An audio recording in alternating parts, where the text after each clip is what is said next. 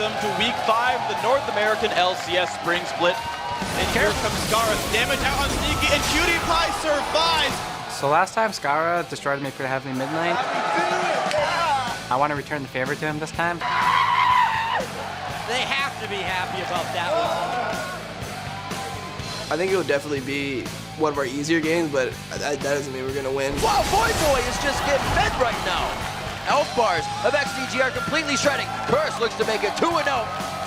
I'm really looking forward to play against TSM because of my fellow European, Bjergsen. Let's see how many skill shots he can land. If you can shoot the spells. He hit the slow. He's got 1 HP. Steal the health back. The Ignite goes down. Well played by Bjergsen. The TSM takes the head-to-head versus CLG.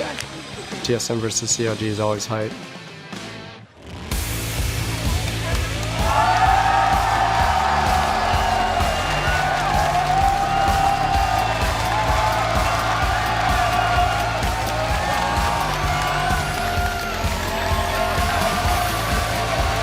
Welcome to Week 5, Day 2 of the North American League Championship Series Spring Split. We're coming to you live from our studio in California, and the audience seems to be pretty rearing to go. Hey everyone, I'm David Freak Turley. With me is Sam Kobe Hartman Kensler. How is it going? I'm doing good. Hey everyone, I'm here with David Freak Turley. How are you doing? Oh, I'm doing great. How I never are you? introduce you. It's always you. Well, would you like to again? I'd like to know how you're doing. I'm doing great. Kobe, how are you? Good. Everything's good. Good. All right, guys, we got 4 more LCS games coming your way, starting with XDG taking on Curse. But first, hashtag LCS Big Plays. Let's do it. Let's look at some of the jaw-dropping moments coming out of yesterday's games. We got this tweet from @TheElkSpeaks. Grand Skyfall into a 4-for-0 fight at 30 minutes for TSM. What a play. Here's your number 3. Cross the pillar. Here comes Skyfall. The Skyfall almost could be 4 men. Right in the middle of it. Wow, Pee-wee Kid gets obliterated. Cutie Pie's trying to get out. No damage from the 4-0 with Caitlyn. Cruiser's going to go down. Oh my God, still going around with Kha'Zix. Can he get a 4th? Cruiser goes down to the hands of Vic Special. And the Skyfall. Those are hard to land, Freak. Hard to coordinate those. @Vusk says, even his teacher calls him Zion Spartan. That 3 versus 1. What a beast. Here's your number 2. Zion Spartan's going to He's switch got up his red buff lanes. right now. Oh, it's going to be too many people for Zion to handle, though. Let's see how he does it. I think he could still get one out of this. Smithy needs to be very careful. Got that Zion's a ward. big boy. There's 1. This could be easily 2 God, and 3 how for many is he gonna Zion get? Spartan. He goes back for the box. That's 2. Soon is in the wrong spot. This could be 3. Not enough lifesteal, but that was an empowered shot for half his health. That was pretty impressive. I like seeing Jax come out and dumpster people. That was a nice game overall. Next up, @Marissa Moody LOL says that dig versus TSM Baron was like something out of Scooby-Doo. Ruh-roh, here's your number 1 big play. They're going to look to try and get a catch. They got him. Oh, that was so unfortunate. He jumped right into it. Yeah, he thought he was safe, was trying to ward up the Baron area, but that's that Thresh vision control. Are they going to do it again? No! Don't go back into the brush. Fool me once. Shame on you. Fool me twice. The other team probably gets Baron. Cutie Pie, don't do it. Cutie Pie, don't do it. Cutie Pie, don't do it. No! 3rd time's a charm. Oh my God, they bring him into the pit. What a flash! And they would have gotten a 2 if it weren't for those pesky kids. It would have been so clean if Bjergsen didn't run into that Caitlyn ultimate. It wasn't actually on him. So. I think Crumbs knocked him in, actually. I've seen that thing like 4 times now, and the more I look at it, the more I'm like, oh, you vault breaker him into the wall. So close. Crumbs is apparently amazing. No, guys, keep your responses coming. They've been awesome. Thank you for the LCS. Yeah, send us those highlights from today's games at LOA Esports, and be sure to use that hashtag LCS Big Plays and share your favorites with us. And while you're at Twitter, send us your answer to our Twitter question of the day.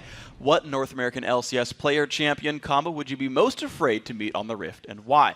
And again, we'll be giving away the skin codes for Heartseeker Ash to the viewers whose tweets we heart the most on air later in our broadcast. You send us your most witty, insightful responses to @LOA Esports, and this time you use the hashtag just LCS. Yeah. Big plays are for the things in the game. This is for the stuff out of the game.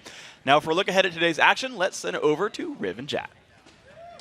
Thank you very much, Freak and Kobe. Hello, I am Rivington Biz in the 3rd, and with me is Joshua Jat Leesman once again. Welcome back to the desk. Yeah, I'm doing well, but as Kobe would like to know, how are you doing, Riv? We're doing fantastic. Yeah. The play-by-plays are usually the one to throw it over, but such a selfless role. thanks for the credit. Yeah. The big news of the LCS is Team Solo Mid looks to be unstoppable in their march towards the NALCS records for the most consecutive wins. Yeah, TSM managed to fend off Dignitas and clinch their 10th straight victory. Now they have their eyes on that 13-game record held by Cloud9. Bjergsen also added 9 kills in the game yesterday, and Dyrus didn't die for his 3rd game in a row.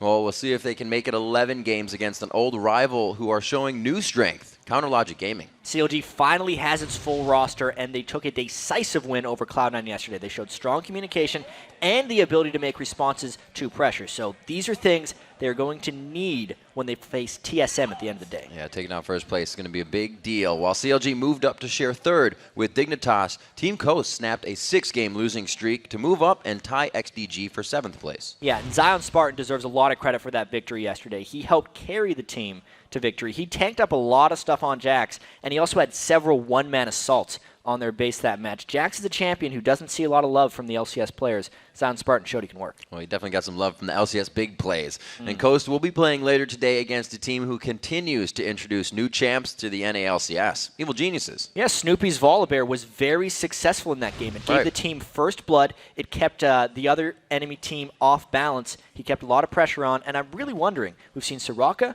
Urgot, and now Volibear from Evil Geniuses. Curse is the other team that breaks out a lot of stuff, but what's next for EG? They can bring out anything they want. Yeah. So looking past today's LCS games, tonight we'll be bringing you the North American Challenger Series Final, which is going to be featuring LMQ versus Complexity Black. Yeah, and for those of you who haven't been following the series, LMQ has been looking incredibly strong and has yet to lose a match. Complexity Black was formerly Determined Gaming as well. They went up against Evil Geniuses in the spring promotion tournament, and both these teams want to get into the LCS. It's going to be one hell of a battle.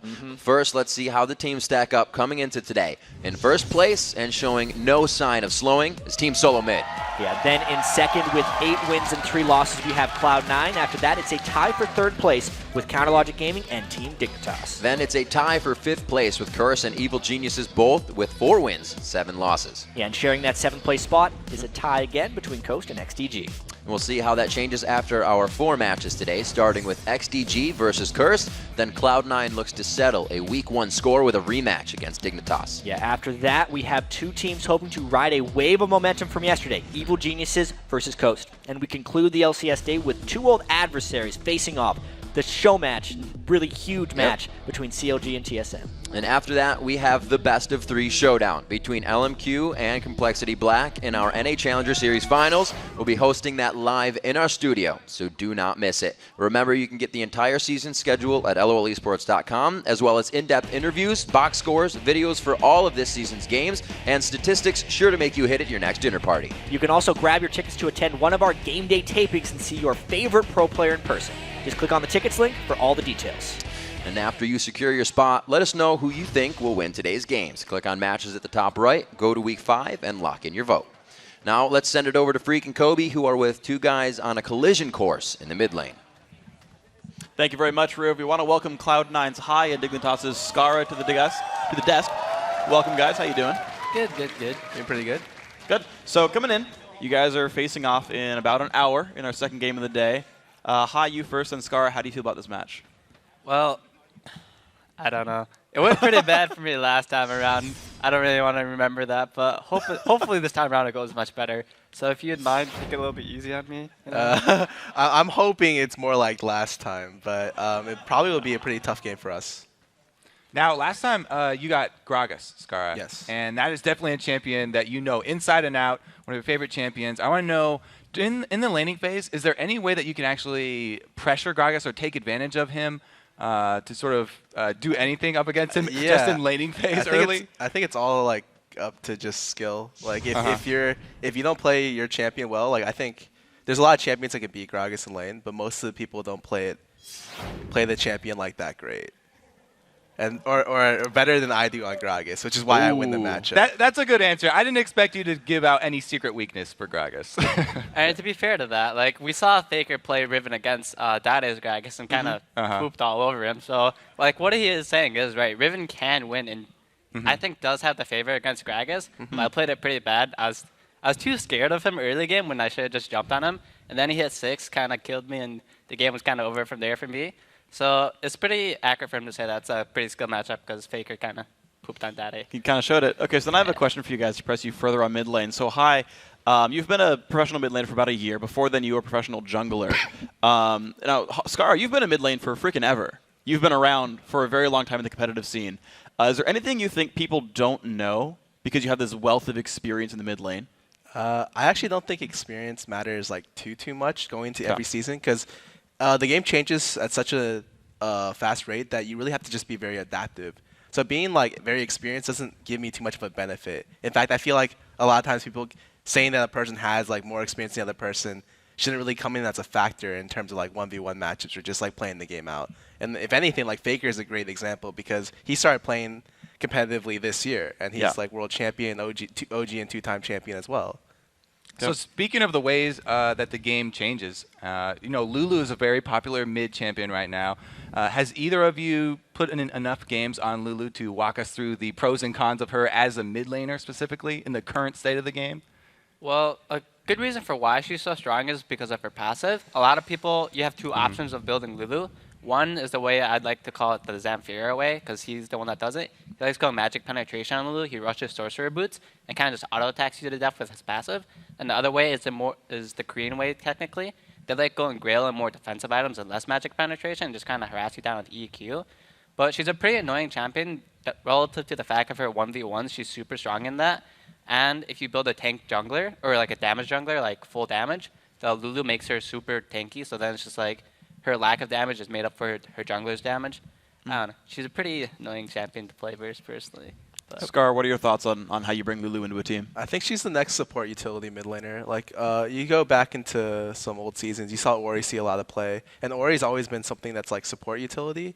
And I think Lulu's just the next iteration. She synergizes really well with tanky top lane right now, and that's like the current top lane meta. And she synergizes really well with a lot of different options. Like, she just brings a lot to the team, so you're able to run a bunch of different things because she's on the team. And she has no terrible matchups, and so she's like a very safe blind pick as well. Oh, cool. Okay, so then coming into this, of course, we have a match at the end of the day, TSM versus CLG. You guys have both played these teams individually yesterday. How do you think these two teams are going to fare? Hi, we'll start with you. Well, I'm going to have to vote for TSM, obviously. They have the more dominating score at the moment. But we did play against CLG yesterday. They played very well, and off of what I saw of the TSM Dignitas game, TSM was playing a little bit sloppy. They won the game, but it was a little bit rough, whereas CLG beat us more dominantly than TSM beat Dignitas. So if results show and they play the same way they did yesterday, CLG should win.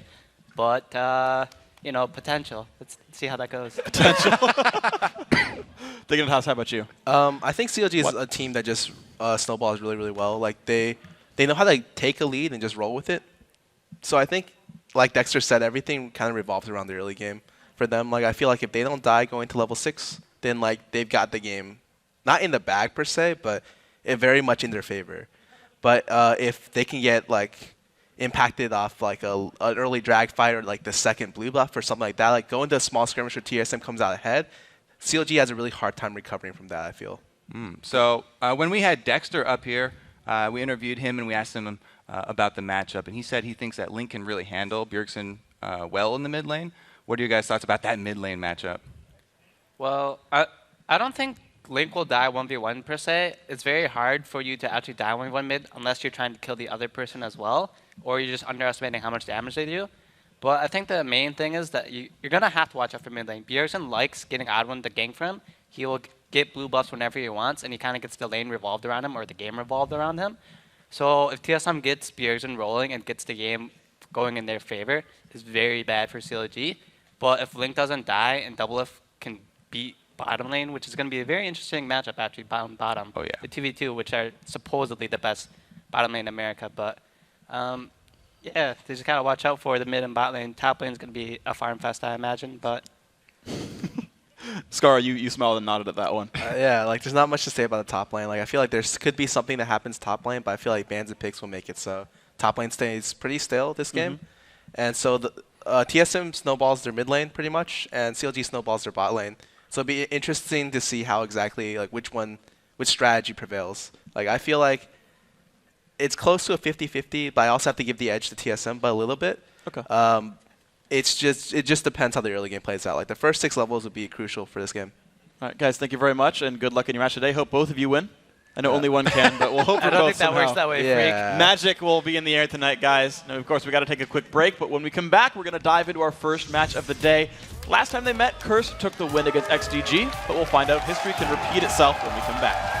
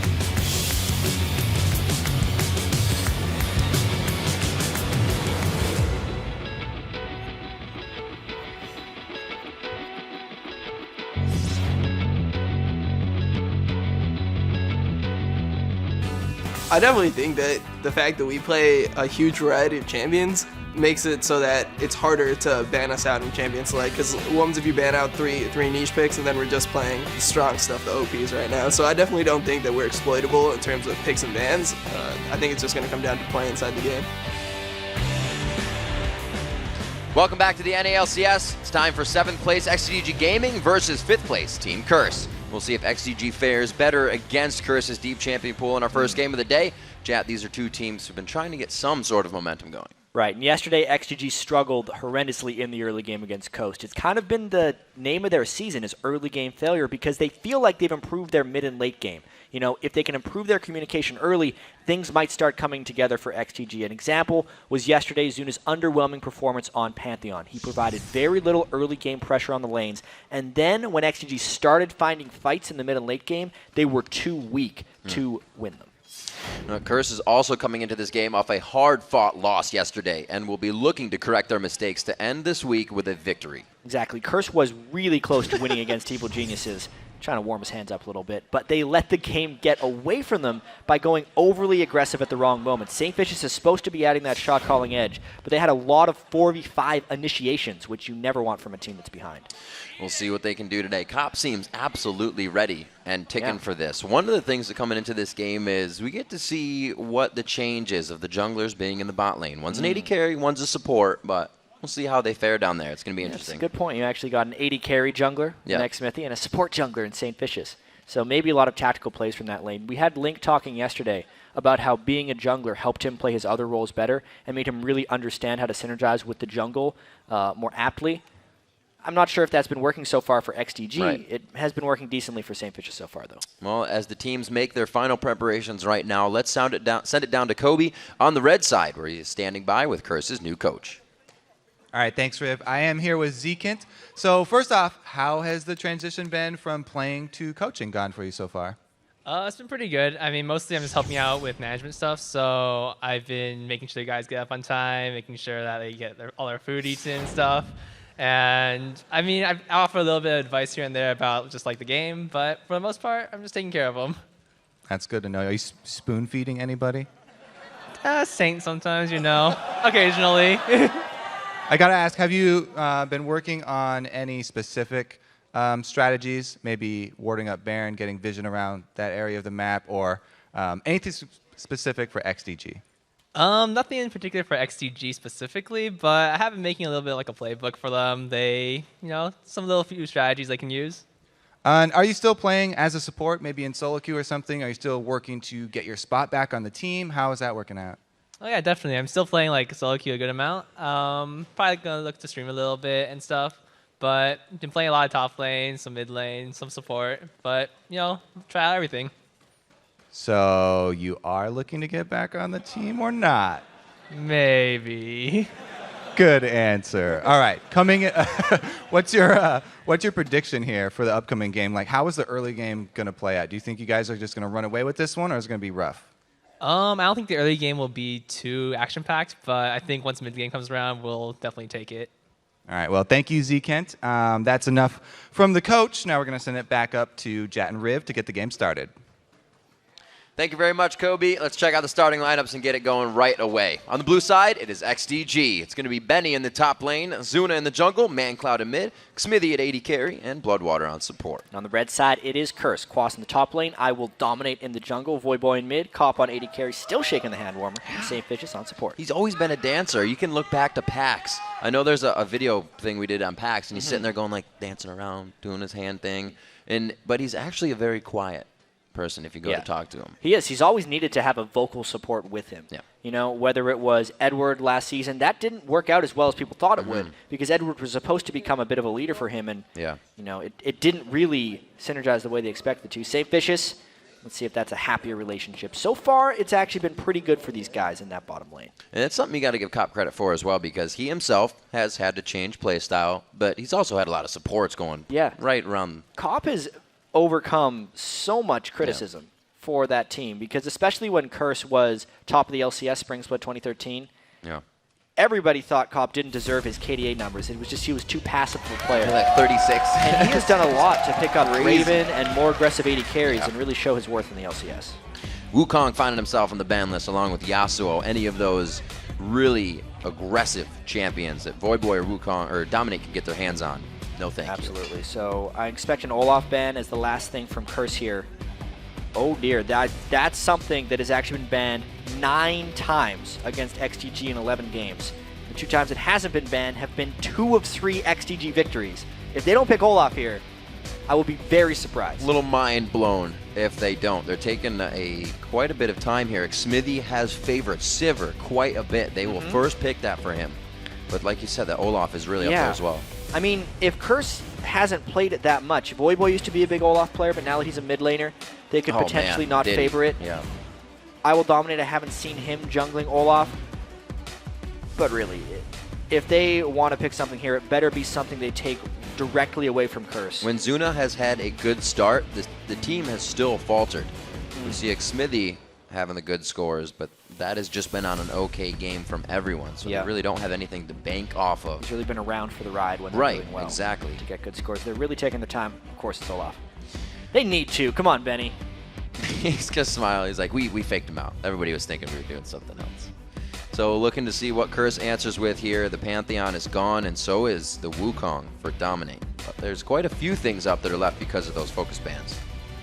Yeah, Vi, I think, will be his jungler. They don't necessarily need to pick it right away because there's plenty of more things available. Thresh, I think, is a very important thing to deny Bloodwater, and it's something St. Vicious has showed a good proficiency for. But with Leona being up, that's going to be the Leona Ezreal combo instead. Tried his hand at that yesterday, lock it in again. Back to XDG's side. Curse a little bit quicker in their picks on that one. Not feeling too scared about showing what their hand is in the bottom lane. And I like how they locked it in at the same time. I don't know why more teams don't talk about picks without showing the enemy what they're going to pick before they lock it in. Because when they hover over picks and then lock in the same thing, they're giving the other team more time to respond to things. I don't know why teams just don't lock in as they're selecting their champion and then put the emphasis on the other team to not have as long to respond. Yeah. We see it all the time. Curse did it right that time in my book. See, XDG has been using the full clock here. It's only been one pick, but they ran it they're not down hovering over all anything. the way. You know, they're not hovering. Yep. So they're trying to play a little bit of a mind game here as well. Zuna and ManCloud on your screen. Those two are the ones picking in here. And against Curse, they have to be sure they don't let anything go early. Because once Voyboy gets going, once Dominate gets anybody going, Curse is off and running. Yeah, that Annie pick is a little surprising to me, actually. With Thresh being up and Bloodwater only having one Annie game on the year thus far in a defeat. Very, very surprised that that's what they decided to go for in the bot lane. I actually feel like they're waiting much longer than usual to do the top lane picking. Normally we'd see the Shyvana, Mundo, Renekton, Trinity kind of picked really early on. Right. But I think especially with the threat of Quas on Curse, XG doesn't want to show that top lane hand super early because he might have a fringe pick that he wants to play against it, something like a Karthus again. We got to say that ManCloud did actually have a pretty good game on Gragas yesterday when they played. XDG wasn't able to come up with that victory, but he himself finally started showing a bit of that KDA they would have just fought with season. him. If they would have just fought with Quas when he had Karthus, I think Curse would have been much better off. They're going to need to remedy that today. They picked Mundo right now. That's pretty much certainly going to Quas. He's had mixed success so far on the Doctor, and that leaves a good counter pick for XGG. Trundle. A little bit of the Stampede. Yeah, exactly. Trundle can Stampede with Sivir and Olaf if they go in. Love that turn. Yeah, that was a good one. Props to Kobe. Yeah. Yeah. The What's the Sivir. last thing going to be? I don't think it's Corgi. Yeah. They're looking The for Sivir would right make here. so much sense. Come on, Smithy. There we go. Yeah, that's a heavy move speed composition once again.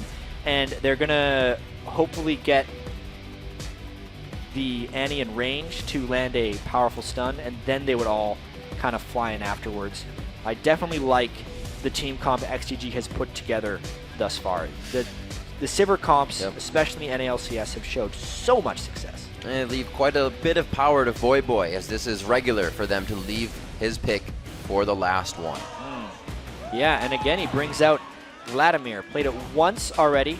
I believe that was against LeBlanc. It did not go well. No. But it should, in theory, go much better against Gragas, because if he can save his pool, he will be able to avoid the explosive cast from Gragas this entire game.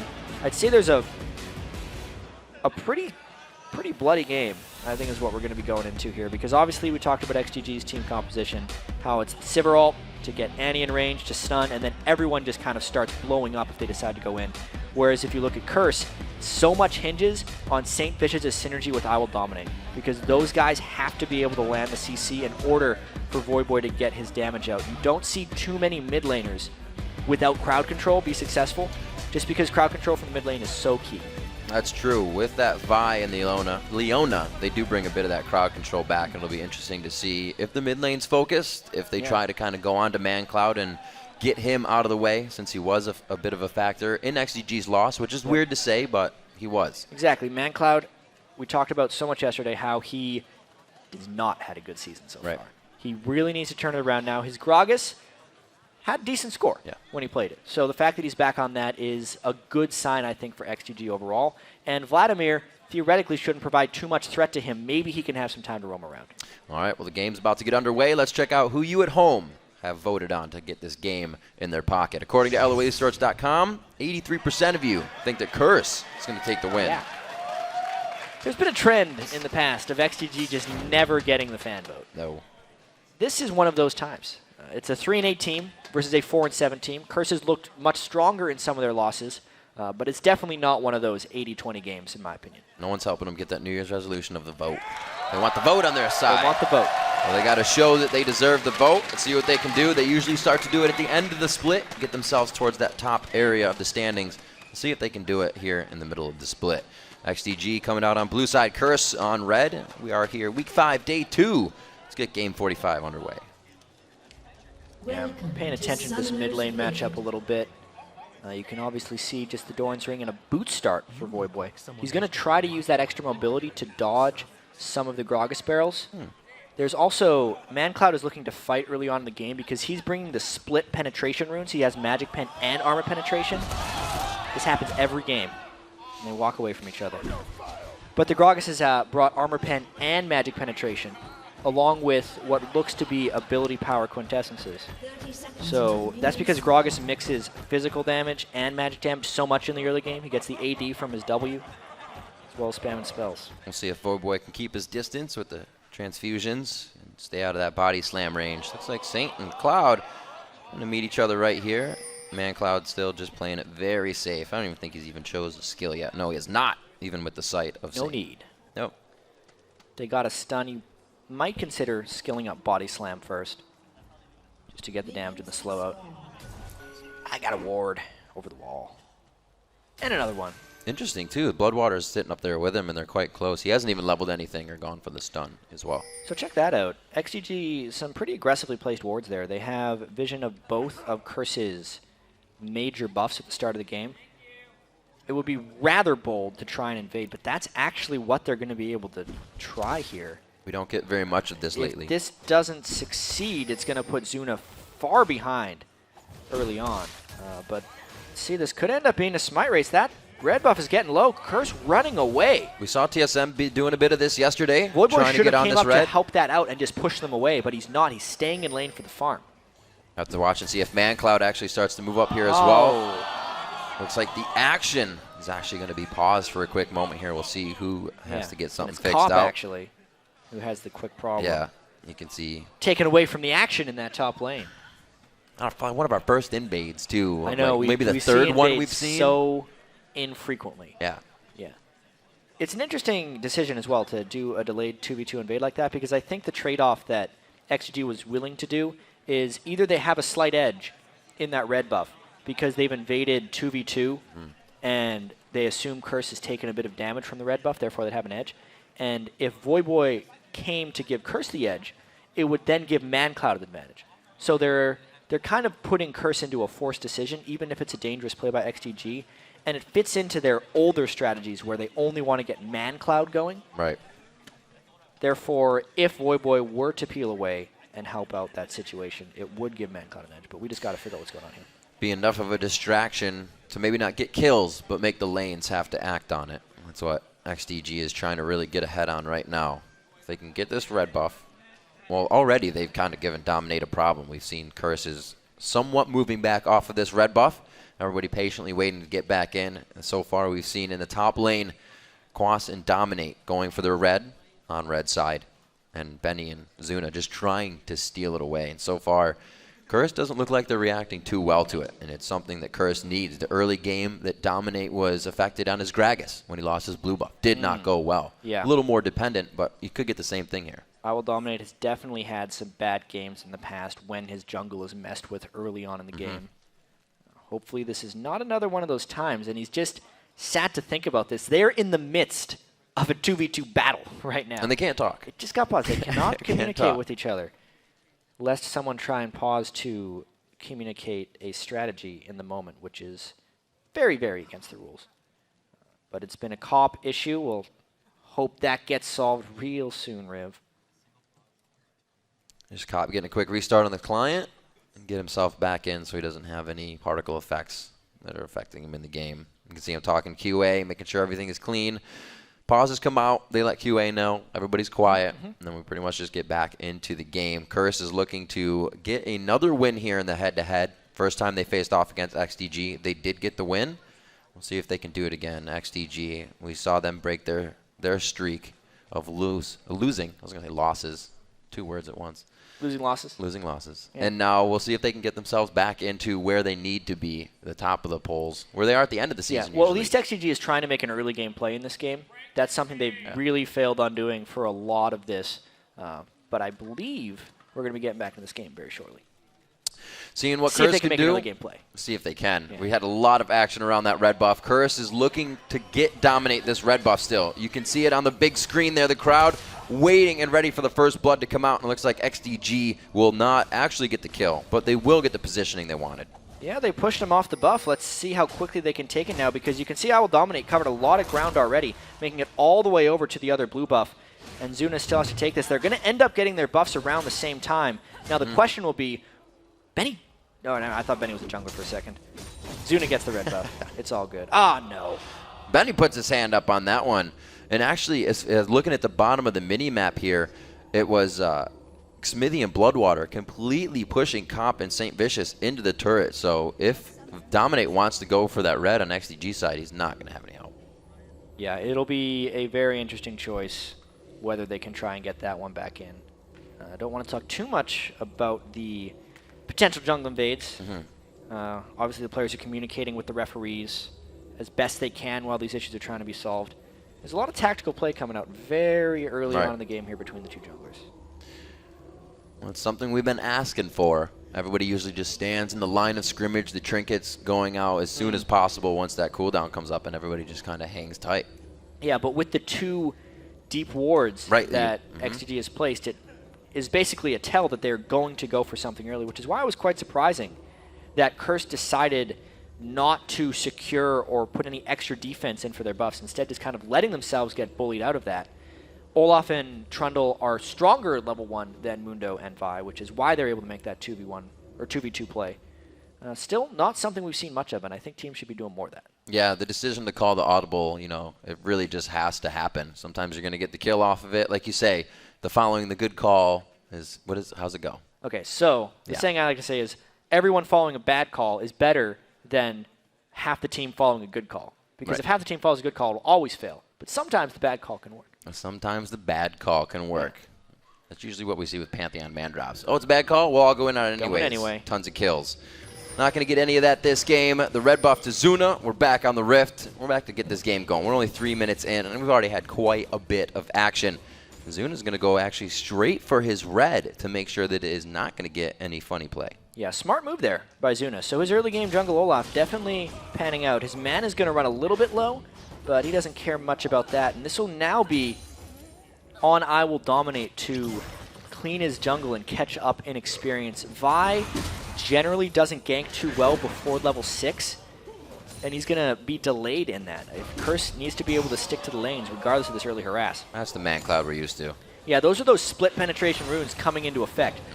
The barrel and the body slam hit harder, as well as his auto attacks. And Gragas is surprisingly auto attack based in lane when he's trying to deal harass. Yeah, he's got that Drunken Rage fully charged. He went Q and then his E. W and then E. Yeah, gets all everything leveled 96 AD this early in the game is one of the reasons Gragas is such an overpowering laner. Compare that to Voyboy, he's sitting at 57. The auto attack trades are just so disproportionate. Still got Transfusion to keep himself safe. Be really 7 or 9 before he can start fighting back strong. 200 gold in favor of XDG. That little bit of jungle pressure has given themselves mentally a little momentum, as well as even in the game. And they try to keep this bottom lane pushed up as well, so Cop and St. Vicious can't act on that Leona. Yeah, and XGG is able to keep pressed up in these lanes because of the counter jungling they did to I Will Dominate. At worst, a blue buff vibe ball breakers into the lane, and that is not very threatening.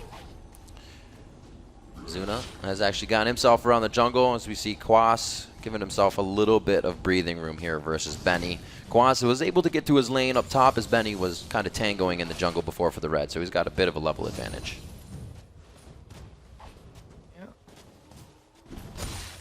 Geez, that bottom lane CS advantage is pretty large too. 32 to 21 right now. Smithy and Bloodwater definitely pressing in. Much more than we're used to expecting. Looks like Zuna actually is going down to the bottom side as well. All your lanes are winning. Fight the other jungler. Find where they are, and that's what he's going for. That's what he's going for. Let's check out this invade. Catches him doing the white. Maybe.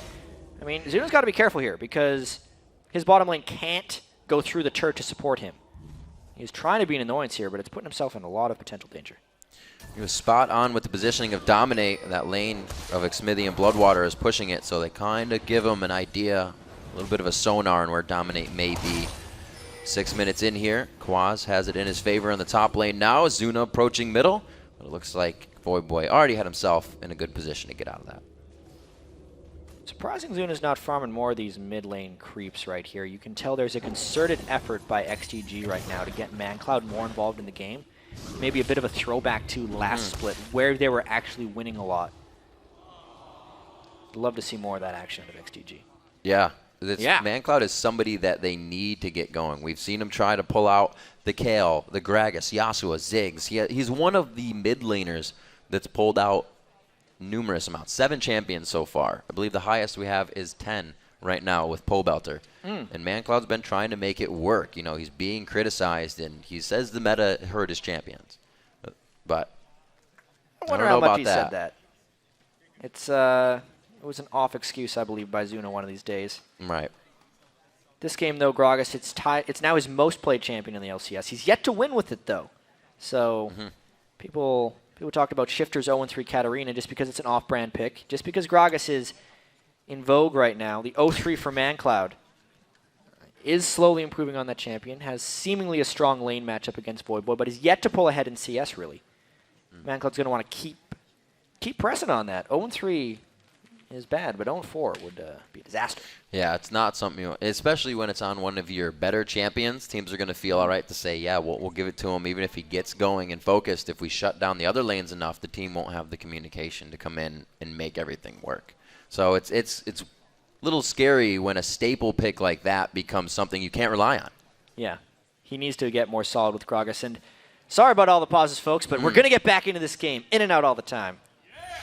Here we are back. Benny Quas in the top lane. We saw that Quas does have a bit of a lead starting Doran Shield. 40-29 in that lane right now. Looks like Benny still got himself a little bit of a CS lead even though he got the lane late. Back in the bottom, these guys, like we said, we saw a little lead. Comp's been able to get himself into a pretty big minion wave and clear it back towards XDG, almost evening out the CS. Still not much actual action. The pause have really disrupted the flow of this game in a little bit of ways. Teams try and make it not so because they're not communicating in between the pauses, but constantly having to restart like this is definitely not easy on them. Is Zuna going to catch that pink ward? That's really big ward for him to be able to clear out. That was Curse's really insurance against Zuna trying to get in at that. We're not starting ward cheese again. No. He's got some spidey sense today. He went in, checking for the race, said, you know what, there might be something next to me. He is doing everything he can to shut down Dominate, and teams have seen that that is the easiest way to get under the skin of Curse.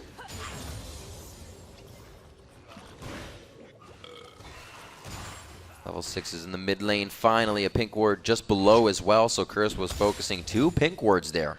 We just saw Zuna take one of them out, and they're trying to get a little bit of ground back now. Those are pretty uncommon brushes for the jungler to check as well. XGG laning pretty strong here, and I think, you know, that's the plan. When Zuna invades I Will Dominate's jungle, they're delaying his level 6, which means XGG's lanes can play more aggressive because there's no threat of the Vi gank. When I Will Dominate's level 6, is going to be when he wants to try and get aggressive and start turning some of those ganks around. Zuna has not necessarily ganked on Olaf, but he has been giving his team just freedom because he's been in the Curse jungle so much, even if he hasn't made any direct plays. We see ManCloud going down, getting a little bit of hit on the Wraiths. I don't believe he took all of them. It doesn't seem like it. We see 10.1 to 9.8. The Dragon is still yet to be taken right now, and we still have yet to see the stampede of XDG come to fruition. They're not obviously grouping with the laning phase right now. Dominate getting his blue up top. We'll see what XDG can do when they do break this laning phase. Yeah, maybe a big dragon fight would be coming in. ManCloud is much more farmed than we're used to seeing. This is the type of lane advantage that we were seeing from him in the summer split of 2013. And also, Owl Dominate's going to be looking for this gank in the bottom lane. Only has the blue buff on this one. We'll see what they can get in. St. Vicious letting this lane push up just enough, but still positioning himself for the Zenith. Doesn't look like XDG is going to bite on that. There's a little bit of wasted time in the bot lane for Curse.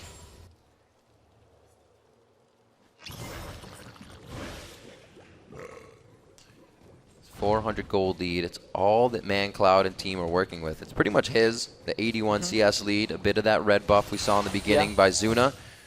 Like you said, though, Zuna not making too much of an impact to help in that mid lane. Voidboy's not the easiest one to gank either on Vladimir. No, you don't really try and gank a Vladimir. It's one of the reasons we haven't seen many ganks from Zuna. With that picking the Olaf so early, it does allow Curse to pick their team compositions around not necessarily being that gankable by Olaf.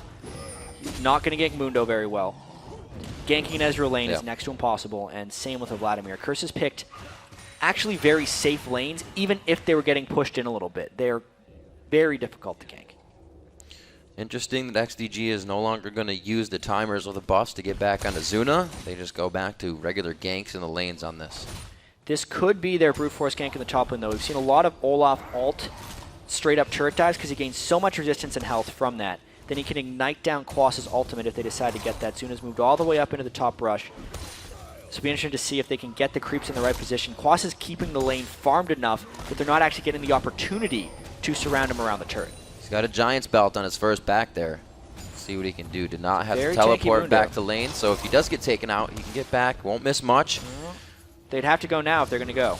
Looks like it's going to be the back. They want Quas to use something, go hard, but he is not going to bite on this.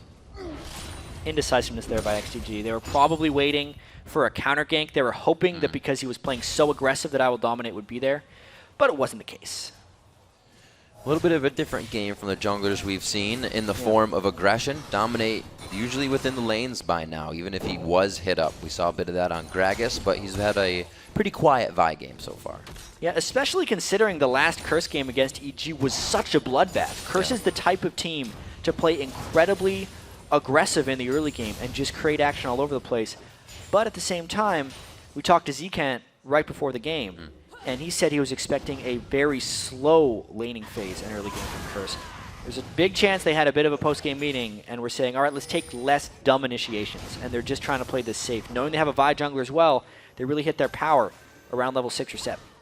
Great ward coming in from McSmithy as the bottom lane thinks of the Dragon for a little bit, and they do call it correctly on that. No gold lead really being picked up by Curse. I should say the gold deficit to be closed by them. As ManCloud stays in mid. 122, highest farm in the game. Looks like he's going to go for the Athenes to start this one off. So Voidboy can't wipe him out of that lane. He's been taking Wraiths a lot too, which is inflating his CS over and number over to about 124, 34 ahead of Voidboy. Not the best performance by Voidboy. He is, we haven't talked much about his transition into the mid lane. Hasn't worked out that well. He can bring some off-brand champions occasionally, but his lane dominance hasn't been there every time. Knowing that ManCloud went back, though, this is a very timely Dragon by Curse. They did try it once, but power in numbers is what's going to give him the upper hand here. Going to dominate. Still keeps his head in the game and knows plays need to be made. Gets the team Dragon. Just a timing Dragon right there. They knew there was a ward inside the Dragon Pit, but didn't necessarily care. Ends up to even out the gold. Kind of make up for Voidboy being so far down to ManCloud. Voidboy looking like he's going to build up on that Leandries first. A little bit of aggression here from ManCloud with the explosive cask. Nice job on the Sanguine Pool. He'll be quite safe here. Will he, though? Throws down the Hemo Plague. It looks like Zuna, he gets kind of different decision, but once he gets in between the turret. Interesting choice by ManCloud there, popping his ult so early because otherwise he thinks Voyboy could have used his pool of blood. But of course he was still able to dodge a lot of skill shots with it and ultimately leads to a survival. Knowing that they burn the flash though is a positive for them. They can go back there later. It was a hard lane. We said it was going to be the gank for Voyboy, but they still are going to try to get ManCloud really a bit of kills. Behind too. It's going to be hard for them. That's the amplified damage they need. He's the AoE they're bringing for the team. So if he's not going to be bringing impact damage, who is? Hopefully Cop can get himself going in that bottom lane. They're behind as well, and St. Vicious looks to make it even farther behind. Bloodwater goes down right quick. Cop gets himself a kill. That's why that Leona Ezreal lane has rose to so much prominence. The biggest thing that made that gank successful was the fact that Cop hit that ultimate through no minions. The damage fall off on that ultimate is really high, but it's a ridiculously damaging spell if you land it initially. So Saint got the combo, it stunned him in place, therefore Cop could land his ultimate, shift in for more damage, and it's enough to 100-0 almost anyone you catch in that, while still being a safe lane. A little bit of a mistake there to allow a Leona that much brush control in the bottom lane. St. Vicious taking full advantage. Gets himself first blood with the team. Saint actually keeping that in his pocket. When he was the jungler back in the early seasons, he was always the jungler to have the most hands in first bloods, and he's doing it on support too. You know, one way or the other. Yeah. Saint gets his hands in first blood. That's what Curse said. We talked to him the first day in the studio after playing with Saint, and we're like, when he's on the team, all the fights are go, go, go. It's keep going, keep going. Which is actually why I thought the I Will Dominate jungle for Curse made so much sense, because he's always been that type of player as well. And so is Voyboy. The whole team is just kind of go, go, go, with Cop in the back telling everyone to calm down. That hasn't necessarily worked out for Curse, but it has provided some entertaining games. That's not the style we're seeing from them this game, however. See ManCloud going over to get blue buff, not even being contested by Curse at all. It could be a very big move if they wanted to try, but right now they don't have the means to do it. It looks like XDG tries to get back to the lane, thinking they can just quickly take down Curse. This could be a double kill coming in here for Cop. Smithy goes down, or Cop feeling good. Yeah, that was just all out aggression. Good call by Saint and Cop to go in right then. As soon as Leona burns the support's flash, it is just time to go for them. Now Benny's got to watch out in the top lane as well. This could be very bad. Benny is easily going down on this one. Assault battery. The vault has been broken, and the last punch comes in. A lot of times these games that have a very slow early game just happen to explode at a certain moment, and Curse decided to turn on. At that point, the 2v2s in the bottom lane have been not even aided by the jungler, which meant I Will Dominate was free to gank other lanes. He decided to go top, and it's all working for Curse right now. Crazy they decided to go now instead of the level 6s. They just wanted to wait a little bit longer, but who cares? Curse up now 4. They sure don't. 23,000 gold to 20.5. XDG falls behind a little bit, but they still have ManCloud in mid. We haven't seen the full potential of this Gragas yet. He hasn't really been toyed with. No, he will need to enter the game fairly soon if he wants to keep XDG in this one, knowing that they've already fallen behind a fair bit in the gold. It's just a continuation of this story for XDG. 2013 split. No one could really figure out why they were winning all their games from the outside. It was because they dominated the early game. They would always have a big advantage, and then teams would just kind of fall over afterwards because they lost their lane so badly. That definitely hasn't been the case. Speaking of dominate, they gave him trouble in the beginning. He's got a kill for himself, and he's ahead in CS. It didn't really factor into the game, stealing that red. No, it was a nice pregame plan. Right. I think it could have transitioned into some good stuff, but since then, Zuna hasn't been able to find the lanes. And I think that's a team composition thing from Curse. They saw the Olaf get picked very early, and they picked very difficult to gank lanes. Therefore, Zuna hasn't had an impact. I like this right here. Dominate sticking with that flash down in the lane of Benny. They just got a kill off of him, and as he comes back to lane, they want to do it again. Well, they got the assault and battery back up. They know the flash is down. They can land a full charge vault breaker. They're going to get him again, or they're just going to walk in the lane. This has a lower chance of working, but here it goes. There's 1-2. The punches come in. They're not going to have an ignite, so it's really going to have to be a tough battle. The hits are all going to have to count. They don't even have to go that far into the turret. I Will Dominate did land the vault breaker after the assault and battery, so it was able to get enough damage out for the kill. Good cleavers by Quas all around as well to keep the run away slow by Benny. They're punishing him pretty well. 17 and a half minutes into the game, 202 farm on ManCloud right now. They need to start grouping up a little bit and see what power this guy has. Well, Voyboy's just trying to keep him interested as long as he can. Yeah. He knows he's in a losing lane right now. I think ManCloud wants to finish off this turret before he starts roaming, and that's really what's keeping him in check. Outside of that, XGG's lanes, especially bottom lane, have just kind of been losing 2v2s. So it's out of plan for XGG. Teams don't plan to lose 2v2s, and it really messes with your strategy when that starts happening. Just about 100 HP per transfusion. That's not what you want to see on Voyboy's side.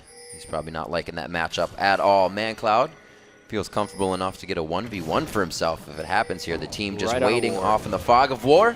There's a hit into the wall. Dominate looks like he should have enough to get out of this. The teleport is coming in. Great pillar is going to slow down Quas instantly on the entry. Zuna's a little too deep here. Here comes Bloodwater flashing into the middle of the fight. He throws down Tibbers, but is he too far in? Cop is actually taking out a Smithy below the fight, and they don't get that kill, but it is going to be going down on a Bloodwater. Dragon possibly coming in here. XDG scrambling. Yeah, Curse is still really low for this Dragon, though. There's a lot of poke from XDG. Should be able to push him off. That ManCloud, we are seeing him now. They're grouping up on the side of Curse, and that one barrel just totally pushed them off a Dragon. Yeah, even so, though, a 2-for-1 for Curse, and I have to say, a complete overcommit by XGG. ManCloud did not land a proper combo. He missed his body slam, and then instead of knocking backwards, he knocked into the side, which meant XGG couldn't get the first kill. But at that point, they were overcommitted, and Curse could chase. However, because Curse re-engaged the Dragon, this is a potential take for XGG if they're aggressive enough. Well, both teams trying to get out of the gates here. Just got to damage it. Definitely found a good lead so far. Cop is just going to do what he can to get some Mystic shots in. XGG full control on this. Good map pressure, good map control. They pick up Dragon. 19 minutes in, we're going to see that 25-40 Dragon coming up. That's the first of 2 for them. Yeah. Despite being so far down in kills, because of the turret and because of that last Dragon, the gold is still pretty close. One thing to keep in mind is the later in the game the Dragon is, up until the average level in the game is level 15, the Dragon is worth more gold. So even though it is a 1-for-1 trade for Dragon, XGG's Dragon was more valuable.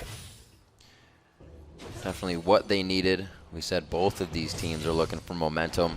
As we go through the inventories of what this gold has accrued, we see the Blade of the Rune King on Benny being built up. A needlessly large rod and the Blasting Wand shows. Rabadon's from ManCloud. He's going very hard here.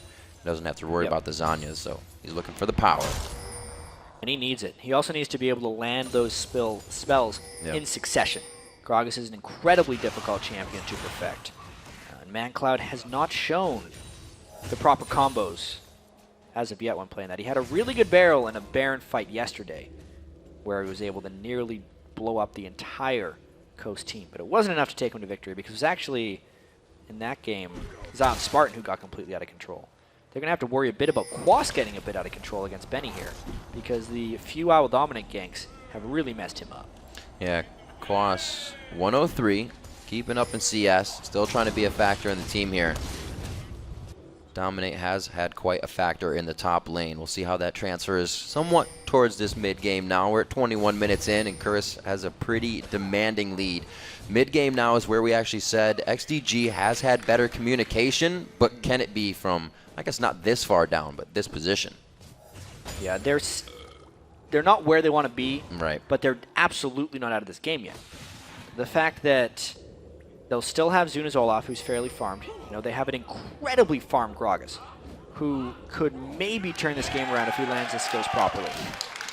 Uh-oh. Holding hands on the ward side. Voyboy leveled down right now on ManCloud in that mid lane. Dominate to the bottom side. They need to get something. Want to get something. Pink ward clearing. Whiffed ultimate right there by St. Vicious. Trying to get a pink back. Let's see if this starts the fight. That was quite an interesting solar flare, and I think St. Vicious is going to pay for that one. Cop may be actually on the other side of this. That Ragnarok is on, and they will not hit the next undertow. Just a total misplay of the ward battle by St. Vicious right there. Cannot go into enemy territory to clear a pink ward when you just burned your ultimate. He was completely susceptible to a collapse, and it cost them the pink ward battle and maybe this tower. Could be the tower. It looks like it will be the tower. They're not going to push off. They have Tibbers, if necessary, for a few more seconds there in the hands of Bloodwater. So XDG doing what they need to, grabbing a little bit. They still have 3 minutes before we see that dragon come up, so this will be a back for them. Yeah, crawling back in the game. Yeah, they are. 1 minute by St. Vicious and a good dragon, and now ManCloud's going to try and enter the fray. There's no magic resist on Quas right now, so if they can get the Ignite down, they might be able to get a kill. That might be the first. Oh, gotta land it all. The Ignite hits, but oh my gosh, that shows how big ManCloud is. They didn't even need the cast. That was interesting. The fact that he was able to blow him up, now he can go by a death cap, which makes him even more scary. Oh dear, he didn't even have his death cap for that. All right, ManCloud's powerful. But he's got to land his spells. He'll get away with it that time. You can't miss those giant barrels. 9,200 gold, look at that. 2.2 thousand ahead of Voyboy right now in mid. He's already coming up towards 300 CS, under 25 minutes in the game. We'll see what he can do. He's been taking everything in the jungle. Wouldn't be surprised if he does Wraiths, Wolves as he gets out of here. The team is rotating to pretty much help everywhere. Bloodwater doing a good bit of roaming for the team. Yeah, and to be completely fair to Voyboy, ManCloud has been taking jungle minions. Yes. So some of the gold that Voyboy is missing is because it's in the hands of I Will Dominate, who is substantially ahead of Zuna as a jungler. It's a team game at this point. We'll have to see which pays off better. But because ManCloud is so ahead in items, and items generally multiply themselves in damage, having that concentration in gold on one person is right now more valuable. And that concentrated person being the area of effect damage for your team. Dominate with that gold can single somebody out, but also gets himself singled out here. Really throwing out those ultimates with not much. Not much care in world. Oh, he finally goes down. That's good gold going over to Voyboy. Only 2 kills shut down, but he gets a double kill. Could be coming in for a third one. They're looking for Bloodwater. I don't think he's getting out. That On the Hunt is there. The Talisman of Ascension was already used. The Moby Boots, no, they get triggered back off, and they're going right under the turret. The pool's going to be used. He throws down the Tibbs. It's not going to be enough. Yeah, that was a disaster for XDG. Once again, though, it's an ultimate being used just out of place. That's how XDG lost their last team fight near the dragon area. ManCloud uses ultimate on one person, not even to secure a kill. Right. And then they do not immediately retreat. When that big of a threat is down for the team, they have nothing left, and Curse just collapsed on him. It gives kills back to Voyboy, puts him completely back in the game, and now Curse is in the driver's seat. Sometimes you trick yourself into thinking you're a bigger threat than you are, and the other team knows when that is not the case. We see Curse take advantage of the game once again. XDG was just in the bottom lane. They just got the bottom turret. Yeah, you can see the lockdown onto ManCloud as well. Assault and Battery right to the Leona ult, and that just meant the threat was pretty much down. Xmithy didn't have anything to hit because Voyboy was literally underneath him in a pool of blood. And this is a nice chase. The Tibbers actually snapped back from Bloodwater because he'd gotten so far away. Cop was out of mana, so he had to flash in. And he gives that sweet kill right at the end. Dragon's up, though. He probably still would have died, but props to that Mystic shot for Cop because it kept triggering the mobility boots off. And right here, Curse needs to stall this until Voyboy's ultimate is up. Quas is also waiting on that as well. If XGG were timing that ultimate, they would go right away, but they're being hesitant because they just made a couple mistakes. Always playing this with Xmithy on the bottom side. He's never fully with the team, but they are still able to get the On the Hunt when necessary from that AoE effect that you just walk into. We'll see how XDG continues to position this. Cask is up. Voyboy waiting just a few more seconds. Yep, not quite up with Hemoplague. When it is, though, it would have a huge impact. XGG trying to push out the mid lane, too, to draw Curse into different positions. And that choke point is ridiculously dangerous against Agragas if they were to all get caught. Look how close Xmithy can get with really no worry. Spell Shield, anything Saint throws at him, get out. Might just go. They go on to Zuna. The Ragnarok is blown off there. The True Shot Barrage just splitting the uprights on that. Nobody really wants this fight. Still going on to Benny. Now he's very low here. Quas in and out. Curse, St. Vicious into the middle. Dominates in there with him as well. 1 down, 2 down for Curse now. Zuna has fallen in the fight, but it looks like XDG is going to be able to chase Curse right out of this. Yeah, very good fight by XGG right there. ManCloud assassinated Voyboy in the back of that one before he could have a big impact. Also, the Hemoplague that they had waited so long on for Curse just didn't have a big impact. I think XGG can take a Dragon off the back of that one. Good movement, good pressure. It took them a little bit. They had to dance it out and figure out a way to make Curse initiate first, and it was Saint Zenith right onto Zuna that really allowed him that confidence. And then they just couldn't really combo everything on after that. Again, this back and forth game, that was actually a very well-played fight that time by these guys. Let's check out how they go in. Obviously, the ultimate splits the uprights, but maybe not best well-played fight. Well-played fight for XDG. Yeah. Curse's skills didn't necessarily land as they wanted. No True Shot Barrage, no Hemoplague, and a poor Solar Flare meant XDG could completely capitalize because they landed their skills like they wanted. Cop real afraid to get in this fight after he uses Arcane Shift to get out. ManCloud pretty much was on the backside, but looking right at him with all that damage. He's the only one peeling for himself. That's the way Cop's usually playing in the back line. 28 minutes into this one, still 11-5, and the kills are spread out nicely. There are more than one strong member on Curse to make this happen. Very interested in Cop's item build right now. Knowing that he's against an Olaf and a Trundle, that's a huge tank line that wants to get at him. You would think he would have finished his last Whisper by now, but he's itemizing like he's going for an Infinity Edge. Right. Instead at this point, which would mean he's trying to kind of sneak around the back and then focus down onto Sivir, Annie, and Gragas. That complicates things a little bit for Curse. It kind of tells me that their teamfight plan is just try and ignore Benny and Zuna. It's really hard to ignore those two guys. They're a ridiculously strong front line, and they can slow so much that you generally can't get past them. XDG is walking all over the front door right now. Not even backing. Cop and St. Vicious are forced to walk the long way home around the top side of red. It looks like they'll be okay for now. XDG still holds this, very confident with the power of their team right now. Yeah, and because of the item build, actually, of Xsmithy, even though he is down about 200 gold on Cop, he's doing a lot more damage right now on Sivir. Knowing the Last Whisper is completed adds so much damage. Armor penetration is an incredibly key stat at this point in the game.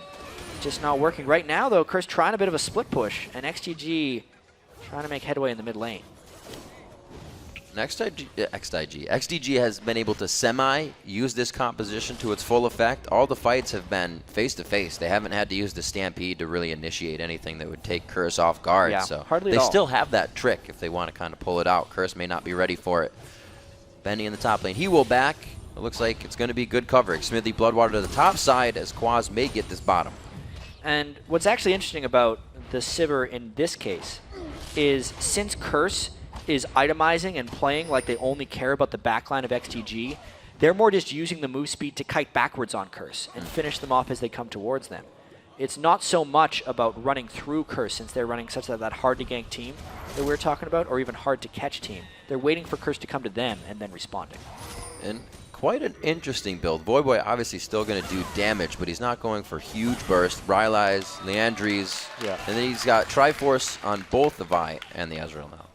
Yeah, interesting damage from Triforce everywhere. by I Will Dominate, trying to get a little bit more damage on his fights because he's been taking so much farm, and he was having a successful game.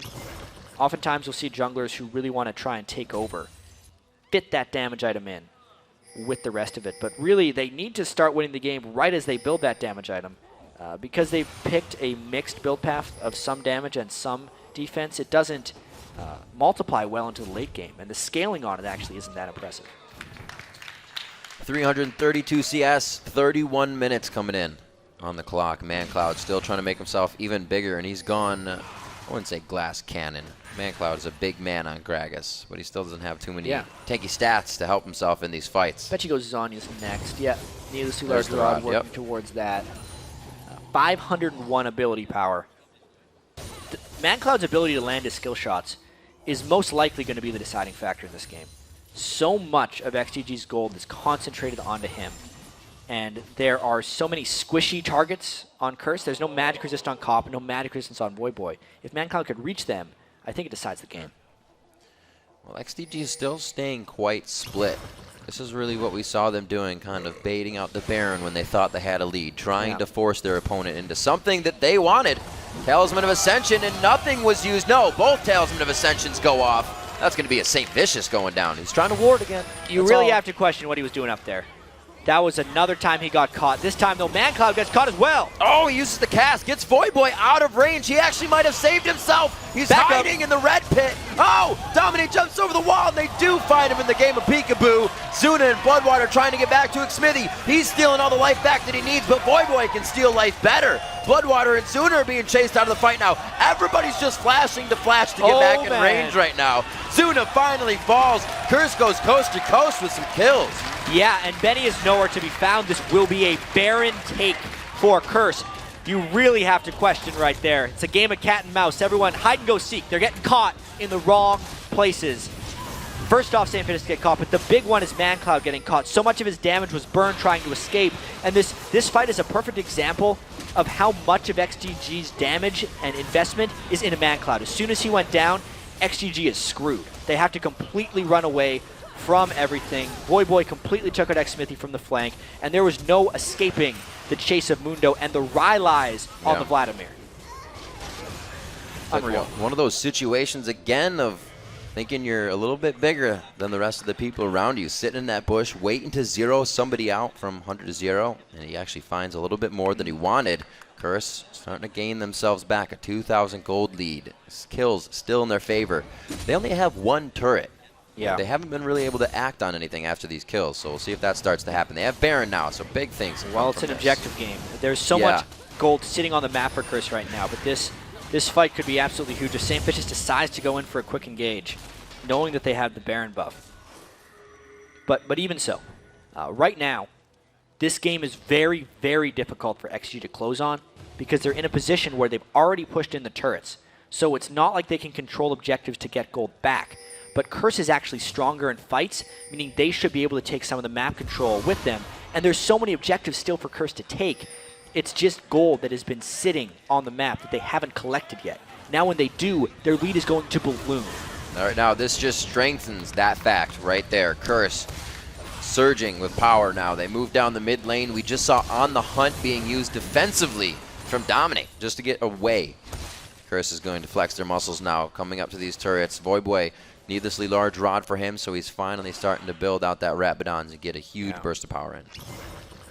Voyboy had a very difficult landing phase, but he's come in pretty clutch in some of these fights. Definitely, he hasn't been the one getting caught out of position as well, and because there's so much investment by the XGG team into ManCloud's Gragas, if he doesn't play perfectly, it's a lot of pressure on him. If he does not play perfectly on a champion that is all skill shots, very easy to miss or even get outplayed, XGG is just going to fall apart. Yep. Well, he's got to play in the driver's seat right now. Perfectly right now against a 3-0-7 Dominate and a 5-0-5 Cop. Those two know exactly what perfectly is right now. If ManCloud can get that back, he can take any one of those two players out in just a matter of seconds. Right now, he's left to the farm duty in the top lane. It looks like he won't have to spend too much time there at all. Yeah, but they saw him up there for a split second. Ooh, pushed in a little bit harder. Not the best turret siege, though, for Curse. Almost enough to act onto that. They don't have the greatest way to take down turrets on the side of Curse. They got to get real close. No, they got the Ezreal, who was going completely glass cannon. We've seen this before from a farm Gragas. He can get barreled two-shotted if he gets caught by the wrong thing, but XGG has to give up that turret. Baron buff too much. Relentless Assault. Curse playing it smart, keeping it in their head that they don't have to go over their boundaries here to get that turret. They don't have to dive. Looks like they're going to get the top lane and try and rinse and repeat. Yeah, this next turret. Oh, good lord. Oh, what just happened? Exactly what you said. 2 spells. That came from ManCloud. Cass coming in with the body slam. I don't even think the body slam, rather, just the other barrel. And we'll see what they can do off of this. Curse is scared.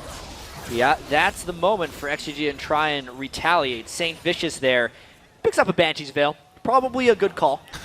After that happens, it was because his resistances were lowered by Benny's ultimate as well before that made him blow up even faster. Oh, to subjugate Cass. That's one way to stop a team from pushing. Very nicely played. Yeah, we'll get a clean look at this right there. Yeah, he pretty much just died. Not much more to say about that. That was a clean burst of damage. A bit of auxiliary damage from the Olaf axes, but good lord. That was the properly pulled off combo by ManCloud right there. Shows you how lethal he can be. So far can hit the skill shots. Fight number 1 that we're looking at here. There have been a few at Dragon. Dragon's going back and forth between these two teams, but that gold has really surmounted to what it is now. 63,000 we'll say for Curse to the 58,000, let's say 57.5. Curse's lead in gold doesn't mean they have this game won, but they, like you said, are starting to win the fights. Yeah, 5,000 gold lead now, and the fights are going to get pretty interesting here. You can see Cop has his full damage build. Yeah. Might even get a Mercurial Scimitar after that if he wants to get even more aggressive. But Voyboy is actually at a point that's really scary right now if you're XDG's backline. Voyboy is going to be able to get through and basically dual Xsmithy. Yeah. So because he has his Pool of Blood and his Zhonya's, it's going to be really difficult for xMithy to get his damage in between where he wants. And that's kind of like the second thing I want to keep track of, is whether or not xMithy can deal with all of the push that goes straight into him at this point. Right. He hasn't built, he doesn't have his GA, he doesn't have his full damage item yet. And since ManCloud's spells are so instanced, he only has the 2 real rotations, and then he has to wait a little bit. That time in between is going to be very key for XGG, whether xMithy can keep himself alive. We did see Voyboy was on xMithy in that last fight quite hard, and even with that spell shield, we said the Ryla is keeping everybody closed in. Then Mundo comes in, slows you down. That gives St. Vicious the chance. Everything's synergizing for Curse now as they get out of the laning phase and well into the fighting. It's like they are still giving each other respect, though, as the top lane is the one to be taken. Well, that was a talisman burn for nothing. Yeah. xMithy pretty much just looked at him funny and they started running away. It's because Quas is split pushing and Curse will need to wait for the teleport to go in, so they would not want a clean initiation to happen on them. Because XGG couldn't find that fight immediately, though, this split push begins anew. Curse was actually at a point in this game when that teleport really didn't mean much. They were up against the wall in their base. Quas now able to use it again, getting the split push back down for Curse. They really need to force something right now. They're on the hunt, and the talisman, vroom, vroom, coming from XDG. Voyboy goes right into the fight. Can he get the Hemo Plague down? No, he goes straight for the Zhonya's, and it looks like he's going to die after this. No, he gets a bit of damage after that. It was 1-2 kill. Dead, though. Retribution back and forth for each other. Curse and Saint going in very hard. xMithy on the back line has to flash on the cleaver. Zuna finally going down. The health bars are pretty tanky on the side of XDG. Curse is feeling that, but they're also feeling the gold-filled pockets after these kills. Another one onto Bloodwater, and what Curse has been looking for. All told, a 4-for-1. That was a forced play by Curse because of the split push, and then the team fight just worked out for them. You can see Voyboy and ManCloud both kind of traded. ManCloud got locked down by I Will Dominate and did not have an impact in that fight. He was unable to take out Cop, and then once again, when he is dead, it's a full retreat for XGG. Quas just got in the face of xMithy. Sivir, as strong as he is right now, could not deal with it, and this could be the end of the game for him. It is going to be the end of the game. 20-second timers there for XDG. What a turnaround for Curse to be holding at their base for 2 to 3 minutes, pull the game back into their favor. Beautiful game by Dominate and Cop. Yeah, Dominate, even though he didn't aid the mid lane very often, the team could still come out on top. It's actually fairly rare you see games like this because everyone says it's such a mid lane focused game. The Curse was able to sacrifice Voyboy's well-being in the mid lane with Dominate ganks elsewhere and still have a strong game. Even Voyboy did well in team fights. Curse definitely persevered through that one. Not every lane was having a good time. No, especially not Voyboy's. And we got to give credit as well to Dominate, doing well. He was counter-ganked, and I guess XDG thought that one red buff was enough, that Dominate would be thrown off, but he used that as fuel to come back even harder. Yeah, Dominate has been known as a player that goes on tilt from time to time, but this was not one of those games. 3-0-11 to go along with 7-0-7 from Cop.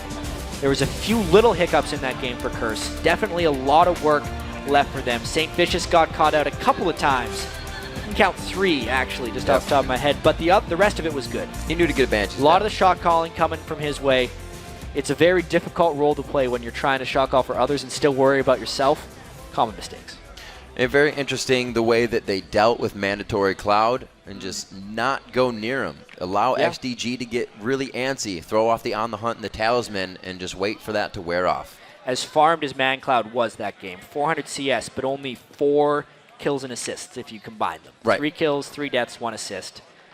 Despite all of the resources XDG was giving to ManCloud, he couldn't take down Curse. Yeah, clearly being given to him. We saw in the mid lane he was being given farm, or not XDG, or Zuna wasn't taking the farm. Just walked right away from a giant camp, you mentioned. Very interesting play. We'll see if XDG can get these holes plugged up that really are letting the losses leak through. Yeah, XDG, another loss for them. Catapults them a little bit farther back in the standings. Remember, this is a team that was at the World Championships last year. They still have the potential to turn this around. They just have to find it. All right, when we come back, I Will Dominate. The Jungler Enforcer joins Freak and Kobe in the studio. Then Cloud9 looks to rebound when they face off against Dignitas. That's all coming up, but as we go to break, we ask the pros who they'd represent if League were an Olympic event. Take a listen. Obviously, the Olympics are really cool because it takes all the best athletes all over the world and put them in one place pretty much. Let's have our own Olympics. E-Olympics. If esports get into Olympics, I would really want to play for my national team. I've kind of got like 3 nationalities going here, putting me in a tough spot. I would not choose to play with the Chinese team because I can't speak Mandarin. Chinese team is automatically crossed out. For a Canadian team, like right now the team would just be me and Turtle. I'm trying to figure out who else is Canadian. I'd love to play for a Canadian national team with, like, I don't know, Crumbs, Chaox. My nationality is Scottish. We don't have many Scottish players, unfortunately, but I would always want to represent back home if I could. If I'd have to buy for an Olympic chance of a gold medal, probably wouldn't be the Belgian national team. So yeah, I'd probably become a Dane for a couple of weeks. Just a couple of weeks, though.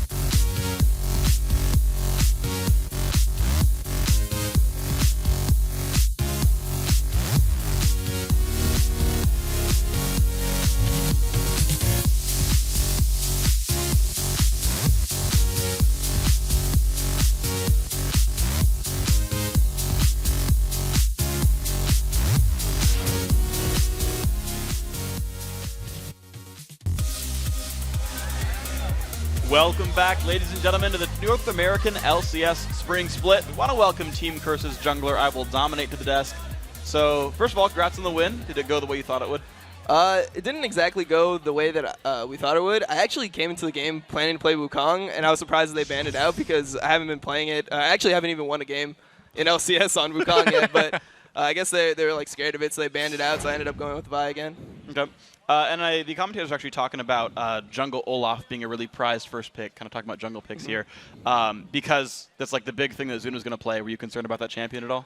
I wasn't really concerned for myself. I was concerned for the lanes because Olaf's allowed to output a lot more early pressure than Vi. So if he gets like a gank off like level 3 or something, and then like a lane starts snowballing, I can't really like fix the lane right there. I have to wait to level 6, wait until I hit my power spike, and then fight. So you ended up having to concentrate more on your own jungle because you got the early invade there. Yep. And you're no stranger to invades. You know, CLG got that blue buff steal randomly. So what really, as a jungler, do you want to do to come back from something like that if you do get early invaded? Well, you want to just keep farming the jungle, especially now with the way that the jungle scales. If you're behind in levels, you gain more experience. So my mentality was like, all right, I'm going to get like as many camps as I can to get a Spirit Stone and a Pink Ward. That was like my main goal on my first clear. So once I had my Pink Ward, I was able to defensive pink my jungle, and then I also had my Spirit Stone, so I'm able to like clear just as effectively as him. And it's kind of like a small advantage you get. Like if they do counter jungle, you won't have that camp to go to, but you'll also have like the time. And that time I used to go back, buy a Spirit Stone, and then I have actually like jungle clearing power over him because he's only on a machete and I'm on a Spirit Stone. So I just wanted to like get back into the game, be able to farm up, hit my power spike, and then try to take over from there. So it seems like you did actually a really good job. 3-0 and 11 on Vi that game. Ancient Golem pretty tanky. Trinity Force added. What made you decide to add some extra damage to the build? We've seen full tank before. Just because I felt like we needed a little bit more damage at that point. I wanted to be like a threat in the game, and like full tank Vi is still a threat for a pickoff, but she's not like a threat damage-wise. But with the Triforce, Vi can actually like 1v1 an AD and AP easily. So I wanted to be able to just be a threat in the game. Speaking of the AD, you guys played against Sivir. She's extremely popular now, and it kind of changes the whole dynamic of team fights. What do you guys do as a team to combat your opponents using Sivir? Well, the easiest thing to do against Sivir is like when she ults and you have that like 15-second window where they're all moving fast, you just kind of want to disengage and play like within your own team and force them to like extend into you. And then from there, you can maybe turn it onto them, maybe get like a good Vlad ult, just set up some CC. But you kind of want them to just come in, maybe waste a Sivir ult, and force them to commit all the way. And it seems like you guys did a really good job of playing around Sivir. We actually have a replay of a big team fight for you guys. If we can get that on your screen, we can talk about what exactly you guys did to win the game on this fight. Okay. So they're setting up for you guys. So at this point, we know that Mundo's pushing bottom. So this is why they're forcing the fight. We know that Mundo's pushing bottom and that we have free pressure. So at first, we're like, can we kite it out? But then we realize that they're kind of overextending. So it's a game-winning fight here. Gragas Zanya's, he's far in the back. We're able to kill him. And then from here, we can just steamroll through the team. We can just, Zuna has his ult out. We can just look for targets. I flash in. We get 2 randoms procs on Sivir, and we just chase them all the way down to their base. And you can just kind of just keep running at them forever. Yeah, that's the goal. It's a good way to play. So I want to divert then and talk about the newest addition to your guys' roster with St. Vicious, because we were talking to you off camera about his addition. Tell me your thoughts on him as a player, because his stats don't look great. He was half your team's deaths this game, but I know you don't care about that. Yeah, I definitely don't care about my support dying at all. I'm just happy that that Saint's really proactive. Like, he's always looking for the play. Like, we make a joke in the house that he's always looking for the pick. Like, we'll all die. He'll be standing like alone, and he'll be like, "All right, let's get the pick on red." And it's like, all right, Saint, calm down. We don't need a pick right now. But yeah, that's just a great mentality to have. You just always look for the pick. You're always aggressive, and sometimes it works out, sometimes it doesn't. But it's definitely a much better way to go out than the way we would go out before, which is just kind of like slowly lose the game. So are there other people making calls in the game too, or is it just dominated by Saint? Well, like, I guess Saint makes most of, like, the team calls once we group up. But, like, early game, for example, like, I'll call, like, that first dragon. I'll call, like, the lanes I want to gank, like, where I think the jungler is going. So I pretty much call most of the early game, and then Saint will call, like, the 5v5 situations. Like, oh, we want to have Mundo top and, like, TP in. Or we want to, like, 5-man here in Siege. Like, those are Saint's calls. So I actually want to track you down on something. You said, I'm going to call it where the enemy jungler is. How much of that is, like, ward coverage? How much of that is intuition? How do you find out when he's off the map, like, oh, he's actually doing wolves right here? It's kind of just it's both. It's intuition, and then it's mainly just kind of like knowing like how the map's set up. So like in that situation, I knew he did my red, and then I saw him cross mid to their red. So then from there, I can kind of assume that he's going to go to his blue next because that's still up, and then like rotate. He'll be on the top side of the map. So you kind of just call generally where you think he'll be, and just go from there. It seemed to work really well for you guys. You managed to pan out and win a whole bunch of your early fights, some of them from ganks, some of them just from lane kills. What do you do when you're like, okay, we have the early game lead? How do you sort of snowball from there? Well, actually, I think that's something that we've been struggling with. Like, the mid-game team fight wasn't that good. Considering we're going into that team fight 4-0, there's no way we should be conceding the Dragon there. So I definitely think we need to work on it. But generally speaking, you just want to play to your team comp's advantages. Like, there we have a Mundo teleport, so that's really big. It's TP pressure, so we can either stay top and have him take down the turret, or he can come bot and just TP in and force a team fight. So you kind of just want to play to your comp's strengths, and it's different every game.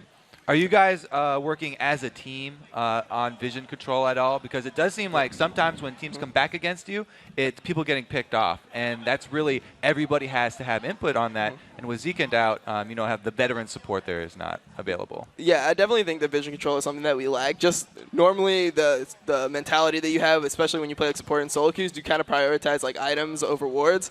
And in jungle, it's kind of the same, where you just want to have like the early Triforce, early Elder Lizard, and just run over the game. But that's something that definitely we're trying to work on.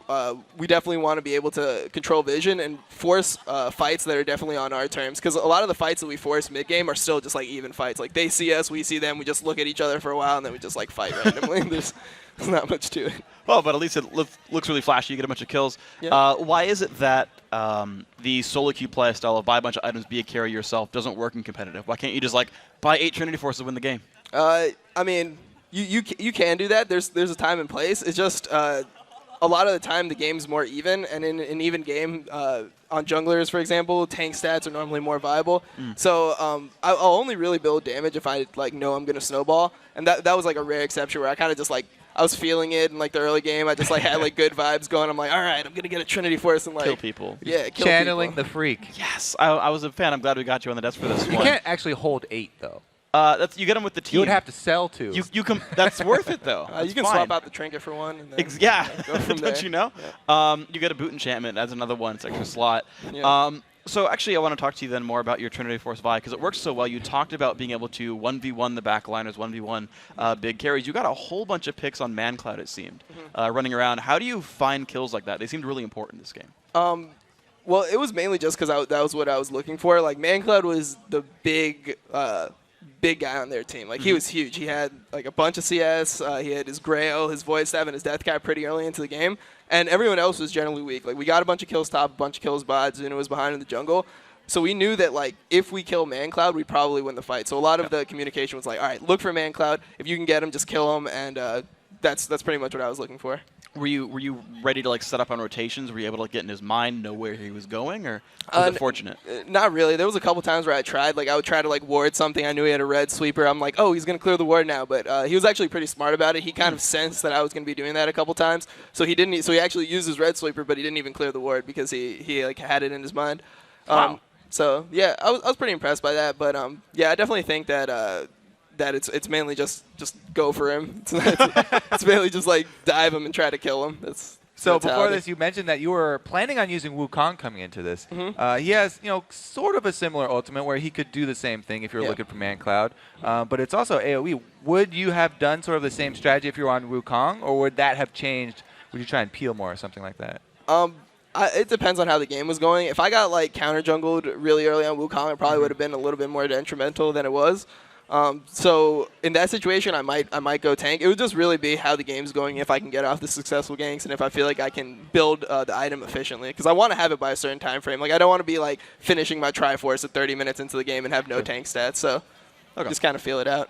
Great. Well, thank you very much, and congratulations on your win. You guys moved to 5th place up that one. We'll see you next week. Guys, we got more games going on. Now let's send across the studio to Riven Chat. Thank you very much, Freak. And if you want to figure out more about I Will Dominate, there's a pretty sweet feature on LOLesports.com, so you can go check that out. Awesome. And figure out more about the man in the jungle for Curse. In our next match, however, we have Cloud9 versus Team Dignitas. Chat, you have to imagine Dignitas' mental state is, we did it once, we can do it again. Yeah, and, it could be right. When you look at Cloud9's loss to COG yesterday, you kind of have to ask how much of that game was COG playing amazingly or Cloud9 being off of their game. Meteos usually really helps balls and doubles up.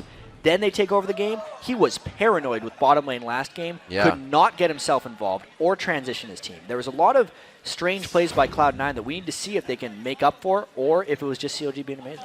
And while Meteos got tripped up at bot lane, but Dignitas has been having trouble with another B word. Yeah, well, it's possible that the word Baron is a little bit banned around the Dignitas house after their last 2 games. Last week when they were taking Baron against XDG, that was the turning point where it was completely over. And then yesterday against TSM, even though it wasn't Dignitas trying for the Baron, they got picked off one after another and lost control of the game. They need to just work on control of that area and find a better way of playing the game, because the up until that point for Dig is good.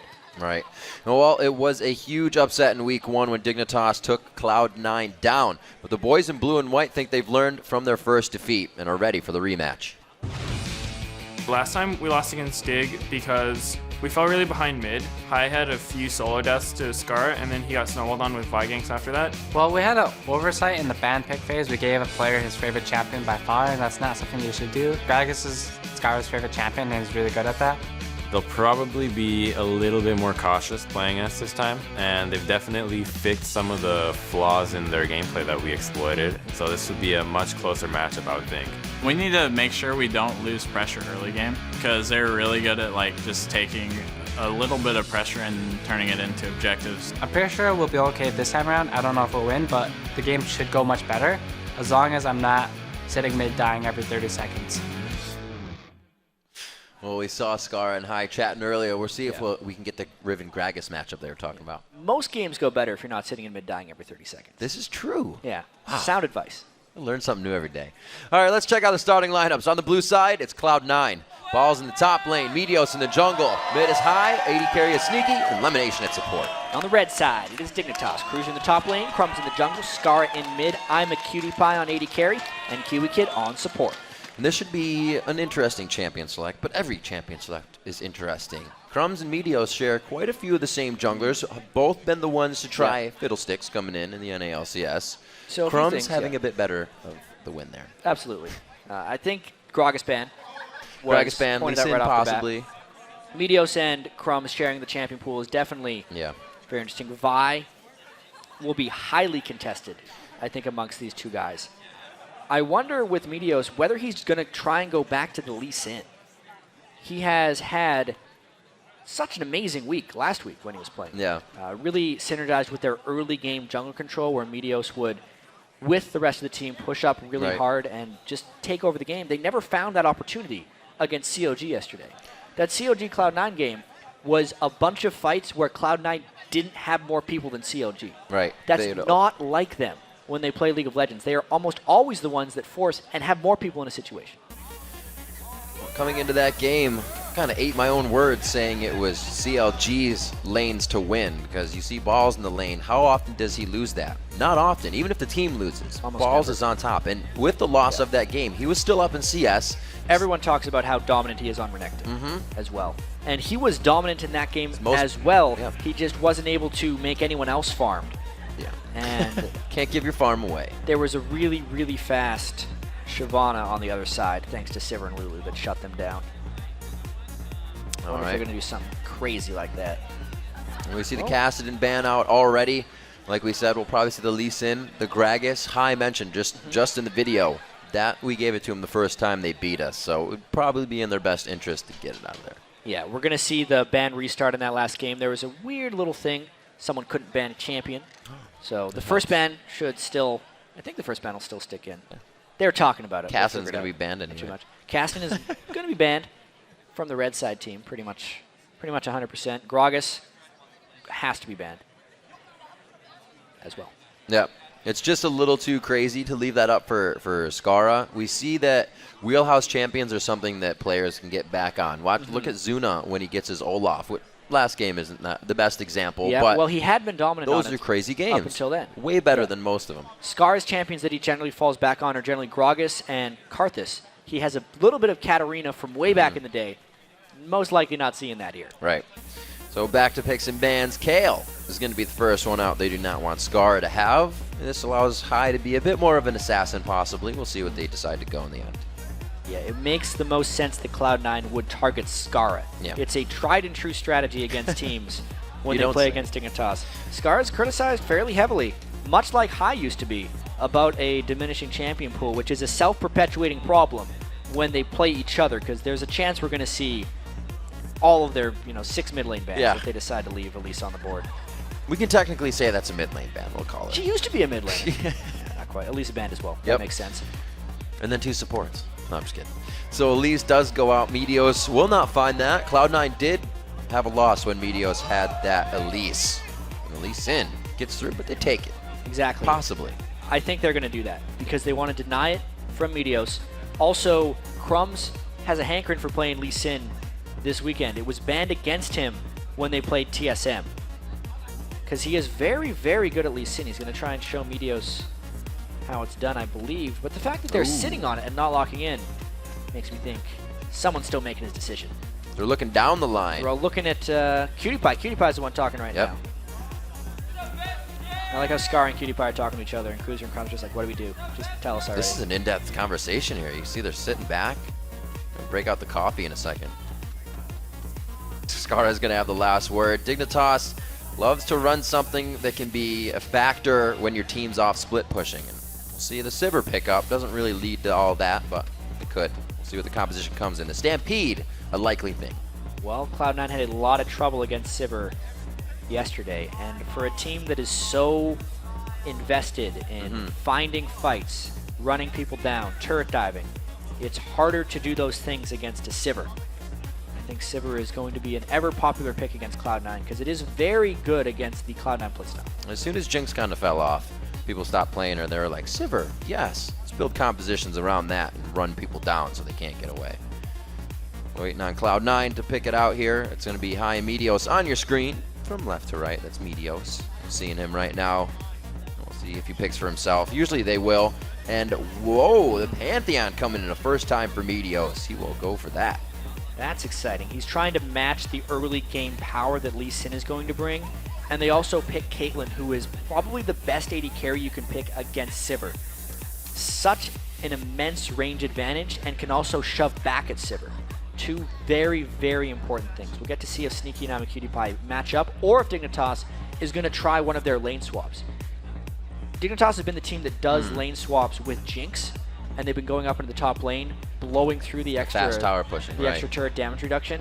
But I don't know how well that will work without the Jinx. We might see it this game, just because that's a bad lane matchup. Cruiser getting his Mundo. We've been seeing Cruiser focus quite a bit when he comes up with that pick. Dignitas playing to the crowd for a little bit, but they're going to go with Leon. Big grin on his face. Leon is the logical pick here. Wouldn't be too surprised if we see the Renekton coming out of balls. He's picked it so many times, and he can get so aggressive against a Mundo that it would just synergize with the type of map control Cloud9 is going to want to take early. If he doesn't do that, it will be a throwback onto something like Rumble to synergize with High's mid pick. Scara leaving himself up for a mid pick here, so whatever High shows, he's going to have to allow Scara to counter that. Sneaky elimination for the last 2 picks here. Looking for that mid in that top lane. Yeah, I think I saw Kobe talking about it yesterday, but Lemon's beard's really coming in strong. It is? Yeah. It's great. Got to give him credit as a beard guy. Ooh, the Kazakhs coming in. Ooh. Already a win there for High on Kazakhs, and Sneaky is going to pick out Shyvana for balls. So while these are both very strong picks in lane, and High and Kazakhs makes a lot of sense for High, it's actually been banned against him when they played TSM. Very, very good at that champion. They're really low on crowd control. As far as initiating fights, sure, everyone can jump in, but how well are they going to keep people there, especially against a team like Dignitas who moves so fast? I do worry for Cloud9 whether they're going to have to get really far ahead. Otherwise, I think Dignitas is going to cut him around the map. Hopefully Cloud9 can jump in and kill him faster than they move and quickly zero him off the map. We did see, oh man, I want to say it was Curse, Cop running the Caitlyn, and then Dominate was running the Pantheon, and they were doing the man drop ace in the holes from wherever. It's just such a big burst of damage to initiate. So 100 to 0, someone squishy. You could see that. The pick coming in. Whoa! Oh. All right, that is real, actually. That is a real Vygar pick.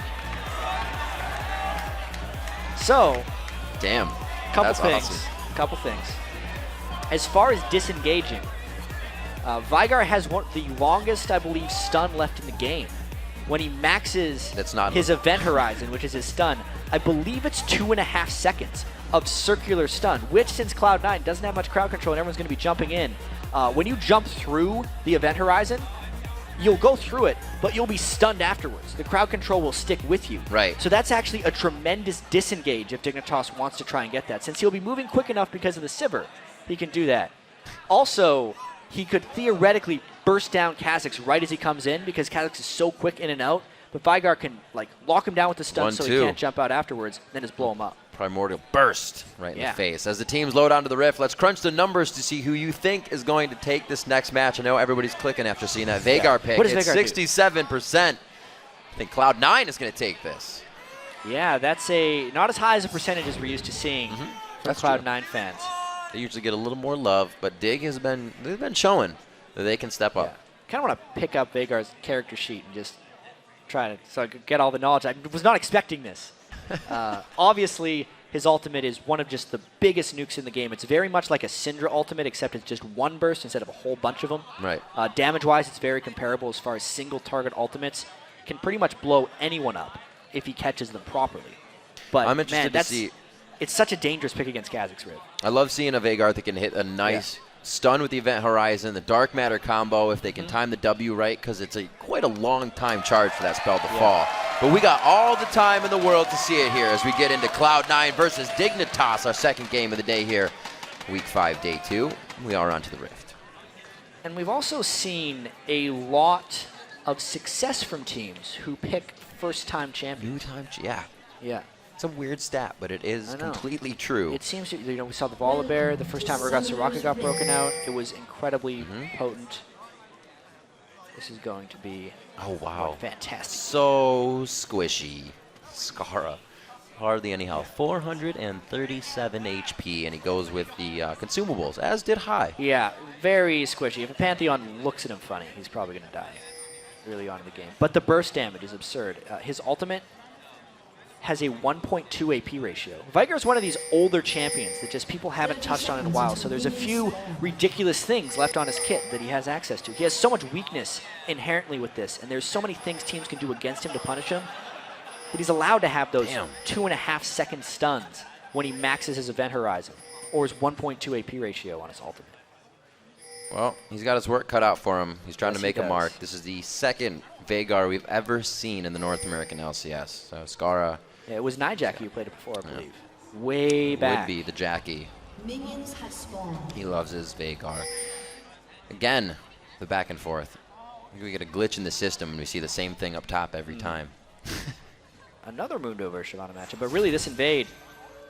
This time you could see Scar moved over to give him a bit of assistance. Said, get out of there, guys. I don't care if you have a ward. This is going to let him know the Crumb starts at the red buff, though. Just scouting knowledge for two very good junglers. Very interesting. This Veigar pick. We'll keep an eye on it as we make our way through the game. Like we said, Crumbs gets Lee Sin away from Meteos to start this. And Meteos is going to be on Pantheon for the first time here. So a lot of early things to keep our eyes on as this game gets underway. No. There's going to be a lot of focus on Veigar this game. Yeah. Have to see if he can farm up. Much like NACS, he has a stacking mechanism. That's Every true. time he last hits with his Q, keep control he'll get extra AP, and that's a lot of damage for Cutie Pie to take. Oh dear. The exhaust is on. The Peacemaker to come out. It's on cooldown, but the flash, very nice for them. Yeah, opts to flash instead of barrier, because if he would have barriered, there's a chance that they just would have waited until afterwards and then flashed and killed him anyway, so he burns the flash right away. I made a mistake last night where I did the barrier first, and it cost. Ooh. It was death. Yep. Smart move to flash away at that point. Lemon Nation really getting the upper hand, leveling that E, getting the extra flay damage in, and there's not much Kiwi Kid can do to auto-attack back, and they quickly take aggression in the bottom lane. Meteos and everybody is going to start using this to their advantage, and they start going for the blue buff. Yeah, smart move there, and it's only worked because Sneaky and Lemon Nation had done so much damage to Cutie Pie that he couldn't make it over. Sneaky, no flash, though. Oh, just in time! Oh my god, they turned it around on Cutie Pie's head! 2v2 right there, Sneaky and Lemon Nation. The Caitlyn pick to try and counter, and Meteos waiting in the wings. Kiwi Kid, he's running. He has that ward, so he's safe. But wow, very early aggression. The level 3 quickly coming in from Meteos because of the blue buff on Dignitas' side. Crumbs also gets spotted by the ward in the top lane. Ooh. It's going to be a bit of action. He knows how to play it, though. He didn't freak out and try to run out of the event. He knows to stay in it, stay within the horizon. not get stunned. Like you said, that mechanism, if you try to jump out of it, it kind of triggers. You can if jump you're out of it. in and you get out, But you right. get stunned But you afterwards. still get stunned. Uh-huh. If you pass through the wall anyway, it's going to get you. Scar has 4 ability power, extra from his Q right now. Oh, man. Keeping track of that one. It's only 1 AP. 5 AP if he kills a champion with it. Maybe your staff shouldn't get bigger as it builds an AP.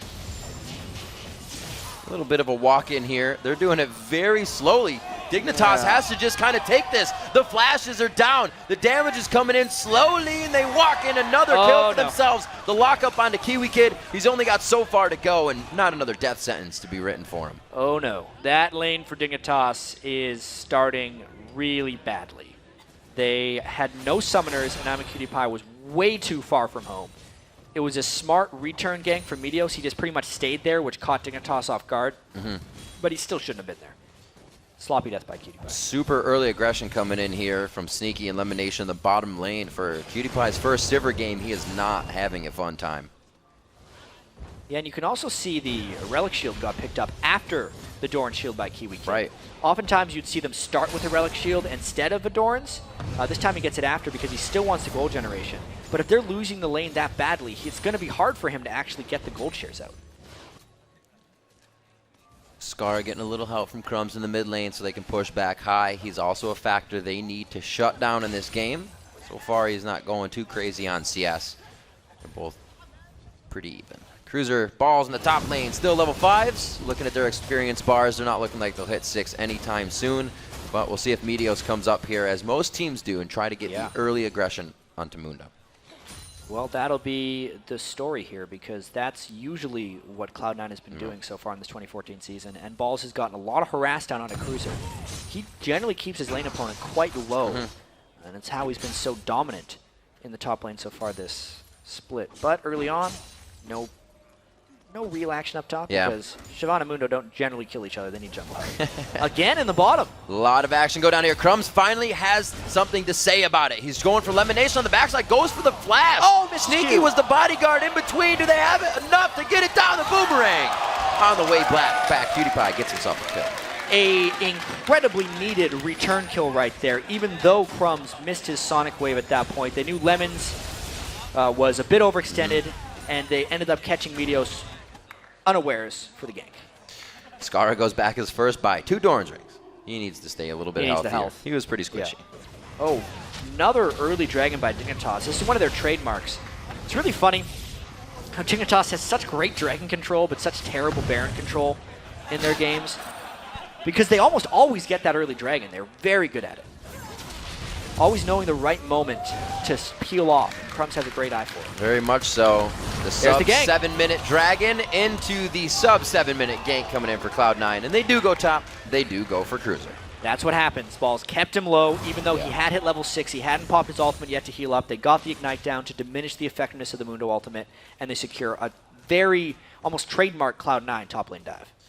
We'll see how this works. They'll see Balls and Meteos in the top lane for quite a while. No, they're actually not going to pressure that turret too hard. So Dragon goes down, and they don't try to rebuttal with the turret.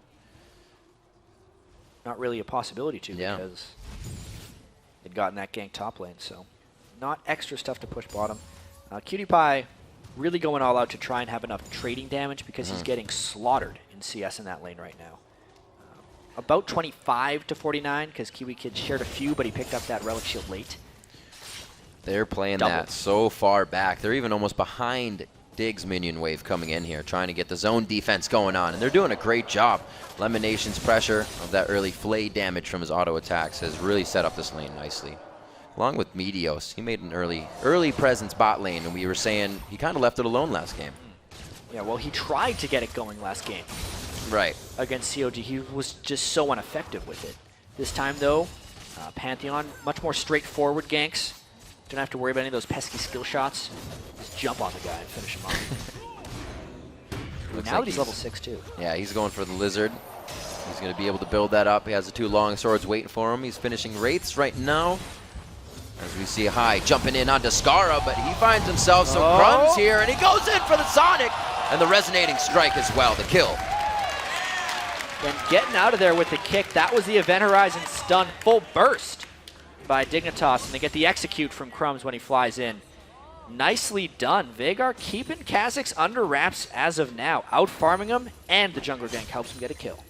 I like the Lee Sin pick coming in here now. You see how it kind of synergizes with that long stun of Veigar. Skara can get a really far out stun. You get a safeguard in, you got 2 people on the fight immediately. We'll see if that comes back again. The Fiendish Kodak's being picked up by Skara. Looks like he's not going up against too much. High has been having a bit of trouble in that lane. You could actually kick someone into the event horizon just to stun them. That's true. Kick them into the stun. I like it. They'd be very confused how it happens. We'll see if Crumbs can get it to happen this game. He does have quite the fantastic Lee Sin mechanics. He himself is going to be going for the golem for himself this Tank game. Lee Sin, Yeah. makes sense. We need much protection for Skara. Yeah. Still not much ability power stacking up. Oh. He's trying. Can't get it for everyone all the time. Cutie Pie, his flash and barrier are up, and there is one of the 2. The flash is down. Yeah, and he had to burn his ultimate. Mm-hmm. Surprising, you know, his support was far, far away trying to make a play in the mid lane. So he had to back off himself. And now Kiwi Kid, yeah, they really want to shut down High here. Wonder if they're going to go. I'm surprised they haven't just went or backed off. There's Yeah. a lot of happy feet. Crumbs is hovering, but High has that ward just above his shoulder on the left side. He will be able to stay safe and maybe even have some time to bait out Crumbs, but he's already back for the time being. Still only down a little bit in CS. I'm waiting for this Skara pick to really have a factor in the game. I think it's slowing things down that Veigar's here. Nobody's roaming or not wanting Skara to get too big. Oh, there's that gank top lane. Here it is, jump to the top. Cruiser says, all right, I'll go the other way. Dragon's Descent is going to give him a little bit of a boost, and he is going to keep on the sadism with that speed. He'll be alive for a little bit. Got to keep Meteos away. Nice shot. Well, at least he saves the assist from coming in. How much more can he run? Seriously, a couple more cleavers. Wait a minute. He got the Flame Breath on, so it's still ticking. The minions are kind of going to equal that as well. I don't think this is going to be an execute. No. Balls takes him down. A very noble effort, though, by Cruiser. Wasting good time. Keeping the assist gold away from Meteos. If you get a kill without an assist, that entire assist pool, which is 50% of the kill gold, doesn't get given to the other team. Oh, the flash into the stun, but Skara throws down the event horizon. There could be enough damage here, and there is, coming from High. Ooh, just a lethal gank right there. Flash stun by Meteos. Almost no escape if Skara is going to be pushed up in the lane at that point. You see Crumbs throwing out some spells to get that passive attack speed in.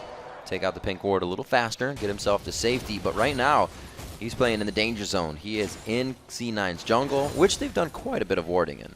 Yeah, Cloud9 definitely pulling ahead here across the board. Top lane, bottom lane, both doing well. And mid lane by Skara just got ganked, so it's a little bit of trouble across the board. The early pressure is back for Cloud9. And a big help from Meteos as well. Seeing those kills in his column is going to mean that the team is on the up and up, and they're definitely thinking they have the advantage here. Turret going down in the top lane. This Cruiser kind of has to let that one happen. Balls is doing what he can to keep that strengthened. 104 to 82 in that lane. It's going to be a cutlass to that tank of Mundo. Yeah, you can see Cruiser has to now just take double golems because he is too scared of what's happening up in that lane. Getting completely bullied now by Balls thanks to the help of Meteos. And also, the strength of Meteos right now is really scary. If he can get onto Skara and not get stunned by the event horizon, pretty much just 1v1 him. With the Lizard Elder and 2 longswords, he is basically an assassin with a half map wide jump. And this is what Dominate was talking about last game. You keep even with the other jungler and most of the team, you can easily build that damage without being too afraid of getting blown apart right away. 5-2, 13 minutes on the clock, and looks like we're going to see Dragon alive once again. Unfortunate for C9 that the blue was picked up just recently by Skara, so they won't be able to pressure that as well. And with the blue buff, Skara can try and get a little bit more ability power. For anyone curious, 31 AP, but he's in trouble right now. Oh, the flash! Gonna go in, he still has his flash up. Can he get outside the event horizon? He is so low right now, but so is High. They go back and forth. Retribution kill on the mids, and it looks like Meteos comes up with another one. Crumbs goes down. They're right back onto Cruiser. They did not expect Balls to be here. Lemon tries for the last play, but sadism keeps him alive. Hey, considering they dumped so much into that, a 2-for-1 isn't a total disaster. Now, Dignitas, the Double solar flare, so nice coming in from Kiwi Kid. The reinitiation is huge. Balls is trying to get himself out with burnout. Meteos is doing what he can, and Sneaky. Sneaky's getting quite close right now to the fight, and he is not stopping. Yeah, but Sneaky is really strong. Bloodthirsted to just a bunch of item pieces for Dignitas. All told, though, that is a 2 for 2. And we can really actually see the theory behind the Event Horizon working, because Scar's getting jumped on, and then everyone just kind of waits for a second and a half, and then it kills him. So that part's not working. But the rest of it means in a team fight, they would have a lot of time to get other stuff out. I'm a Cutie Pie could theoretically get a lot of damage out in those quick windows of stun. This could work for Dignitas. Cruiser just used that ulti, burnout going out. Balls didn't even back from that engagement. Dragon's going down right now. They did effectively get the blue off of Scar, though. Yeah, that was Cruiser's bad, though. He got caught off guard by the Blade of the Ruined King from Balls and just got ran down without his ultimate on. Dignitas' Dragon control again, keeping them in this game a bit with gold. Dignitas really sticking around with low health and mana. It's because Cloud9 has so much persistent pressure on the map that they're just not getting good windows to go back and buy. Every buy is costing them something. You know, Cruiser should have bought, but because he didn't, he died. If he would have bought right away, he might have lost turret damage or get it counter juggled like he is now. Here in the bottom lane, because they had to shop after the dragon, they lose a turret. Cloud9 always working one thing after the other. Get some kills, get a turret. Don't stop there. 15 minutes into the game, they've got about a 2,000 gold lead. 4 kills in their favor, and those, again, a lot are on Meteos. He's had 5 out of those 8 in kill participation, so he's been all around the map, really helping every lane. Saw him helping Balls against Cruiser, and he's been jumping on Scar in the mid lane most recently. Yeah, I think it's been quite a recovery in the bottom lane of Dignitas as well. Crumbs finding a hook. That was actually a pretty key ward kill. The fact that High and Lemon peeled off for it and Dignitas took almost no damage is a big reward. 100 gold invested, and that pink ward is now gone. But the bottom lane for Dignitas, Cutie Pie being at 90 CS and there being 20 on Kiwi Kid, most of that being share gold, means gold-wise, they're incredibly close to the bottom lane that they died to at level 1. I'm a Cutie Pie actually has 100 more gold than Sneaky at this point. All the hooks. There's a churn, baby. Lemon Nation still hitting the hooks, as usual. His Thresh play is 5-1 with 6 plays, so he's making this 7 right now. It can be another victory. Looks like him and Sneaky are still just controlling that lane completely. They put a lot of damage down onto him. Well, at least they have eyes on Crumbs now. We see that Meteos is in the bot lane. He may hang out for a little bit. Yeah, Scar's got to watch out here because Dignitas has lost complete control of that top lane. Balls is now beating up so many people on Dignitas. It's not just Cruiser that is harmed. Because he's pressuring Scar, because he's gone, he's hurting mid, and because he's taking rates, he's hurting Crumbs in the jungle. Ball's doing a great job. It's kind of a lesson on how to carry from top lane. It just shows you he can do it on any champion. Cruiser's on his main champion right now in the season with 6 plays onto that Mundo. This is only Balls' fourth play on Shyvana, so we'll have to see if he can keep this up. Yep, taking the turret in the mid lane as well, just because he is there. Scar cannot push that back. There's a hook!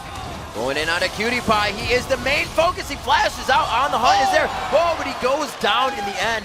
Good kill coming from a burn. The damage ticks from the Lizard Elder. Finished him off in the end there.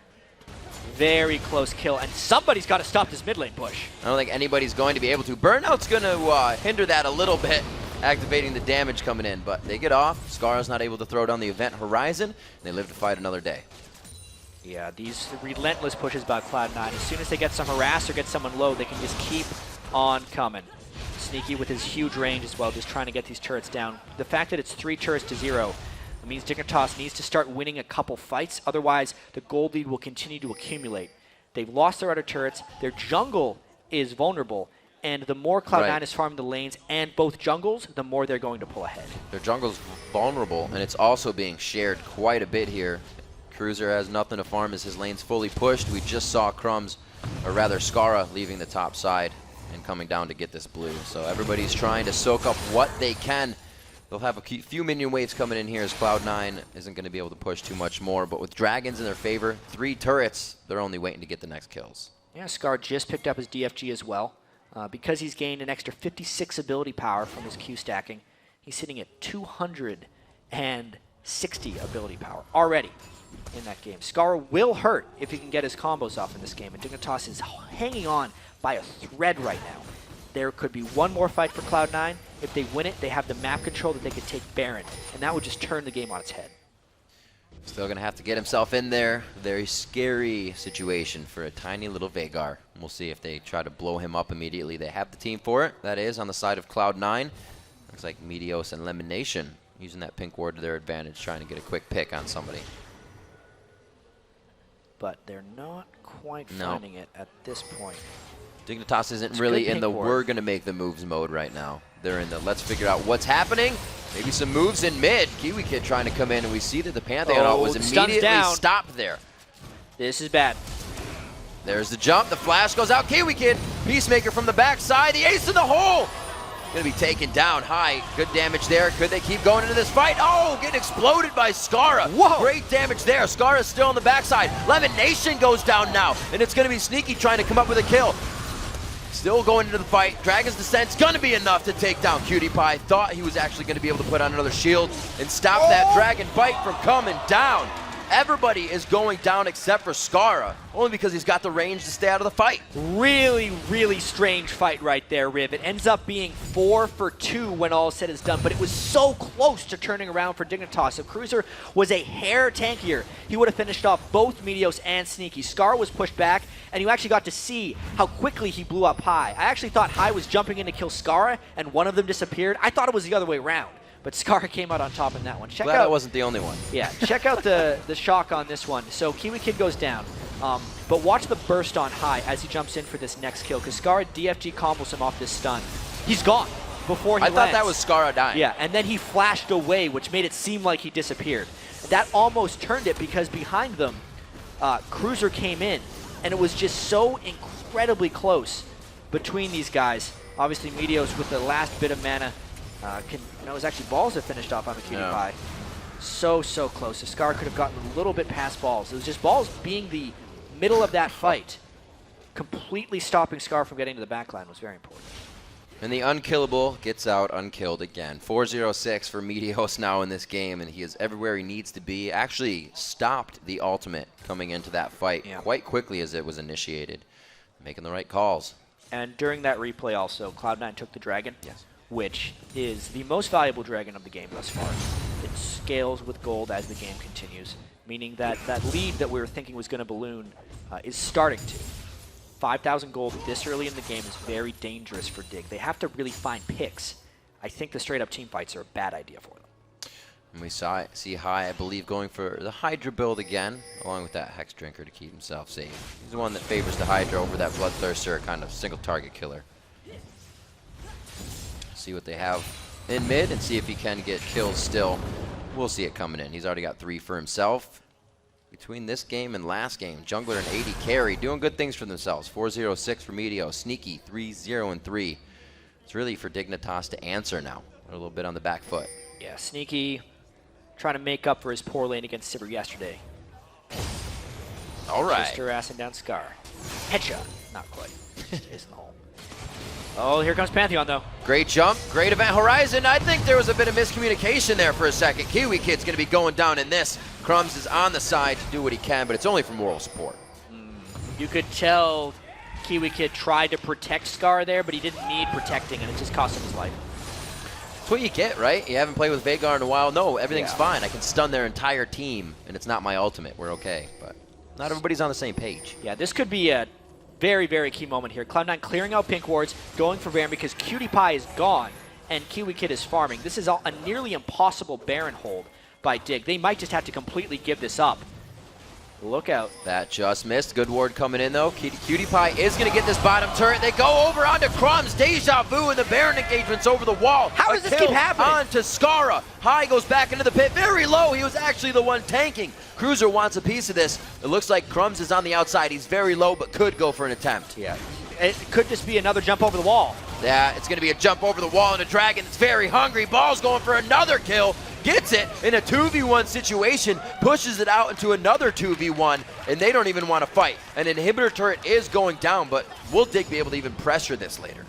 All right, so it seems like that, it looked like it was exactly what happened yesterday. The same brush, Jessicastics jumping over the wall to kill him again. But if we look at the overall goal, it is still fairly close. Let's see if I can chase down PewDiePie. He doesn't have enough mana. Maybe one spell shield for the spikes to slow it. There's one. Oh, he turned on the click, though. It wears off. There's the hit. Goodbye. There's no red buff, but it's going to be the slow that's enough to get the kill. PewDiePie will go down here. A little bit of extra gold, 4 high. It's going to happen eventually. Just takes a little bit longer. Fancy feet and the brush work by PewDiePie. And we see Cloud9 trying to take advantage of everything here, and they missed that one. Sneaky just trying to be a pest. Yeah, Scar is able to secure his blue buff, but he didn't clear it. That was another tactical misplay by Dignitas right there. Even though Kiwi Kid was caught, I think the Baron could have been defensible if PewDiePie went bad straight away. He got 2 turrets out of it, you know? Traded for the Baron and a few deaths. But now the question becomes, can they hold off their inhibitors? If they cannot, the move was definitely not worth it. They're scared they're right down now. in gold for it. They are not happy with what's going on outside the base. Skara leaving up that minion, actually, so the blue buff won't respawn if they can get back out and get it. Cruiser taking big damage before the fight even starts, and that's their main tank coming in. Yeah, Crumb's built a little tanky, but he's still going down pretty quick in these fights. Actually an Aegis for Crumbs as well.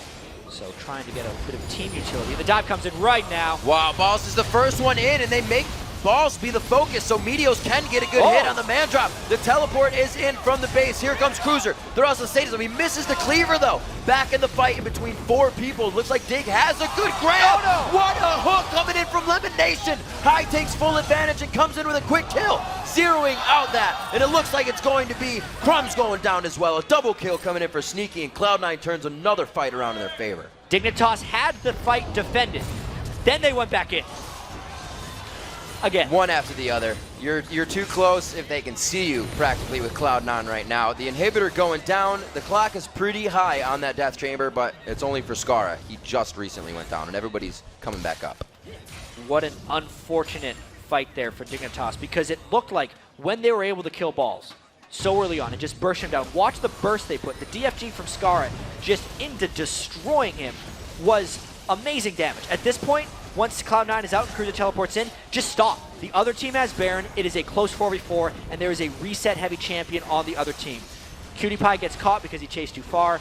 High jumps in and starts going crazy, and they lose the fight from there. It was a good thing for Dignitas that they themselves turn into a bad thing. Baron buff doing a lot for Cloud9 in that fight, keeping them very strong. And here, Skara even thinking he's safe with the event horizon there, but Meteos, he finds his way around. Meteos' Pantheon debut has been pretty impressive as well. We haven't talked that much about the great things Cloud9 has been doing in this game. 5-0-4 on Meteos. Him getting Balls going early, and then Balls carrying the game from top lane, combined with Sneaky and Lemon Nation, just playing solidly 2v2 are the main keys right now for Cloud9 and how they pulled so far ahead. Also, that early invasion towards the blue, we saw that Sneaky and Lemon came out very hard in that bottom lane. PewDiePie was down to 100 health almost immediately with exhaust on him. Yeah. They have been in the face of Dignitas since the first minute of this game. 10,000 gold up now. They definitely know what they need. This bottom turret, with Baron being down, they have freedom to pretty much go wherever they want. Yeah, and the Baron buff is still up on him for a short while later. Right. It's one of the hardest turrets to defend in League of Legends because they can get flanked from behind, and there's a very difficult retreat back to their base. Right. There. You can see them just running away right now for the next minion wave. Dig giving up this turret. They know things are getting pretty bad here, and they got to get the fight that they want. They have to be able to dictate it and get that first engagement, or hope that they can get another attack like they did on Balls last time, that quick DFG kill. Yeah, that was a great kill. They can still do it. They will have that threat with the Void Staff on Scar. His damage is not going to decrease. His health will, though. It is an interesting build. Look on him real quick. You get an idea of that. He's plus 97 stacks on that Q. Yeah. So he is getting a good bit of ability power out of it. If this game were to somehow go longer, if Cloud9 wasn't so aggressive, Scar would be absurd. If he could channel his death cap and get the bonus ability power on his stacking ability power as well, he would become a monster. I'm not going to have the time, I don't think. Vagr's one of those champions that just makes you turn your head sometimes, kill after kill, from the amount of burst he can put out. Cloud9, not too worried about it though. On the top side of the map, they got the double team of Meteos and Balls working down the turrets. It's like they don't have much to push right now. They're all the way up to the base. They're going to go back and try again. Yeah, they they are in a lot of control right now. Yeah. If they can catch Dignitas in the open, it is most likely they're going to crush them in a fight. And it's surprising because, you know, I worried a bit in the pregame about them not having enough crowd control to lock people down, but they've just initiated the right amount of fights and gotten the right targets down early on that it hasn't mattered. Plus, they've laned so strongly that they were able to get really far ahead, and it means that, you know, Dignitas just can't move in and around them because if they're ever close to them, they're just losing. And the sheer just being there for Cloud9 finds the right fights. Scar and Cutie Pie down very fast here. 2 black cleavers sit on the board for Cloud9 on those 2 assassins of Pantheon and Kha'Zix. Meteos, no stranger to getting the kills this game. He has 5 high himself on Kha'Zix, has 6, and they have completely been working that combination, kind of like a dive buddy going in. We see him looking at Skara quite a bit, and he's gone into that Deathfire Grasp Void Staff, which is an odd build, but you can do it on Veigar. That's the way you got to kill people. Absolutely. 30 minutes in, 20-7 here, looking quite grim for Dignitas, but anything is possible. Baron, 30 seconds. Yeah, and this is actually a Baron Dignitas can't really contest. There are so many wards in their jungle, and there's pink ward control from Cloud9 that if they try and go win, they're just waiting to walk into a thresh hook and get the same story over and over again. At the same time, though, because it's 12,000 gold down, this is one of the only ways they think to get back into the game. It is a lose-lose situation at this point for Dignitas. Have to pull out a miraculous play if they want to get something here. Oh, yeah, they're definitely trying to lose a little bit less. They're trying to make moves. Crumb's out in the front. He can safeguard back in, so they're not getting themselves in too dangerous of a situation. Talisman of Ascension for 1. Sneaky coming from the outside of this one. He is going to get dove on, though. That might have been the bad spot. He's still in the open. His Meteos is very low. What a chaotic fight here. Seeing Cruiser now go down to the bot. Scar is already down previously in the fight, and they're going to chase Dig back into their base. Crumbs isn't going to get too far, though. Lemon Nation's death sentences this game have been completely on point. Already inside the base, and greeting them as they come home is High. He gets a kill going over onto Kiwi Kid. The double kill coming in for High on the kills, and it looks like they're going to be able to take the base. Yeah, 24 kills to 7. It was a strange-looking fight because Cloud9 flanked very well. They hopped all around. They finished him off. This looks like a win for Cloud9. Well, Cloud9 looking to make themselves 9-3 here on the spring split. They take down the first Nexus turret. Dignitas was looking to have a great game here. The Veigar pick didn't seem to work out. We'll see what happens coming up in our next games of the day. But this one going to Cloud9 at 31 minutes. Cloud9 gets their revenge on Dignitas. They bounce back after their defeat yesterday from CLG. Still, tell this wasn't quite the week Cloud9 wanted to have. But they do come out strong with that victory. They kind of deal with the strange pick from Skara. They make their team comp work despite it not having that much crowd control. They find victory. Yeah, actually the point I was just going to make is they played their team comp great. I wouldn't say perfectly because nobody ever does anything perfectly. Yep. But they had the 5-0 or 6-0-8, I'm sorry, on Meteos.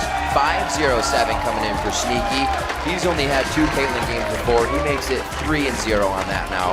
And that was the first Pantheon game coming in for Meteos, showing that his champion pool is not everything. Well, we have not seen everything in it. Yeah. And Meteos can play a lot of champions. He just chooses not to in most situations because he has a very clear hierarchy of what he likes. The team really knows what they want out of a jungler, and he'll just pick Elise if it's up every game because he feels like she can work in all the situations that Cloud9 wants. With that band, you know, with Lee Sin being taken away, he just went to the next rung on the totem pole, and it went to show that he has them pretty deep. Right. Cloud9 finally getting back into that early game aggression. Towards the end of the game, we talked about how they really came into that victory. The bottom lane aggression of Lemon Nation, that first, obviously leveling the E on Thresh to get the extra damage, and Cutie Pie, like 3 minutes into the game, he was almost dead. Yeah. It was, I would say Cutie Pie and Kiwi Kid dropped the ball for Dignitas.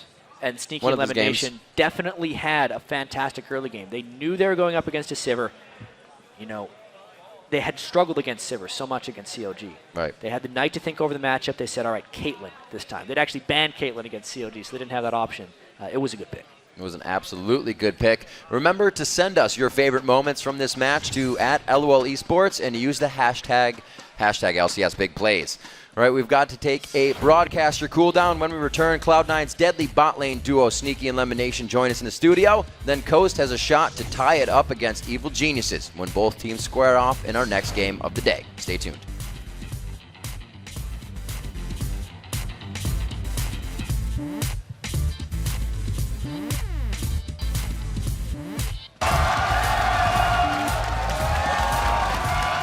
Balls is the first one in, and they make Balls be the focus, so Meteos can get a good hit on the man drop. The teleport is in from the base. Here comes Cruiser. They're on the stage. He misses the cleaver, though. Back in the fight in between 4 people. Looks like Dig has a good grab. Oh, no. What a hook coming in from Lemon Nation. High takes full advantage and comes in with a quick kill, zeroing out that. And it looks like it's going to be Crumbs going down as well. A double kill. Good job, Fakey. Holy shit, dude. That game was intense.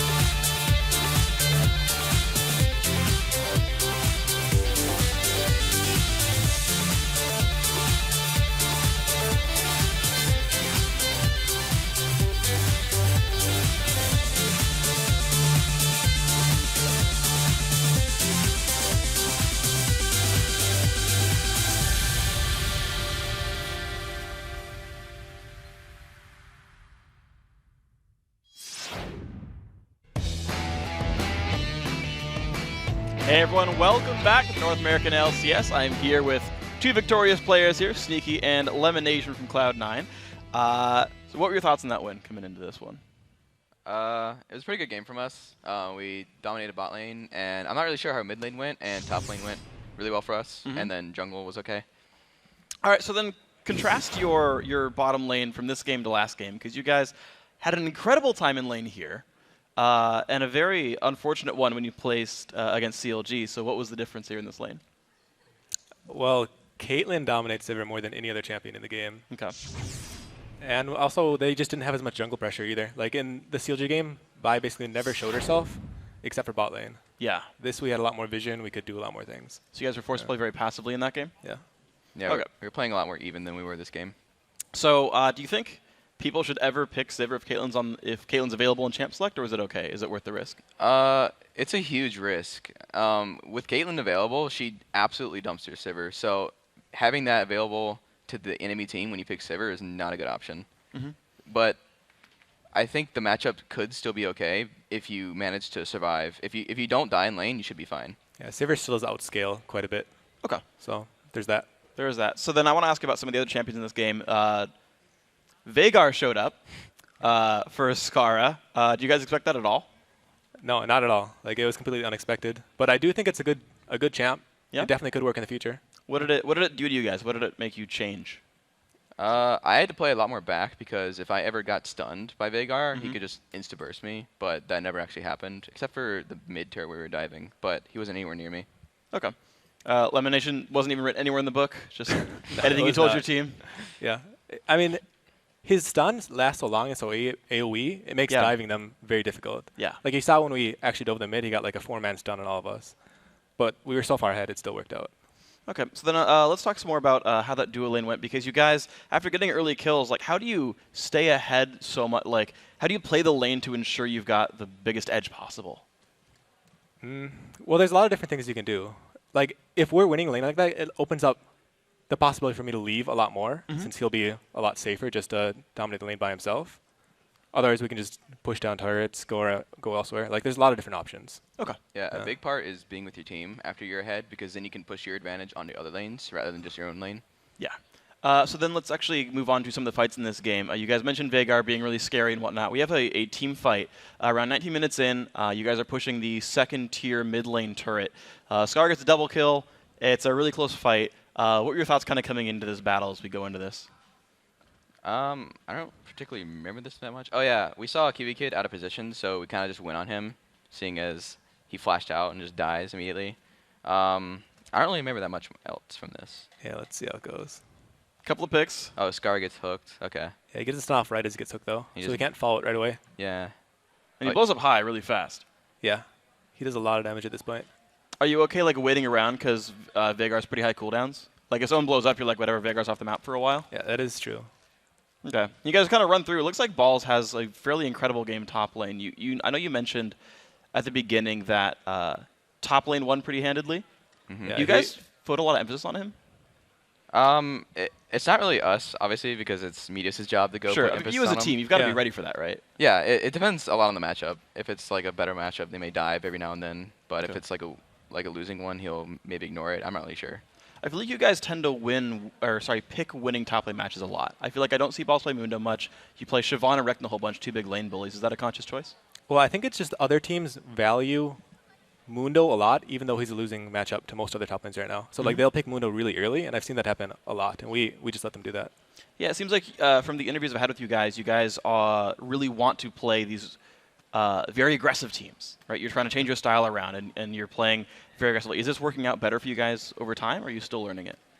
Well, it's definitely a big change from last season, but we would like to be able to play every way so that we can choose which is best for each game, basically. Okay. Yeah. So we have one more fight for you guys, actually. It's when you actually fight for the inhibitor turret. It's a kind of extended 3-for-1 if you want to set up this battle for us. All right. Yeah, I think this is the fight where we got like 5-man stunned or something by Veigar. 4-man stunned. I know I got stunned. Here it is. Yeah, and then Balls got in. Okay, 3-man. They're all diving. And we're actually calling the hit turret right here because that needed to die. And then Balls ended up dying and had to kite backwards. So how do you fight when you're in 4v5 and they're still chasing? Well, QDPie overextended and got caught. So I EQ'd and Lemon hooked and he died. And I finished off Crumbs over here and then the rest of my team just chased him. You're like in your own little world fighting the jungler. Yeah, I thought my flash headshot would kill him, but I ended up having ult him as well. Pretty much worth the cooldown, though. It's 300 gold. Not too bad. Of course, but I didn't have to think I would use it. Lemon, how do you play the fight then when you're over there and your AD carries off doing his thing? What's your priority then? I saw a hook on Sivir and we got it. You make picks. Yeah. Easy money. Make it happen. All right, so you guys coming into this one. You won. You're 1-1 on the week now. How you guys feeling looking forward with your team? We did okay this weekend. 1-1. It's okay. Okay. Could be better. Could be worse. Are you guys going to be able to take the throne back? We'll keep trying. Okay. TSM looks extremely strong, though. Yeah. Yeah. I mean, I don't like losing, but, you know, I like to win. You like? I don't like losing, but you know, I like to win. That's a very deep thought. Thank you for that one. That's a good answer. But so tell me about this, right? Because Summer Split, you were so dominant, right? You 4-0'd TSM. You lost 3 games total. Are you shaken at all by like a lot of earlier losses, or no? Well, we didn't expect to be like as dominant at all as we were. I think that was kind of a miracle. I don't think it'll happen again to any team even. Like it was like I think we got very lucky to even get a score that good, basically. Well, TSM right now is sitting at 10-1. Do you think that they're going to get a similar miracle, or is everyone going to catch up to them? They could. If they keep playing like they are now, yeah. They could, but I definitely think they're not going to go 25-1. They're going to get knocked down sometime. Going to get knocked down? All right. So then the last match of the day is TSM CLG. How's that going to go? TSM. TSM? I'll favor TSM as well, but I think it'll be a good match, like a really good match. All right. Well, you guys heard it there. If these guys think TSM's going to take it, we'll see what else happens on the rest of the day. Guys, congrats on your win. Let's send it back over to the caster's desk. Thank you very much, Freak. I would like to welcome the professor, Sam Kobe Hartman Kensler, to the desk for our final LCS games of the day. And let's look at some tweets and judge these. All right, we want to check in with what you've been saying. Earlier, we did ask you, what NA LCS player/champion combo would you be most afraid to meet on the Rift, and why? A lot of great answers, and today's showdown between CLG and TSM seems to be looming large in everyone's minds. Here's what you sent in. First one is at Stefan Mullane. If I were to meet Xpecial on Thresh and solo queue, my nights would be riddled with nightmares. Yeah, that'd be pretty scary. He's definitely one that knows his way around Flay. All the Flays.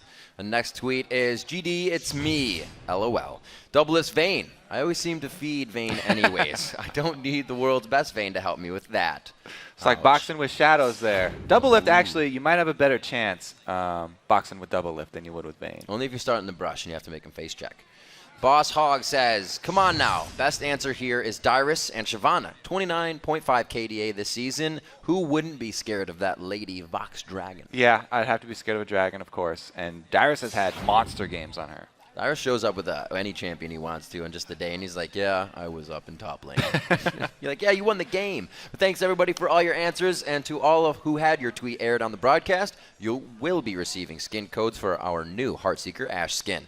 But now it's time for our next match, Evil Geniuses versus Team Coast. Two teams that are coming off big wins yesterday. Coast, in particular, is riding high after snapping a 6-game dry spell. Yeah, and these are also two teams that have top laners who have had success on tanks, but really prefer those carry champions. As we saw, Zion Spartan picked Jax in his game against XEG, and he scaled up to be a beast, becoming a one-man wrecking crew, taking on multiple challengers at once and coming out on top. On the other side, Inox has also tried champions like Yasuo and Lee Sin and Nidalee in the top lane, but in his game against Curse, he went 7-1-12 on Shyvana, a 19 KDA, proving that he may not prefer the tanks, but he can definitely perform on them. Yep, and another Evil Geniuses game we get to talk about. New champs making their debut this split.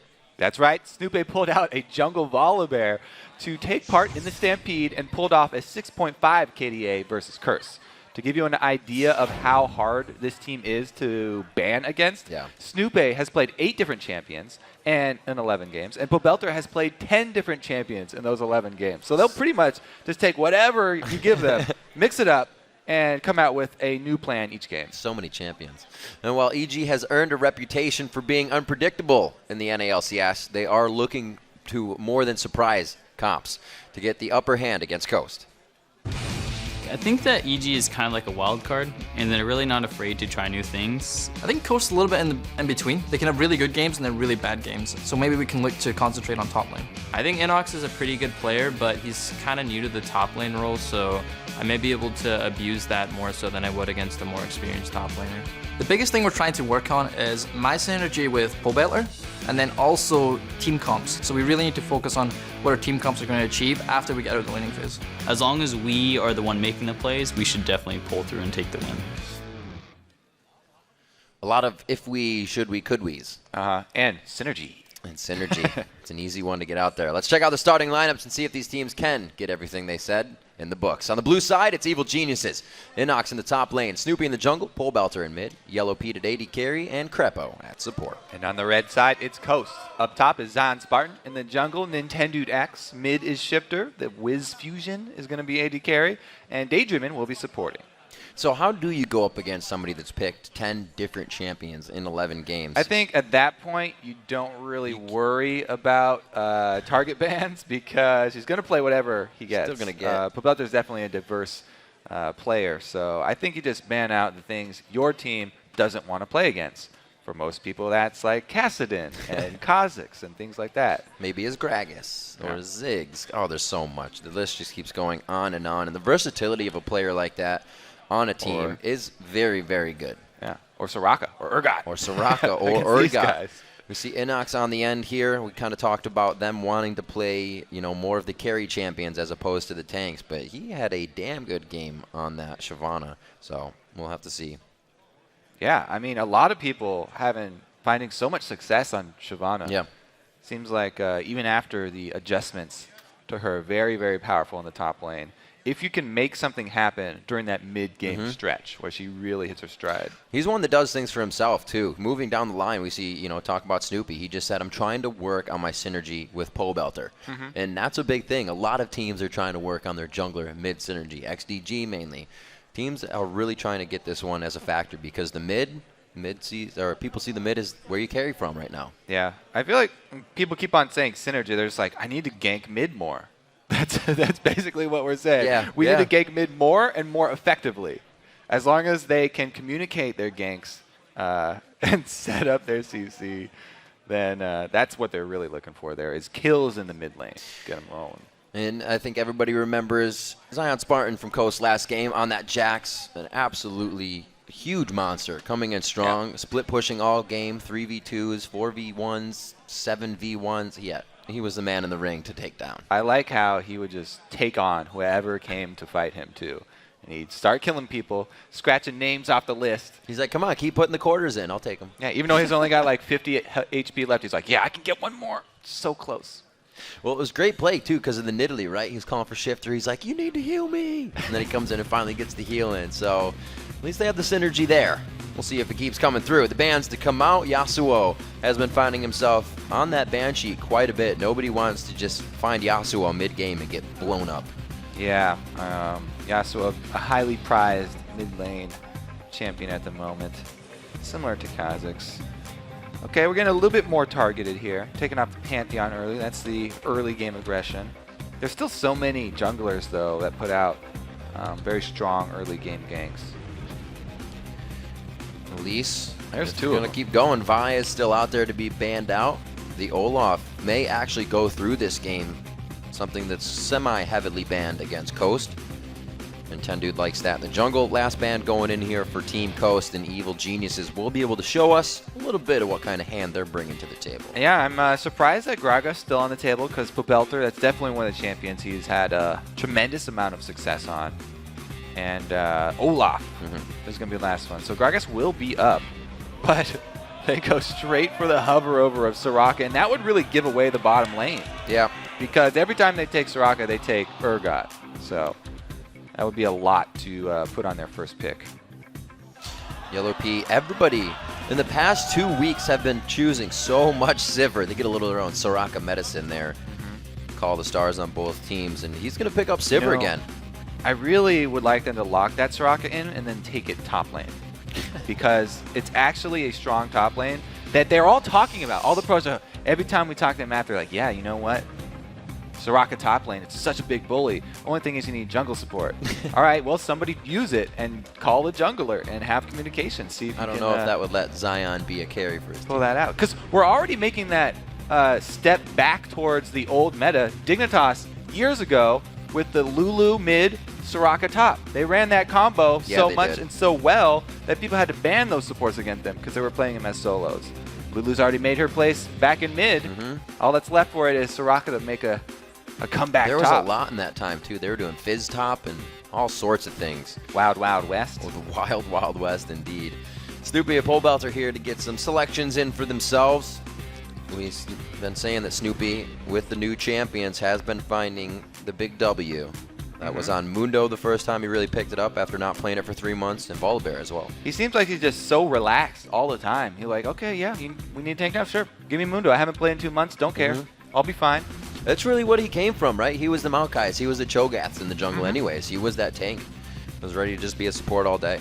He's all about the tanky junglers here. But, you know, starting out with the first pick Sivir, we could again see similar strategy from EG. She adds so much because you can make the rotations much easier in the mid game. You don't have to just go for chasing people down, but obviously that's what she excels at. The hard thing for her are lane matchups, though, because everyone agrees Sivir's great for your team as a whole when you get to 5v5. But the lane matchups, there are a lot of champions we've already gone over that do well against her. It's not only Caitlyn either. Draven is supposed to have theoretically a good matchup against Sivir, very high damage, and he doesn't really get punished for the lack of range. Similar. We are going to get to see the Caitlyn Sivir matchup once again. Oh, I was hoping for the cast. Love to see some good cast play. And this Annie pick coming in here from Evil Geniuses, the first time for Crepo, but that is one of Daydreamin's higher played support at 3 times so far. Well, it is going to add some surprise factor to this EG team. They have some pretty good long-range engage, and that's what they need because Coast is shaping up to be a pick composition here. Pick poke. They've got Nidalee and Caitlyn. That's really good for poking towards the late game, and you always want hard engage versus the poke team. Well, pick poke sounds like you can get yourself into some trouble if you're doing too much picking when you should be poking. Get yourself into a sticky situation. Yellow Pete, Crepo now as we see the Kale. Been hovered on and locked in quite a while ago here for Evil Geniuses. That gives Pobelter a champion that he can easily carry this game on once it gets to that point. Yeah, there it is. Volibear is going to make another showing here for Evil Geniuses. So it will be Stampede version 2. Yeah. Bash making an appearance once again. This time they'll be backed up with a Kale ulti though. So usually when you play against Sivir, you try and kite back, and then as soon as they finally get up to you and you can't run away anymore, then you just focus the first person that's coming in because they'll usually be further away from the rest of the team. But they can Kale ulti whoever is spearheading this charge. So the first person on the front lines there, even if you focus that first person as they get in, if they're away from the rest of the team, they can get Kale ulti to block a whole bunch of your damage output. And I like it. You heard the crowd. They gave a little bit of the oohs, ahs. Jax locked in for Zion Spartan. We got to remember, this was against a Mundo last time. That's the safe lane of a Mundo who doesn't bring Ignite, doesn't fight you in lane. But he's going against Shyvana. A little bit different story here. She has a bit stronger early game, but Zion very, very confident in his Jax play, as he should be. We saw it yesterday. And this pick there, that kind of turns it into more of a 4-1 splitting team because they definitely want to get Zion back to the same status that he was earlier this weekend. And he'll probably be off on his own, trying to split push. Early on, though, I think he'll be getting support from Nintendo because Jackson early on, Zion does play very aggressively, but you have to have some backup there, especially in the top lane. I was actually going to ask you that from EG's side in that manner. Once we do it, let's go over the voting first. Don't let me forget. Well, the champs are locked in. So we got to check out the voting, right? Everybody at home has voted, and according to you guys, 80% of you think that Evil Geniuses are going to be the superior intellects in this matchup. Well, they do have a very strong fan base due to all the stars on their team. And that 3 core of Snoopy, Yellow Pete, and Crepo. They did also have success yesterday. They did. With a very similar set of champions. So, so far, going by the numbers, seems like fans think they have their favorite. All right, so back to the point of the top lane. We said that Zion would be getting help from Nintendo, but how's that work in the eyes of EG? They know Zion was a huge factor. How easy is it to gank that Jax, though, from their end? I think that both teams will be expecting attention up top. So it really is going to come down to wards and the vision that you can get. The more information one team is able to get early on the jungler movements is really going to translate into a lot of top lane bullying. Because both of those top laners love going aggressive. And if they know that they have the advantage up there, their jungler's closer, they won't hesitate to go for those trades. Definitely something we like to see. Early game aggression. Hopefully Zion and NACS provide for us thoroughly. See, same start in the jungles here. Nothing special like the Doran's Blade coming in. And Tendude was one to try that. He brought out the Leona, brought out other things, but he's going for the regular Vi. And everybody just sets up the line of scrimmage. The Leona Nintendo. Wow, that's a throwback. I remember that game. The Jungle Leona. You only tried it once. You only need to try it once, and then you learn. Yep. You learn Ona. So this is some manners here. Nobody's even going for the attack. See how close can he get before they actually get uncomfortable and start throwing down spears. It's a personal bubble right now. He could just huff a spear right in the face of Pobelter right now. That's some manners. Good guy Pobelter and good guy Shifter. All right, all the defensive wards going down. So the only real early information is going to be that Vi is starting on their blue because Pobelter was able to get a little bit of vision there on Vi, some on the bottom side of the map. So they'll know that if you go regular jungle routes, it's going to be Vi ending her double buff route at top, and it's going to be Snoopy ending his down bottom. So both of those lanes should play accordingly. Very good-natured game starting out so far. Everybody's in a good mood. I like it. It's almost like the beginning to a scrim, and then everything goes awry. Well, that's what one team is hoping for them. 2 minutes in, we're going to see these lanes getting started as we are into our third match of the day, EG versus Coast. This is Coast's matchup. They won the first one in this head-to-head. Looks like they're going to try to be winning the second one, but then again, so is EG. That's what you do when you come into a game. Shifter going heel first, keeping himself healthy. All right, so, you know, Pobelter did shove the lane, get the early level 2 so that he can try and force Nidalee to lose CS to turret early. Like that strategy. Yeah. It was always sort of one of Nidalee's weaknesses. Well, hopefully he can heal and get the attack speed to pick up some minions. Zion level 2, boom. He does the exact same thing. The level 2 boom. Down bottom, I think, you know, Krepo did start with his Q this time around. He was trying to get that early harass, but since Caitlyn Thresh constantly autoing the waves, they've done exactly as intended, built it up, and they're fighting a little bit closer to the turret here. So, as we said before, they know the jungler is going to end his route on the bottom. They need to ward, and they do at least have one in the tri-bush. Mundo or Shyvana, Zion Spartan is not going to give him any different treatment, and he is going hard on Inox right now. Inox down to about 300 or so HP. Yeah, look at his mana pool, though. He's burned through that thing so quickly. This is why there's been a rise in mana-less top laners. Shyvana doesn't have to worry about that resource. So Zion recalls, never mind, he cancels it. Get you faked out. Got me. So it looks like Shifter has the 1-2-3 leveled up in mid lane, but that means Pobelter does as well. And he's slowly holding that wave. It's growing for him, trying to crush it into the turret. These guys going heavy in the top lane, not the usual. Zion did a good job. He got his early lead by going super aggressive, but as we said, he's out of mana now, so it's hard for him to keep up that same level. And even though Inox is sitting pretty low here, he feels very comfortable staying around because of that. The only problem will be is he does get jungler attention. And he does finally go back. There we go. He actually picks up a green as well. Nintendude with a very fast pink ward grab. He'll probably get that in one of the regular spots. We'll see where he puts that in a few minutes as Pobelter does his best to poke out Shifter under the turret. Not poke, but damage out. And he's doing a great job of it. Whenever you shove someone into turret very early, you usually want to use the time at the turret to harass them instead of going for just turret damage, because the early level turret damage is you're not going to get the turret anytime soon, and you will have so much more pressure in your lane if you use that time to harass them. But whenever you play aggressive, you open yourself up to jungle ganks. Getting a little tunneled, a very nice job on speeding himself around. The spear hits. The red buff is there, but no vision.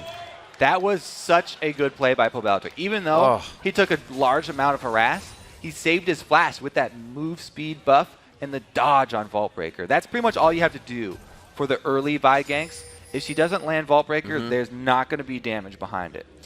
Scary, scary thing. Snoopy was just on the outside there. Coast decided to back off from the mid gank without the vision of him. Snoop coming down to the bottom lane, and nothing going to happen there either. So both junglers trying their hand. They don't come up with anything. But Coast has just a tiny gold lead from the CS right now. And they replace the Tri-Bush ward. So what they're doing down there, since they only have trinket wards to rely on, first they're staggering their trinket wards. And they're only keeping the Tri-Bush warded. That's why the river needs to be awarded by mid lane or jungle, because there's 2 ways to gank down red side, down that bottom side. 38-32 in the top lane. Not too big of a discrepancy there. Everybody's keeping quite even as Daydreamin takes a hit of damage. But right now, Yellow Pete and Crepo are not having a fun time in this bottom lane. Not close to 6, so they're not pushing it out hard any time here, and they're just taking damage. Yeah, and sitting around level 4 is when there's going to be the least amount of action. They're really just going for harass and trying to keep up the CS until they get explosive in a couple levels. But Belter's low on mana as well. That would have been a great gank. Yeah. Now, what I really want to talk about, though, is the top lane, because I'm very interested in Zion's playstyle while he's allowing himself to get these leads and play super aggressive.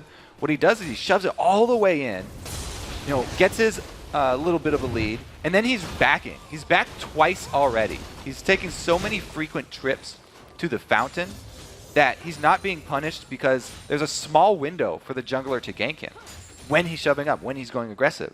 As soon as he gets that wave past the river, he gets all the way to the turret and recalls again. So he's not there anymore. He's doing a very good job of switching between super aggressive and then healing.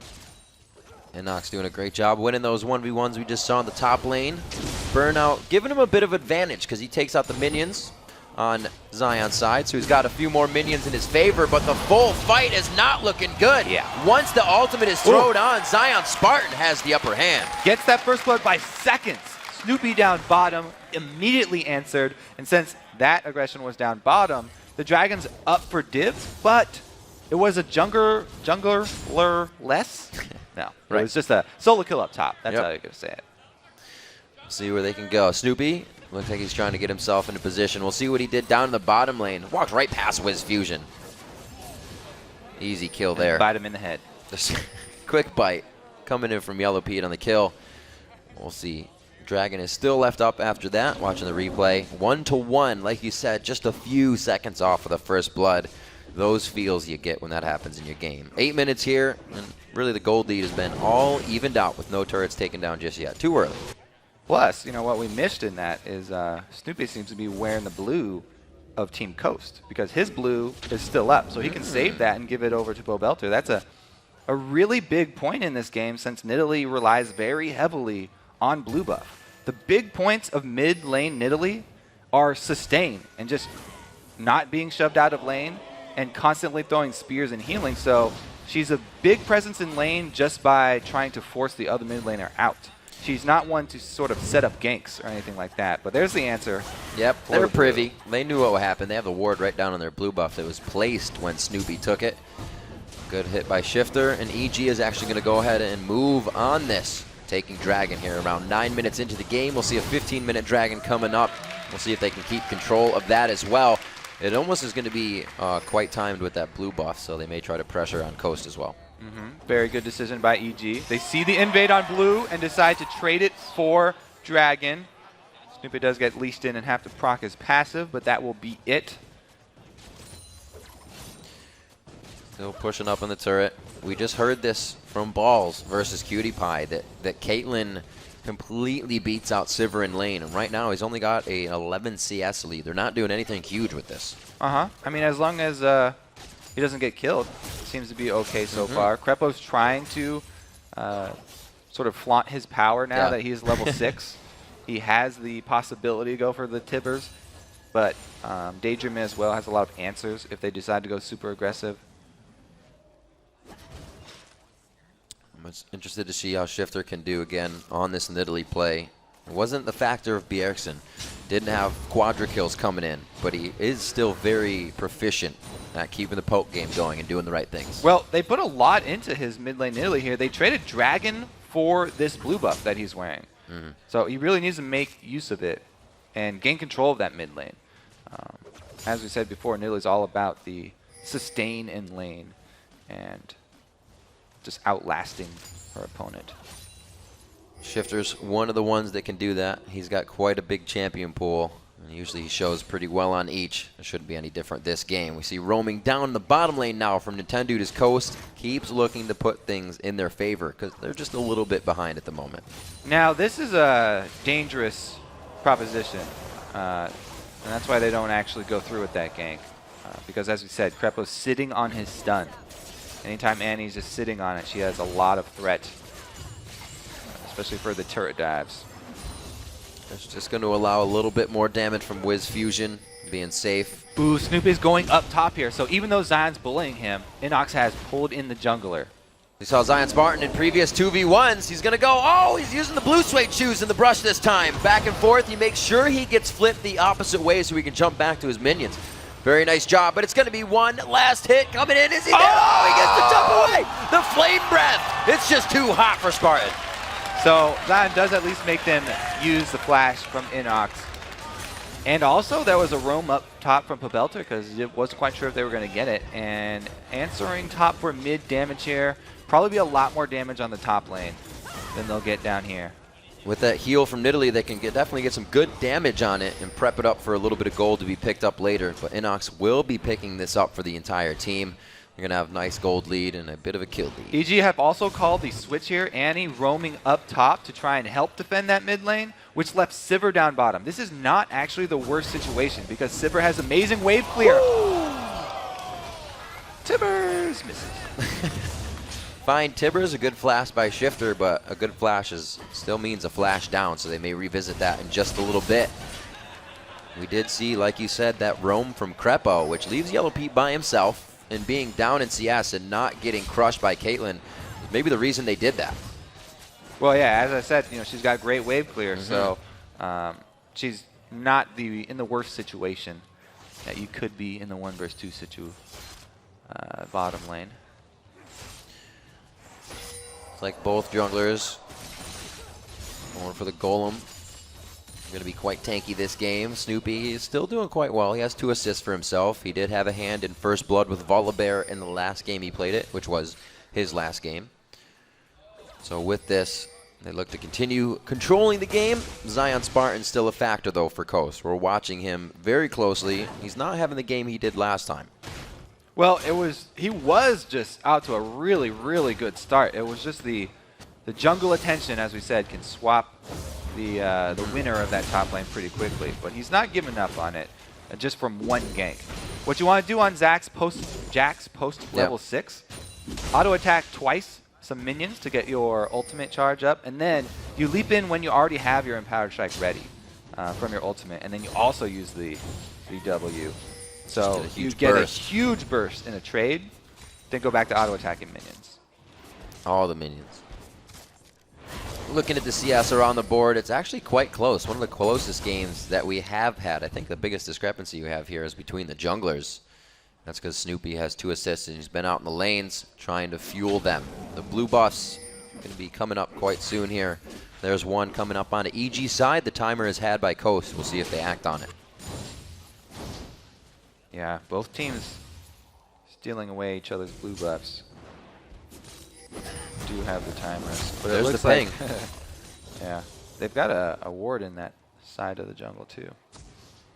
Oh, it looks like Shifter may try to head up top and get a cheeky spear in. Yeah. Nintendo's going to go into the bottom side. They're using this knowledge to so their advantage. As a jungler, a little too early, but nice try. One of the most frustrating things as a jungler if your buff gets you just stolen know it's from going to Fog of happen. War, yeah. Almost have to deal with it. So Pobelter finally gets this blue. We'll see if it really makes a change in the mid lane or draws Snoopy there for a quick kill. Zion and Inox still trading back and forth. Up top, Zion Spartan going for a fast Triforce to the Sunfire built up by Inox already. And also, with the Dragon coming up very soon here, we have to be very, very wary of ganks in the bottom side of the map. Via's post level 6, so if they make a move, if Coast decide to call for a Thresh Lantern over to a Vi gank, then even 1 kill on like Crepo, even on the support, would be enough for them to go for something. Misses the Vault Breaker, trying to go in, and look at that damage traded back to Nintendude. Has to be healed up. Very nice by Shifter. He answers nicely. Both with the heal and with the return spear. You were talking about this dragon happening, Kobe. We saw Nintendude roam to the bottom side of the jungle and get wards in when Snoopy and Pobelter went to take blue. They've been setting this up for a while. Well, you can see 1, 2, 3, 4, 5 regulars, 2 pinks down for Coast. They And put a Nintendo's lot doing it of alone money. now. They put so much money into this bottom side. Uh-oh. Uh-oh, that's a hungry He bear. smells something. That's just out of smite range. Oh, no. The wind was blowing upstream. Oh, he wants the pink ward. That's not good investing. All right, Nintendo coming up with that. A good move by Coast to kind of see that the map didn't have too much movement on it, and they were able to sneak out a dragon with great vision control. That's just a bold call by Nintendo, and unfortunate for Snoopy. He misses the second pink ward, too. Not only does he see the dragon's gone, he didn't walk through the bush twice. No! Oh, man, you got to train yourself to always walk right through that bush. All right, so I think he actually also told the team there, train Dragon, a bear. this time we may have it. One turret in favor of Evil Geniuses. Opens up the top side of the map. It's not really anything they want right now. They're not pressuring the red buff. They're not trying to get too much. Oh, he gets hooked on into a trap. Yeah, double consecutive on the stack there. Good shield over to Wiz Fusion, but do they have the right connection? The damage goes down onto Crepo. Yellow Pete taking a big shot there. They do call out this rotation down mid, though. Look at this. Even though Volibear and Kale are coming, Coast, their ward coverage around Dragon was so good that the bottom lane doesn't overcommit after that kill. And it's great communication and great preemptive warding by the team. That pink ward that Snoopy's killing now is the one they walk through. So that is a rough situation. He gets it now. It looks like Nintendo's drawn down here for the time being. Yeah. I also want to shout out in that last fight down bottom, Wiz Fusion did not commit 100% to the Annie kill. He backed up because he expected the Tibbers to come down. So he didn't overextend and get himself into trouble. He let Daydream and finish off that kill. Even though he'd rather have the gold, doesn't want to go down for it, and it was the right call. We've seen Wiz Fusion come back from seriously bad situations. In fact, it was against Evil Geniuses. He was getting hooked in by Crepo in the early part of the game, but they're getting hooked in this time, and they're going to give him back their own medicine. Crepo goes down, and Wiz, he picks up that kill. Side lane bush control is so important against Thresh because it's very, very difficult to dodge those hooks. Almost impossible if they're coming out of the bush. A quick 1-2 to the turret. Coast picks up there first, evening up the structures on the map. Still got a while for Dragon to go down here, but if that mid turret goes down as well, Coast may start to get a good advantage. On the bottom side, we see NACS taking some damage from Zion Spartan. He does everything he can, and all that damage, a little bit more. He went and got that red buff by himself, so definitely wanting to make use of the slow that he has to put more and more pressure onto NACS. Keep him up under the turret. He's going for the dive. Throws down the ultimate. The Grandmaster is trying to do just that. Dragon's Descent comes out, but he knows the Ignite's going to walk the kill away. Zion is just dominating, but the mid lane here, Belter also taking some hits. Yeah, Shifter should be all right on this one. Crepo was not in range for the Flash and Tibbers. Flash is down, so didn't really give him too much help there. Getting the damage into the turret as Belter tanks it up a little bit. And we see Jax, the glorious sound as he takes down top turret. Man, we've heard this noise before. And last time that was going off, it was Coast in a really, really strong position in their game, taking it fairly easily. So EG have to start worrying about that split push Jax. Who's going to go meet him? They have to elect somebody. At this point, it's almost already has to be two people. We were just at 1-1 in the turrets. Now we're at 3-2. Quickly going in favor of Evil Geniuses as it looks like they are all going to back. They've chosen the right time to do so. Coast out of the lanes and taking up their own jungle as well. Now that Zion has taken that top lane tower, though, he has an interesting decision to make.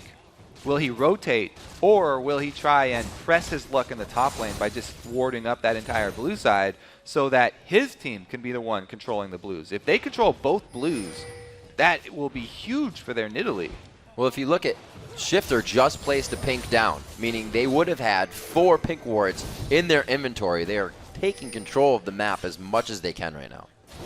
Well, the last outer turret, definitely going to be the point for them. And they want to be able to use the poke. Since Shifter currently sitting on a blue, Caitlyn Nidalee sieging up is a really good situation for them right now. And since Zion won't have to walk that far all the way from the top lane, they can continue to have him split push and force somebody up top while they poke down the last outer turret. Zion is Triforce finished now. He has been for a while as he builds up the Cutlass. Coast has good deep wards here to start moving on some things. I would actually say for EG right now, if they want to make a move, they've got to commit 5 people, pop on the hunt, Krepo catch somebody with his stun and hard engage on this poke. It is the Stampede, Kobe. We have not seen them use it yet. Coast does not want to get close to this turret, however. They know they are playing the poke game, and they stay afar. You can tell. They know exactly what the game plan is. The furthest person up may be Daydreaming because he'll throw down the box. That was Max. Max range, half health of Yellow Pete right now, and he has 1,438 HP, so you're looking at 700 damage spears to the face. The great thing about this set of champions for Coast is that if they do land those spears, 2 spears under 1 person, then they can go with Vi ulti. Oh, like he popped them all up. That was an amazing vault breaker. Coast back into this fight, and EG did not expect any of that to start this one off.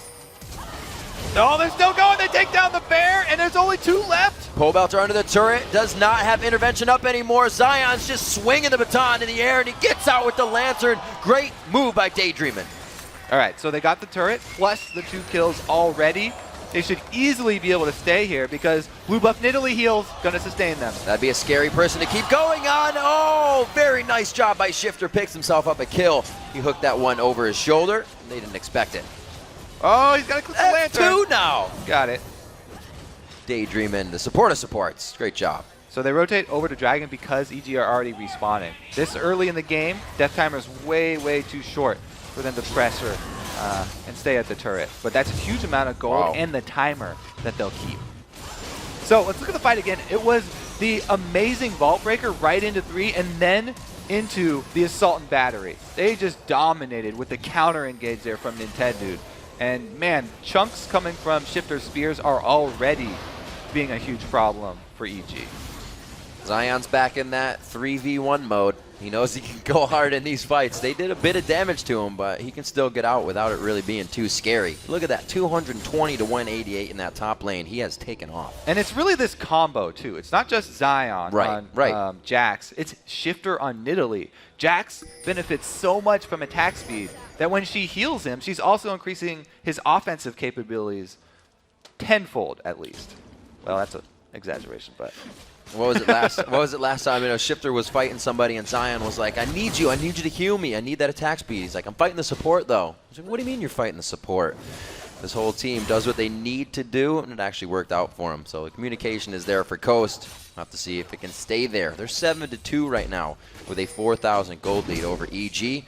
As we said, Coast does have the 1-0 in the head-to-head over EG. So they're looking for a second win. Yeah, Coast are really looking like they want to just follow the exact same game plan. It should be pretty easy for them to execute. As long as they're safe as they were before in the early siege, the 4-man team kiting back until they get the nice counter engage, you know, set up box and then bam, go into the Vi initiate. It's a great counter for them. Pretty much all that's going to happen is that Zion will keep on getting stronger and stronger because there's no one person that can deal with him. NACS has already had too much playtime with Zion. A little harder for NACS to take this turret by himself. Okay, 3 people might be able to do it though. Well, I don't know, man. 3 people yesterday only meant he got more kills. He'll be stunned up for quite some time. Oh, it's over the wall though. Boomerang's not going to do much, and he kind of tricked him out there. Yeah, it doesn't hurt. He's got his combo, man. The Blade of the Ruined King plus Trinity Force is the Jack's dream right now. Wow, just right in the face of danger. Snoopy couldn't really do anything about it. Oh, it's actually Pobelter who has been split pushing down bottom and extended pretty far. He still has the trap on him, so Shifter should be able to land consecutive spears. This is big. Intervention goes down. Shifter's going to have some big damage here, but he might have to back off, so Wiz Fusion can get the auto attacks in. One more, and he does save Shifter. Great double play there. So they went with actually 1-3-1 split push here. Pobelter, you know, he drew everyone down bottom, but EG, they weren't wasting that time. Both mid and top are pushed up. They're getting turret damage here. Whoa, Nintendo NACS a few more shots. They throw on the hunt. He goes for the Q to get away with the Ignite was already on. They're going to be able to turn around. Wow, Tibbers double tank. Very nice. Now, 2 outer turrets, but there's still 4 people down bottom for Coast. So they pretty much got everybody trying to recall and get back to defend their base because EG, as we said, they're shoving 2 lanes. They got 2 lane wins out of just 1 kill on Pobelter. That is ridiculous. EG just completely turned this one around on the hunt. The Talisman, the Stampede is finally coming through for him. I don't think Zion's going to be able to get too close. He does get the blade of the Rune King on. He dumps in with the flash. Yellow Pete almost goes down. Zion Spartan going to make the plays, making his teacher proud. Now he's calling for Baron already, it looks like. They do have, a pink ward in the area, and there's no blue vision inside the pit. Baron should go down pretty easily to a Blade of the Ruin King Jax. That's going to happen. EG make the call to try and push again, counter pushing. They got the bottom turret. They could get an inhibitor out of this. I don't know why they're just not crushing down there. They got the Volibear pretty healthy, but they are going to get pinched in. So pretty good move to just go for the bottom. It's going to cause EG, or rather Coast, to have to react heavily to this. See if they can actually pull this pincer off. They're trying to have Shifter and Nintendo head around and cut him off. Oh, they're going for the long haul. The EG team has so much movement speed here with Kale speeding people up. This is just like a meteor that's going to blow up your planet coming straight at you. And Pobelter has to watch it. Snoopy's there. The whole entire team is just walking along the beach now. Pobelter's the focus. Inox Dragons descend in. The shield from Daydreaming as he flays and gets Zion Spartan back out of the fight. A great box as they engage what they want to, but make sure to disengage when it gets dangerous. He trapped everybody up in that box. That was great. Zion had to jump back out because he took a lot of initial bursts there, as well as Nintendo. And it was an interesting turn of events because the Hunted became. Oh my goodness! They need to finish off second blue buff here for a Shifter. I think they'll want to try and control the other one as well, because they do have control of that side of the map. They've pretty much been able to find Pobelter by himself. We've seen interventions used only defensively. They haven't been able to give it to Snoopy or Inox on that charge in. Really just trying to get themselves out of these fights, and that's what the kill sheet says as well. They've only found 3 to the 10 of Coast. Ooh. Zion Spartan, the empowered's on, Kobe. He's looking for kills inside the... Oh, Yellow Pete just walking to death. That was one hit. He couldn't get the counter strike, but it's not going to be any problem. One more hit coming in. You can see Yellow Pete just despair. Man, it only took Zion, like maybe 25 minutes to get to this point, too. I think he might be drawing Jax bans. And Jax is pretty much one of the best champions to have Baron buff on because he benefits both from the attack buff and from the ability power buff. All the mixed damage that he's putting out, as we saw, it goes really, really well when you're beating down an AD carry. Well, with the way he's building, you got to be in and out with Jackson. We just saw that in the last fight, going into Crush and then hopping back out to come and do it again. And like we said, the whole team is really keeping the right course of action in mind. Shifter's keeping the team at a distance so he can keep the poke game going. Daydreaming's hitting the hooks with Nintendo when they need it.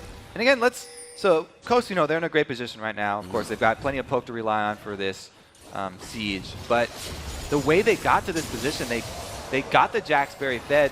It was pretty much Zion's playstyle. It's just Zion. He was shoving in very aggressively, pushing Inox back to his turret, and then back into base so often. Snoopy never really, got consistent ganks up there. He only had one successful visit, and that did not do anything to slow down Zion. And we look, they get up to these turrets. We've talked about it before, that trap game to come out now. The Bushwhacks from Nidalee, all the traps going down. It's just shutting down the Stampede's team initiation. Yeah, the Stampede can't run through this obstacle course of Caitlyn traps and Nidalee traps. They're just going to continue to eat spears, and the turret's almost down. That is someone they want, but I like Nintendo's choice on that, to not go He fully misses the spear on the trapped bear right there.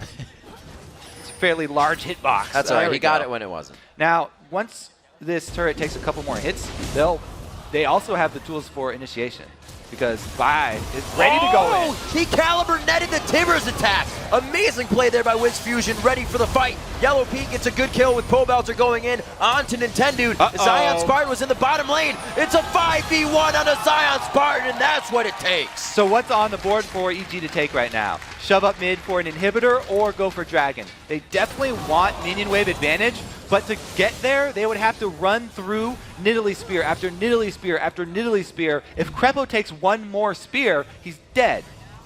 Cannot let it happen. That's the pressure that Shifter puts on this game when he plays Nidalee, when he plays a champion that can kind of turn your game around. And it looks like EG is trying to do that right now for themselves. Turn this back around. Inhibitor. Like you said, 5 seconds for Vi. No home guards, It's not going to be home guards on the Ninja Tabi.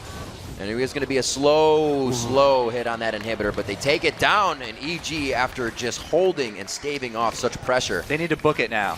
They do need to book it. If they try and go for more, and they try and go for a dragon, Coast will clean them up. So pretty much, inhibitor down, but Coast now have control of the map, and they can take that dragon. This is a late game dragon. As we're so fond of saying, once the average level hits 15, you know, that 1,300 gold that it gives you is almost as much gold as Baron will give you. So it's a huge objective late game compared to how much it used to give you. And they want to get that off the map before Baron even becomes a problem so far.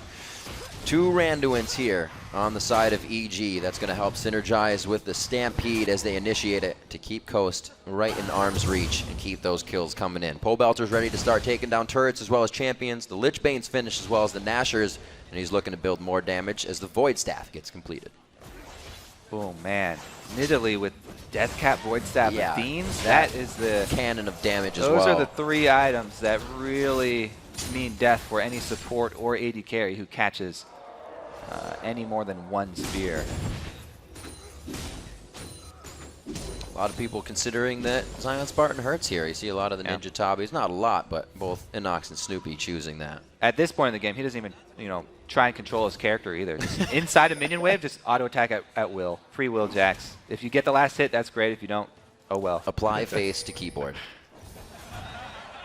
See where they go with this. Crepo looks to be getting some good pink ward clears out. It's something that has kind of laxed behind here for EG. We saw a few pink wards earlier, and now they're trying to gain this. Zion's on the hunt again. He really wants to catch this dragon. Oops. Oh, he stepped out! he edged out.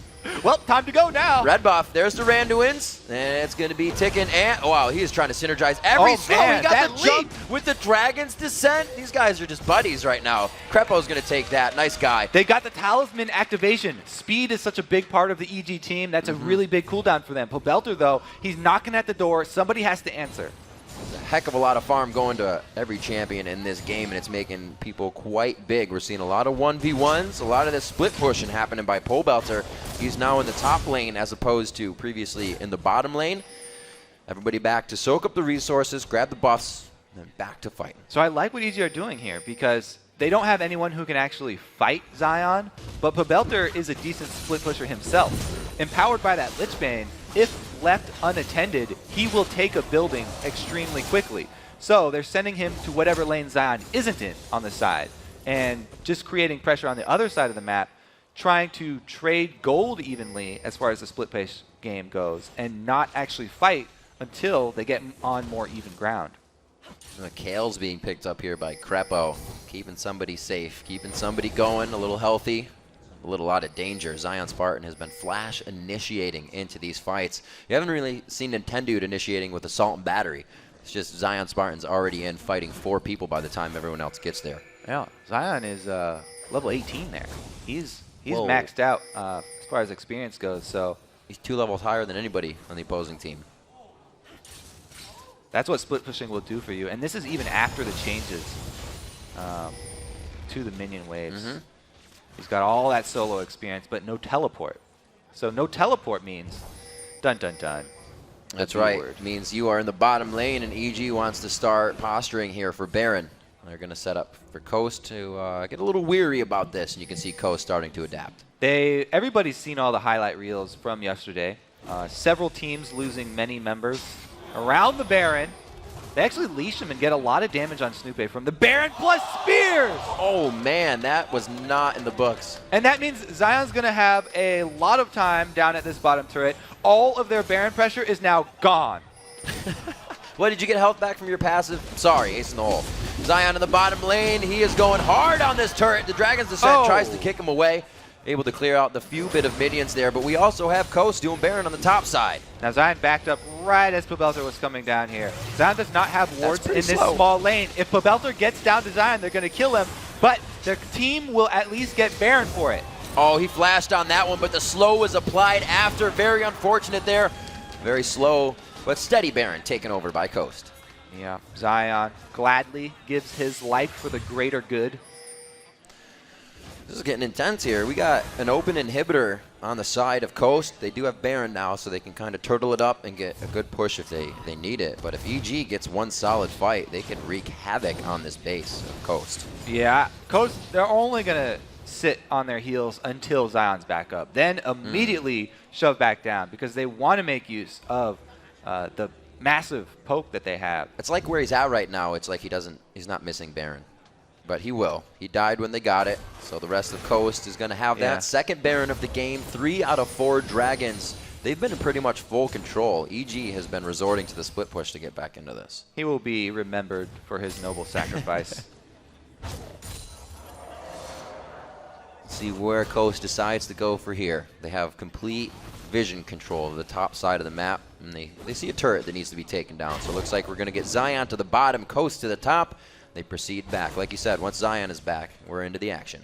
Yeah, the secondary turrets are much easier to siege up than the inhibitor turrets.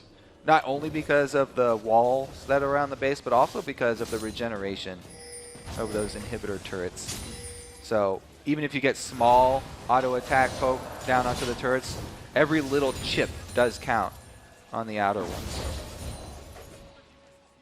Coast is setting up pretty nicely here. Well, Daydreaming's going to back. I thought they were going to set up a little bit of safety as Wiz Fusion would pressure the lane, but EG is drawing them back into mid. It looks like they're only going to have a semi-push there and really let Zion Spartan get some work done before they activate anything in mid. EG is doing a good job of fighting to stay in this game because they have the movement speed advantage, and every time Zion pushes bottom, they counter push a different lane.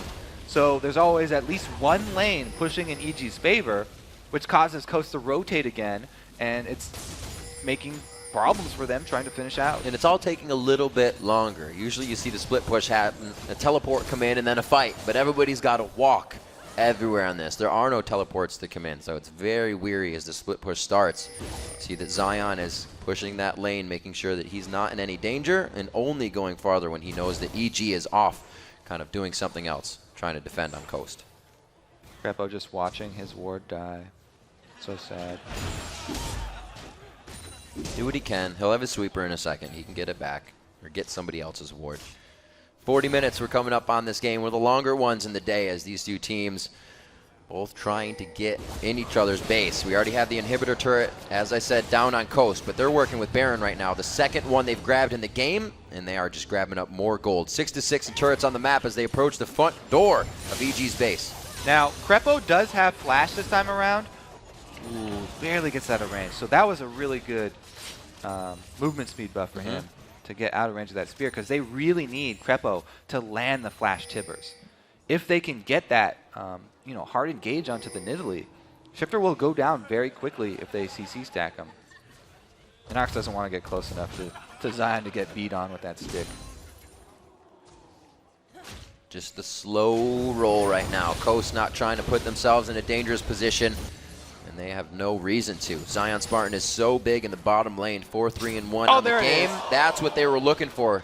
It'll give them that ability to get Wiz Fusion in there and get the pokes on the turret. The minion wave just a little bit out. Then they're going to start working on this. Yeah, and Crepo having the flash cooldown upgrade for his boots, distortion instead of home guards, means that the flash, it will be a lower cooldown, but right now he has to be able to get back to the fountain to heal every time he catches a spear and then return to the fight.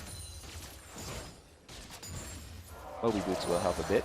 See this happening for a while. Zion Spartan finally backs off. They're going to kind of reset. It's really waiting on the mistake here. Wiz Fusion goes again to try and ace in the hole. Doesn't really get that one off for himself. And they're just trying to put down that early starting damage so they can get more on the turret. Oh, what Coast are looking for are, of course, the spears to land. Oh, that was nice. You know, if they set up a spear with a hook, then that's a much better story. But again, Snoop is just on a leash right now.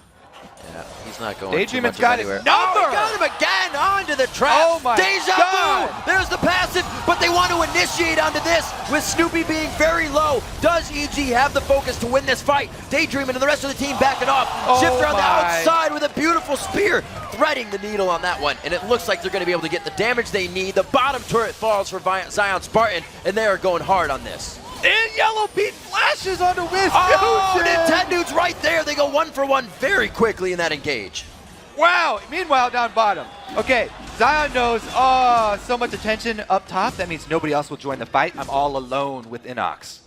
Repeat for Zion Spartan. He comes back, does the same thing again on Jax, and he is making it so hard for EG to even get ground in their own base. Coming out very strong now, 40 minutes into the game, 70,000 gold has just been hit to 60,000. Coast up 10 grand, ready to push this game to the Nexus. The really big story was that they got the inhibitor turrets down. They don't even care about the actual inhibitors because it's so easy for them to return to the same game plan. All right, so let's watch the fight. As soon as Zion is alone with Inox, we know what happens already. Zion does oh, that was nice. Stepping in front and throwing it off so he can get more room to hit. That was the enemy's red buff, by the way, that he's wearing. He was able to take away EG's. It's like, how does this feel? You were using this earlier. Oh, I got it. 8 to 6 in turrets. 3 more turrets left on the map here for EG. That's their middle inhibitor and the 2 Nexus as we get a little bit of a stampede started. Looks like it's get a little mucky running through the water there and they slow down. Now, it looks like they're just going for a bush gang to try and catch Zion split pushing. Snoop is bait right now.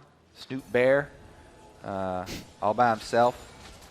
He's telling him, yeah, I want to catch more spears. Come up and get it.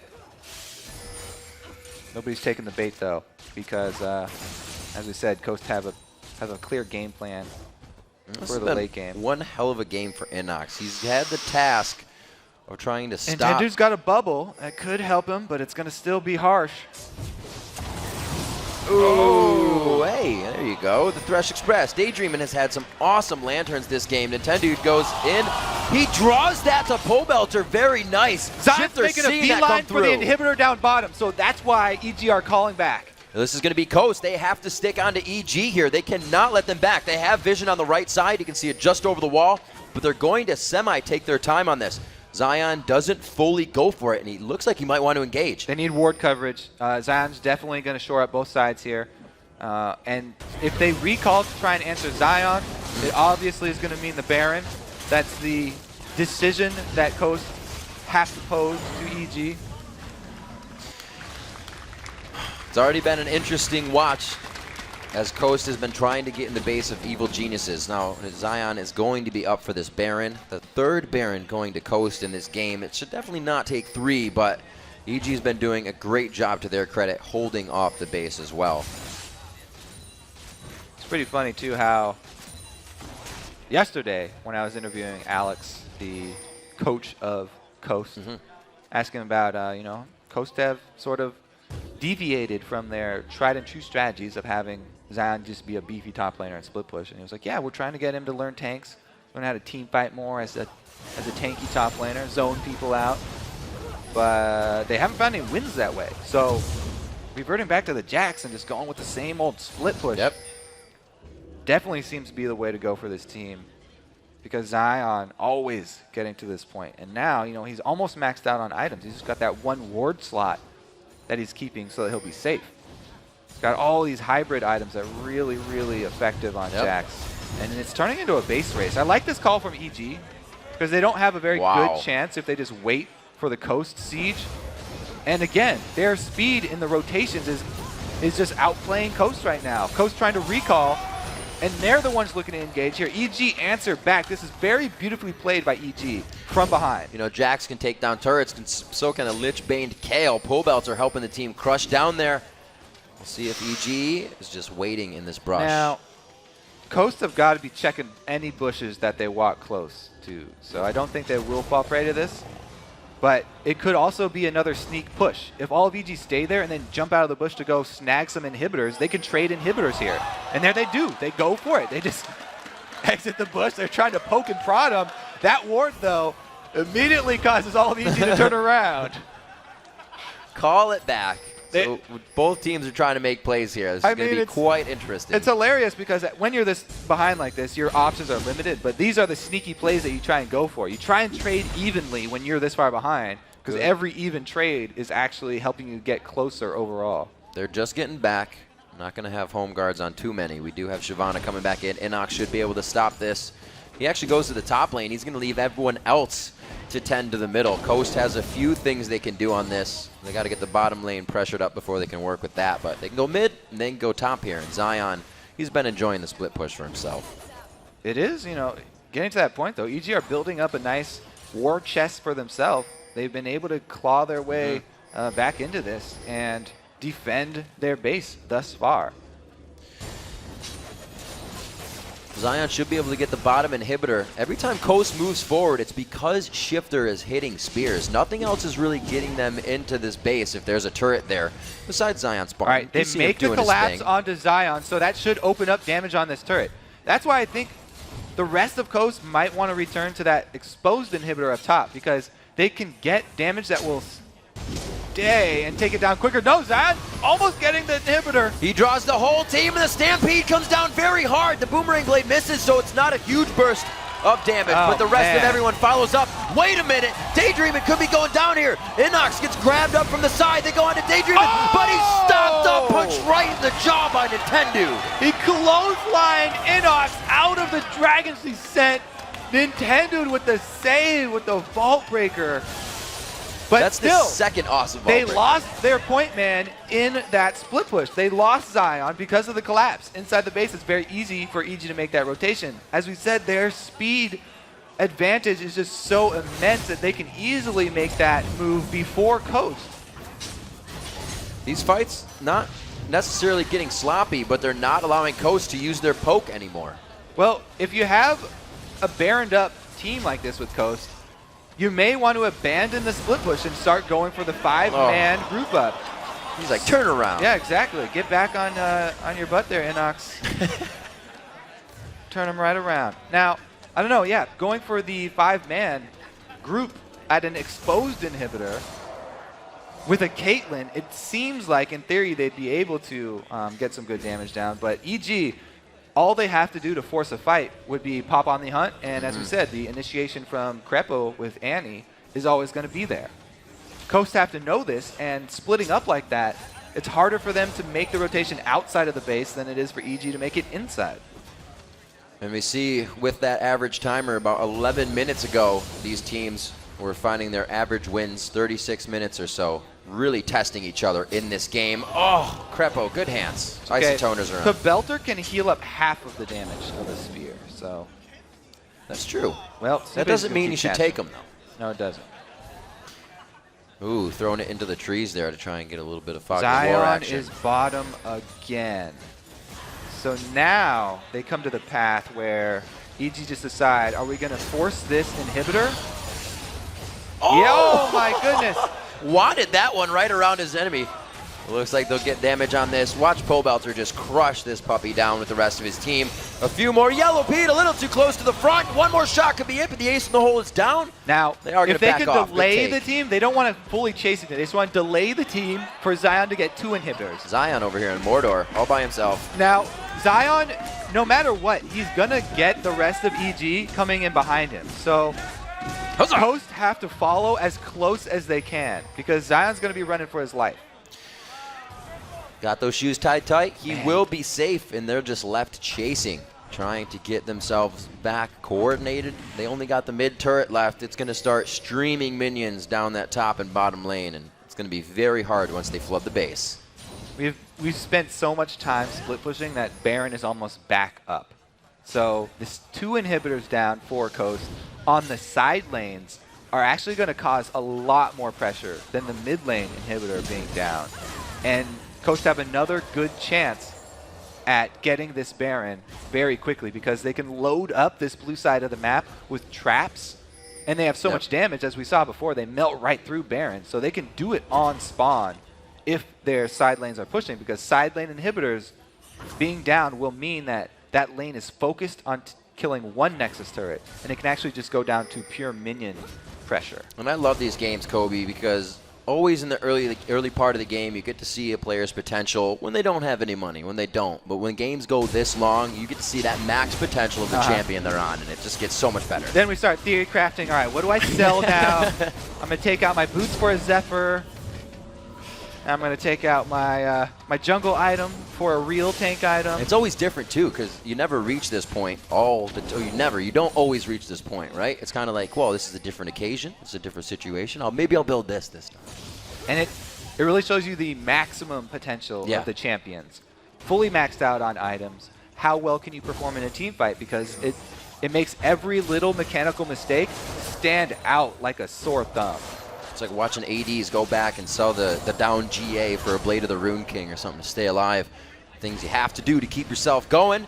Going to Talisman Ascension right now just to get themselves into position. It looks like Coast is heading towards that top side. Yeah, they want to pressure both side lanes at the exact same time here. Taking away the blue buff is, as we said already several times, very high importance for their team. It's getting scary. Look at Zion. He doesn't want to show himself because he has no ward coverage until the rest of the team is causing pressure on the mid lane. We're going to have a good wave up top. It won't have to be answered too soon. We'll see if Shifter can start hitting those spears. A lot of Banshee's Veils have become apparent on the side of EG. You even see a few start coming on the side of Coast as well.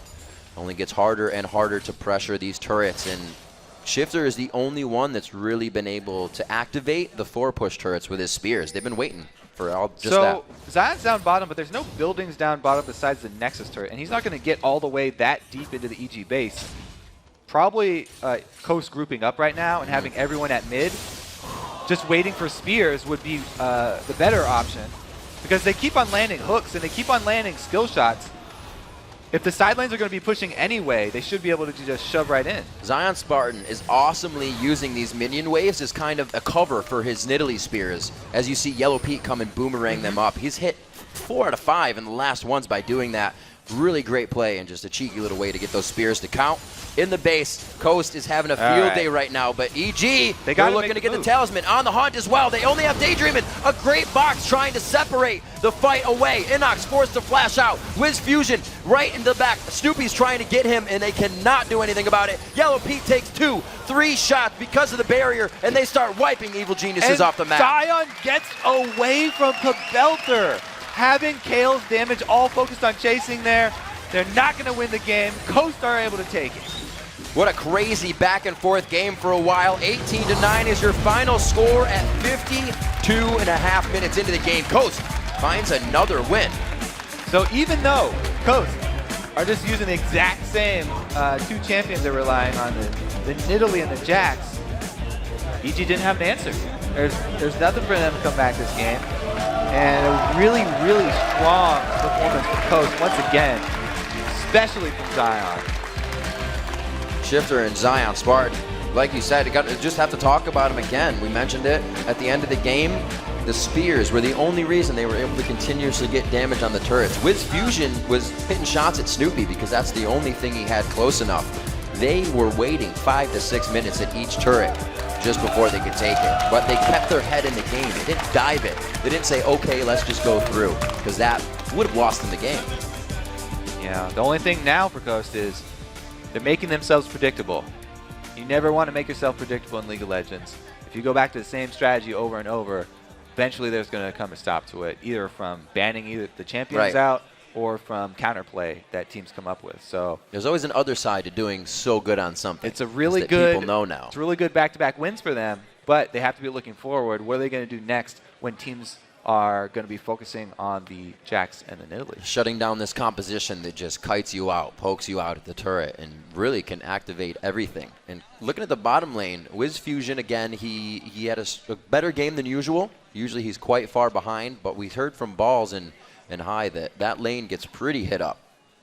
Or Sneaky, I'm sorry, gets pretty hit up by Caitlyn versus Sivir. They were able to still hold it and come out on top in the end, but it got scary there. So still eyes on Wiz Fusion for these Coast game. Yeah, it's so hard for Sivir with her short range going up against Caitlyn in lane. They're easily able to poke them down, and that's why he said, probably don't want to take Sivir into that matchup. May outscale them later, but if they have this huge lead by the time you get there, it's going to be real hard to deal with. And EG looked like they got quite a few of the picks that they've been using lately. Just weren't really able to come out on top. We saw Inox taking again on the Shyvana. Snoopy again went on to Volibear, 2 champions they've found recent wins on, but it did not factor out the same at all. I once again have to talk about the early laning from Zion. bullying Shyvana, taking Inox back to his turret so often. He played it really well, even though everyone thought there was going to be so much focus up there to shut down Zion because they didn't want to repeat of yesterday. He was able to pull it off. Well, the thing I expected coming into this match was that Zion would actually get a Jax ban due to how well he did. And, some teams would consider it was a one-time thing. But now it's absolutely going to be a ban. I mean, they'll do something like they do with balls when teams play against it and be like, we'll leave Rumble up. It'll be all right. It's not all right. It's definitely their most comfortable strategy that coaches keep going back to. Even last year, that was pretty much the story. Every game that we did would Zion get fed and try and split push. So it happened. History repeats itself. We do have a second win coming in for Coast versus Evil Geniuses. They kind of, in the early game, looked like it did the first time they played. Coast was able to have somewhat of a lead. Snoopy got the assist that he needed on his jungler. He's always being one to help out the team in the beginning and have a hand in those early plays, but it's not something they've learned to build on yet and really take it into the mid game. So see if Evil Geniuses can do that as they proceed. Let's send it over right now to Freak and Jat, who are joined by a member of the victorious Team Coast. Thank you very much, Riv. I want to welcome back the one-man wrecking crew. Zion Spartan, frickin' A, the Jax again. When are people going to learn? When are they going to remove Jax from you? I actually feel like I didn't really do anything that game. It was kind of up to my team because they just kept trying to come for me. So it was up to me to stay back and let my team actually get the objectives, right? So sure. I got ahead in lane, which was good on Jax. But besides that, I didn't really get to get much split push, like actual objectives off because they kept trying to put multiple members at me. So I could have done a better job of staying back. I actually died a couple times when I shouldn't have, but ended up working out pretty well with the Nidalee Kate poke and got some really good poke and siege out from that. Yeah, and you guys have now won twice in a row with this very similar split push strategy. Obviously, EG tried a bit of a different way, collapsing for you more frequently. How do you think teams are going to be counterplaying that in the future? Because it's happened before where split push hasn't worked. I think EG has done did a really good job of trying to deal with the split push. They'd try to wait in brushes where we didn't have vision. We didn't have that great vision that game, which they took really good advantage of, and they tried to catch us in rotations when we weren't ready. And they almost won just out-rotating us and just catching us in the jungle. But at the end, we started playing smarter and smarter until we didn't make any rotational mistakes or getting caught out early, and we just slowly sieged them down and won the game off that. So if teams get better at picking us off or sending more at me and me being in a bad position and getting caught, I think that would be a good way for them to stop the split push. And that game got really crazy and hectic throughout it. Over 50 minutes long. There were a lot of really strange rotations around the map, like these counter pushes and whatnot. Kind of two parts. One, how much experience do you have playing games like that are so weird and rotational? And two, what's your mindset going into a game like that? How do you keep track of everything? I think that some of the greatest games are actually the actual games. When I play in scrims, the games aren't nearly as crazy. They're over in 20 or 30 minutes because people are a lot more risky in scrims and they take a lot more chances in lane. So a lot of I don't have that much practice when things are that close and people are trying to catch each other in rotations like that as much because it's the actual competitive matches where teams try really, really hard to find a mistake and exploit it. So we didn't really have that much experience going into that, but I think it was a really effective strategy by Evil Geniuses to try to catch us out. Yeah, but you guys didn't make too many mistakes. Shifter, you played 2 Jax games. Shifter played 2 Nidalee games. He also didn't die in either one. Talk a little bit about his play this game. Shifter has a really adaptable playstyle, and when he's on Nidalee, he knows he needs to stay back and he's poking. And he's really good with his positioning in team fights especially. So he's really good. When he's not supposed to get caught out, he doesn't get caught out. And he did exactly what he was supposed to do.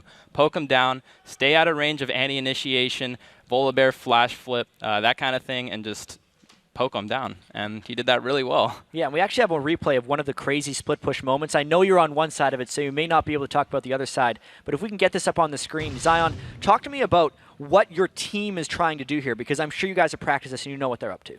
Yeah, so I'm Jax, and I'm stronger than Shyvana, so all I need to do is split while they land grabs and go for poke, land a great hook on Snoopy, get a Piltover Peacemaker off and land some poke down. We've got the traps set down. Just look for more hooks over and over again. 40% CDR Thresh. Just gets poked down and then passive saves them barely. Then they initiate. Yeah, then they get a good initiation off. Yeah, a little bit of panic there. We've got the Crucible down. Violet's in on Pobelter. I don't know if that was the best option, but we ended up peeling back from it, landing some good. Oh my God, that spear! I didn't even see that. Well, you were off killing Inox on your own right. So yeah, in between 3 of them, that was really good. And then we actually ended up pushing up off that. So yeah, it's just a lot of cat and mouse. If they push up, we go back. I push up bottom.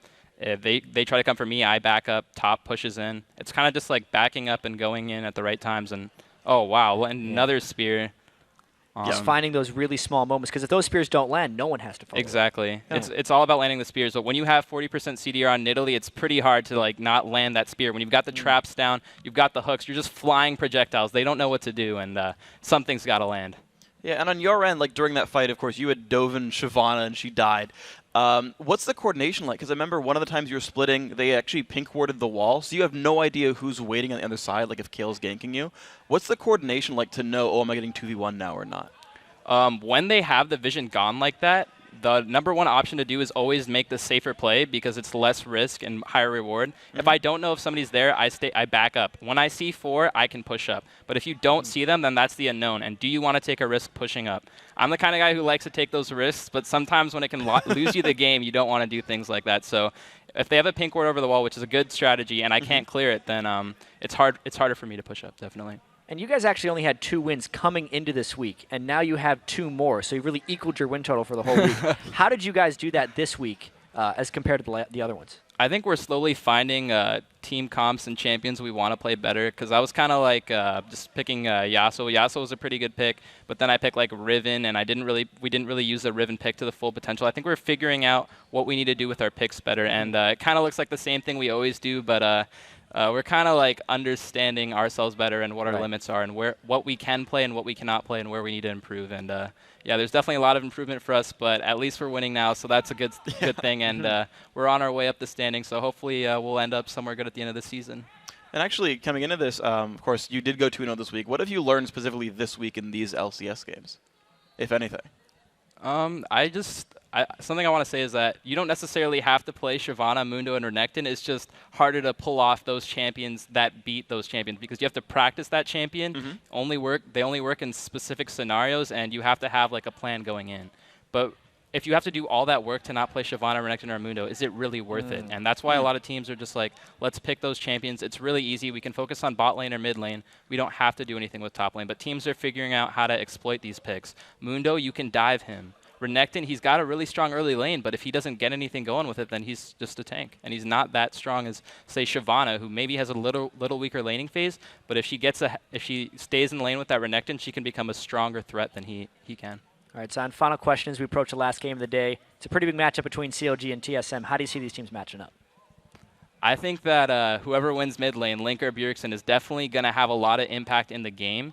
And depending on what that lane matchup is, there could be just a lot of pressure there, and I think that lane's going to be the biggest lane to focus on.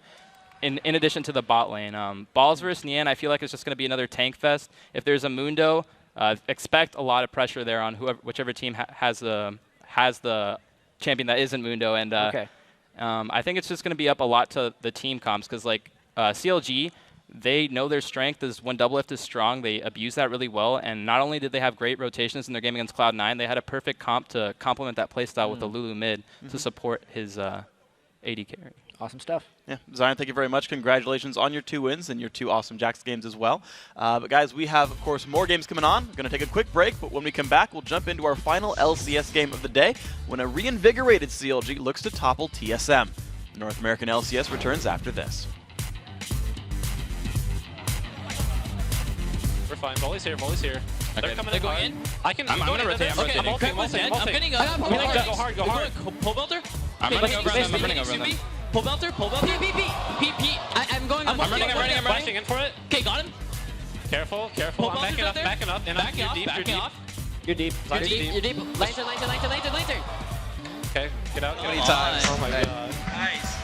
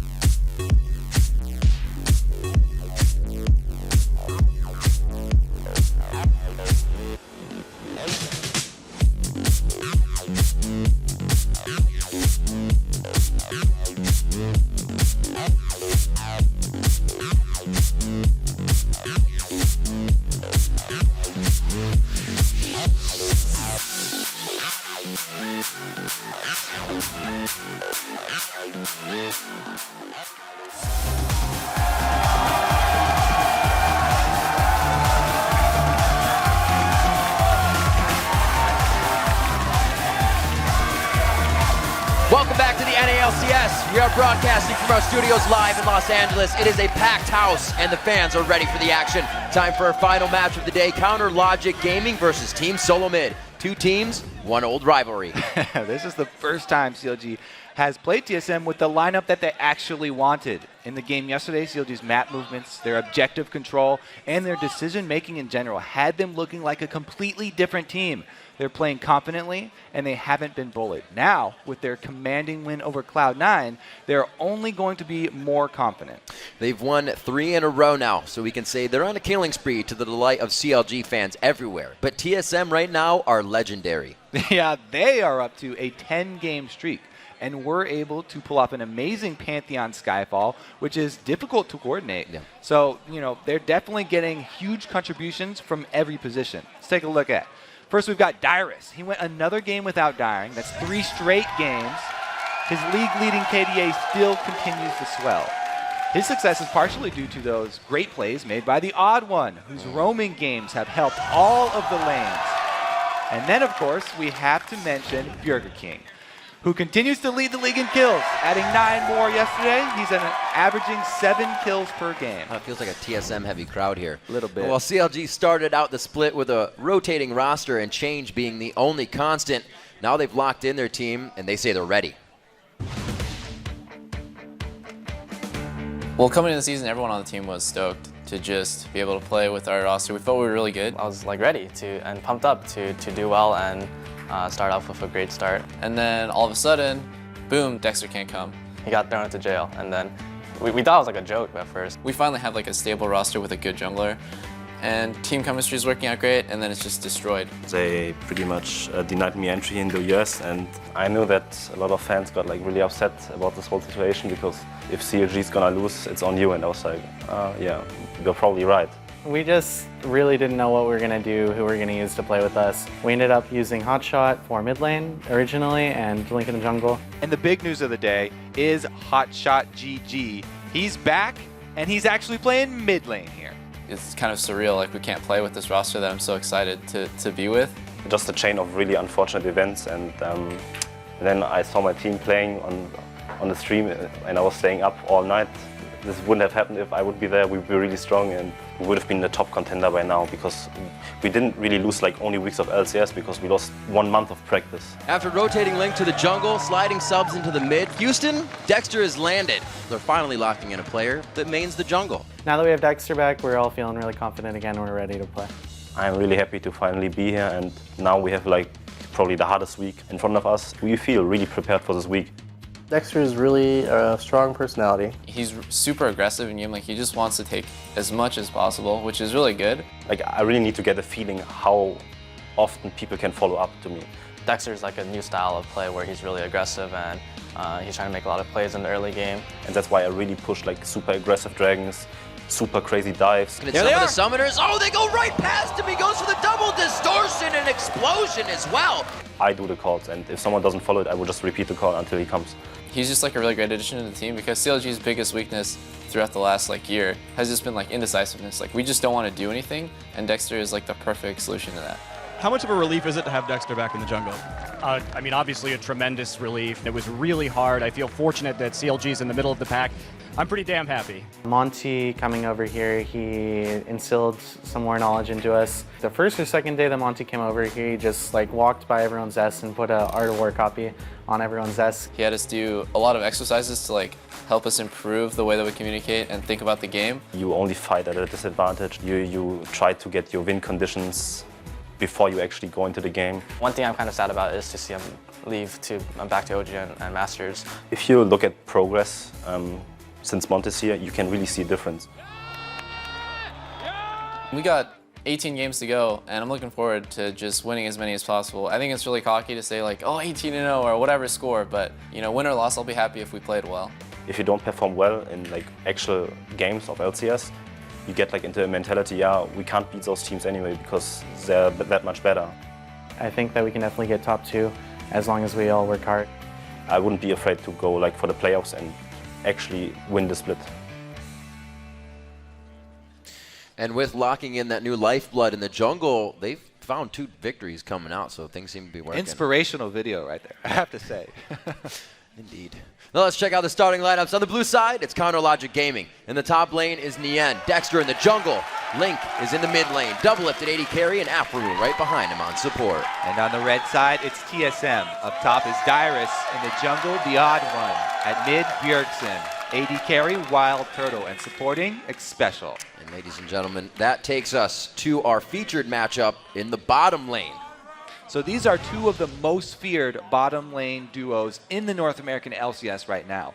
Xpecial is the all-star support from North America, and Wild Turtle has been one of the highest rated AD carry players, getting 4 accounts into Challenger last season. But they're going to have their hands full with the CLG bottom lane. Everybody respects double list mechanics as an AD carry, but Afromu used to main AD carry as well, and even though he may not be playing the marksman position anymore, he proved yesterday that he still has great aim.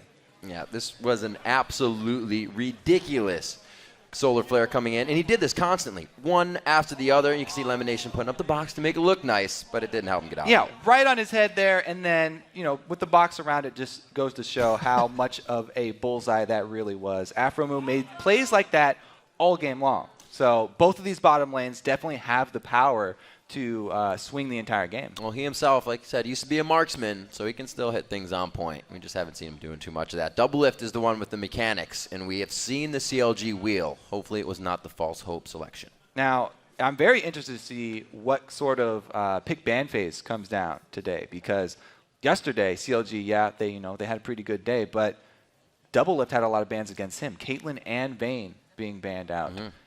And he defaulted it back over to the Sivir, which was not their original plan. So he does 2 wins on that Sivir, so yeah. Maybe find something else this game. The LeBlanc gets banned out once again towards Counterlogic Gaming. That'll be a 7th time. The highest ban against CLG is that LeBlanc. Cassidy and Gragas, we're always seeing him and him down there. All right, so obviously it's not just all about the duo lane here. Everybody's also talking about Link versus Bjergsen. Dexter said he thought that Link can easily handle Bjergsen, at least be able to stay in the lane and stay even. So that's what handle. Which is a pretty big feat going against Bjergsen.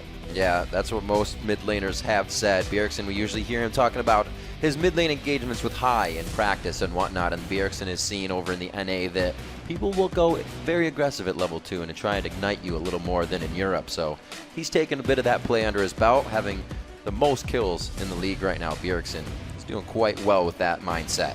Seeing what we have here as a last ban for Team Solo Mid is the Sivir actually gets taken out on the side of Counterlogic Gaming this time. Both of the AD carries in this game have played it 2 to 3 times. So they're not planning on first picking Sivir, and that means they don't want to give it away as an option to Team Solo Mid, because Sivir's sort of been the theme of the weekend here this past weekend in North America. Everybody's been either picking it or banning it in almost all the games and running those dive-heavy compositions that really benefit from the speed. They're trying to get some fans back in their favor. Yeah, TSM's got a whole bunch of fans, but CLG trying to play to the crowd here. A lot of things that they can go ahead and try to choose for a first pick. It's going to be the blind one, so probably make it something that won't tell too much of their hand. A lot of Sivir was getting picked up, but she is on the ban list. They still have Vi for Dexter. He's played that twice in a row. We saw him on Elise and Olaf back at Battle of the Atlantic. So he has those in his belt. But they did go for 80 carries. They're getting a high pick today. So they banned out Sivir even though they were going to first pick Caitlyn. That is that's Wild Turtle's Caitlyn. Very interesting, because Caitlyn has a very favorable matchup against Sivir, as we've seen already proved today. Maybe afraid of that Stampede, man. It's been doing a lot of scary things. Like Thresh will be the lock-in here. Xpecial wouldn't really want anything else, and their homework is done here if they pick up the Vi. Odd One's been doing quite well on that. He has 3 and 0, so 100%. And like we just said, that is Dexter's only used jungler so far in the NALCS. Meanwhile, CLG, the first pick Caitlyn makes me think that they're going to want to get early towers. They're going to want to sort of play to some sort of poking or sieging strengths with the rest of their picks and go along with that theme. Because Double Lift is definitely has the options of taking a endgame hyper carry, somebody who's capable of making more plays than a Caitlyn. But first picking that Caitlyn kind of makes me think that they're going to go with more of a PvE style team this time around. Hovering over that Jarvan. Really haven't seen too much of that unless you're watching the Challenger series with Broken Shard throwing out the Jarvan. Eve has been seen quite a bit in Europe. A lot of time being used here by CLG to go for their picks. Seems like they're actually not really sure what they want to get in that jungle. A lot of talk coming from Dexter. He's going to lock in that Olaf. Wow, so Olaf plus Shyvana, very heavy dive duo there before they even see the AD carry of TSM. It's a very strong front line.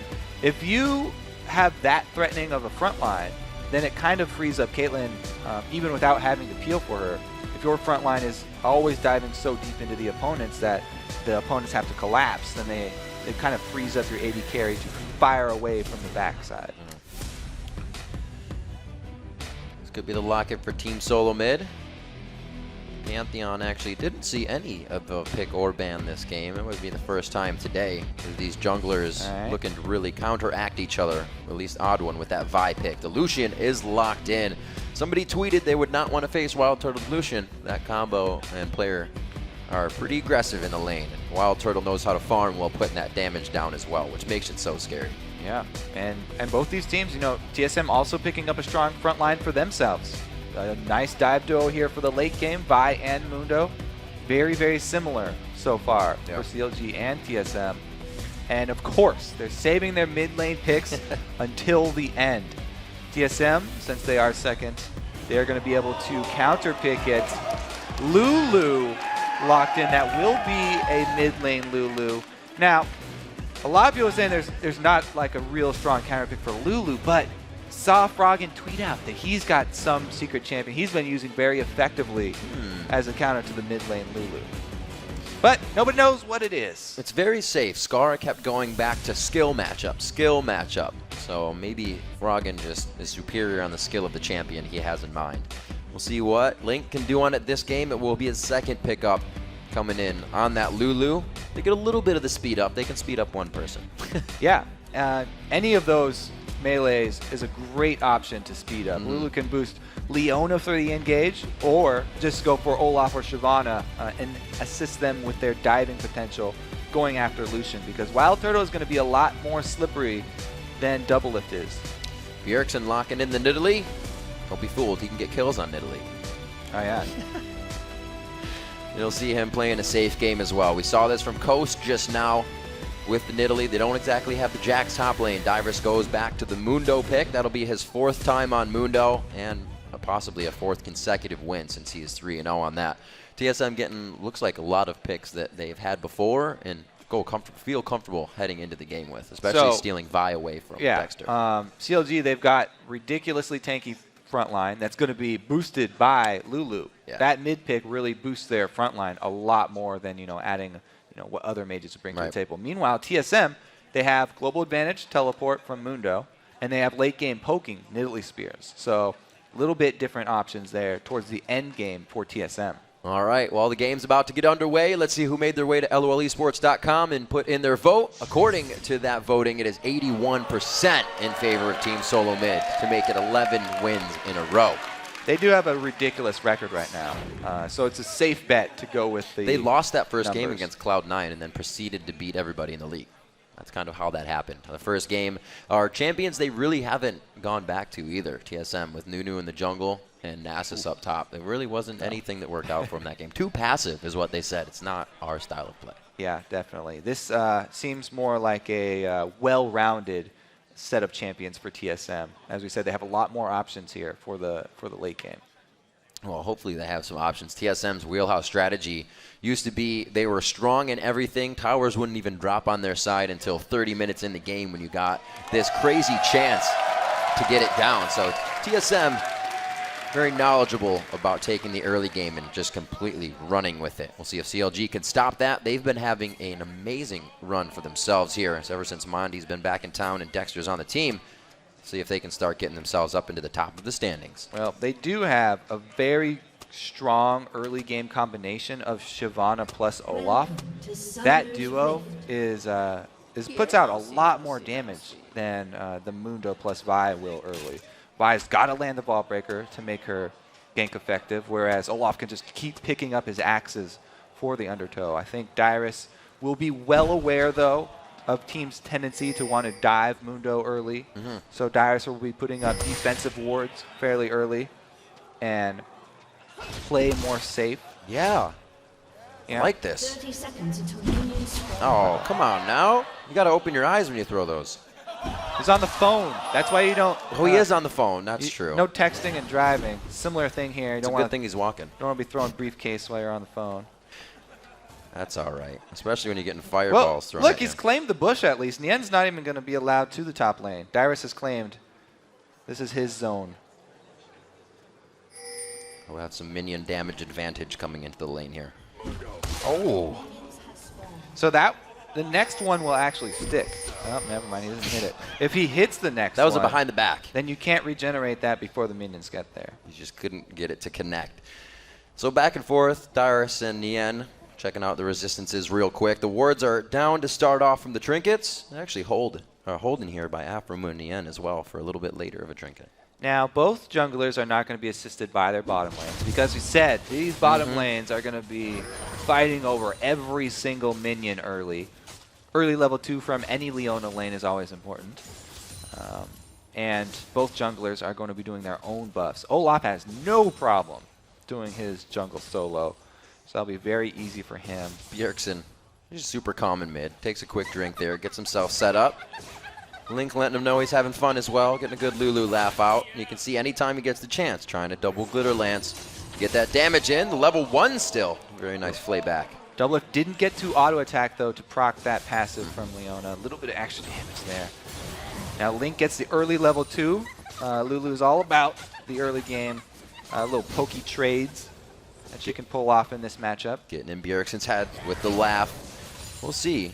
Looks like Bjergsen easily going for that heal first to keep himself farming under the turret if necessary. But Link's not able to push it in as fast as Kale did last game on Lulu. So we see 3 minutes in, the Glitter Lance just repeatedly over to Bjergsen as he heals.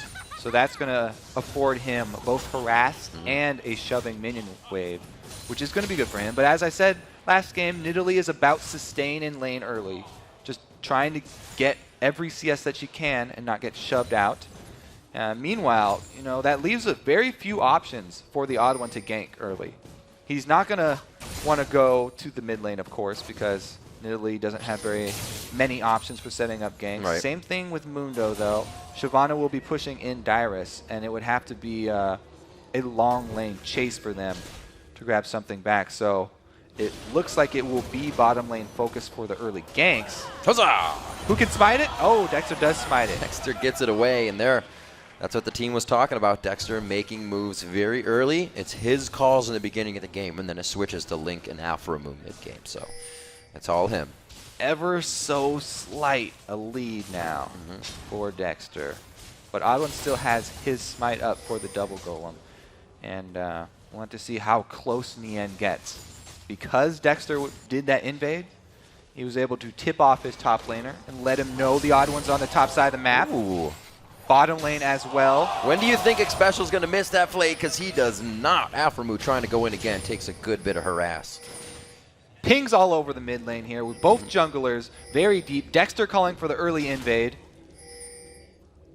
Okay, undertow on, keep himself safe. But they're still pinging away quite hard. You can see the roam here from Doublelift and Afromu a little bit. Getting the ward down and making sure everything is safe. Because CLG do have the stronger early game, I like the repeated invades from Dexter.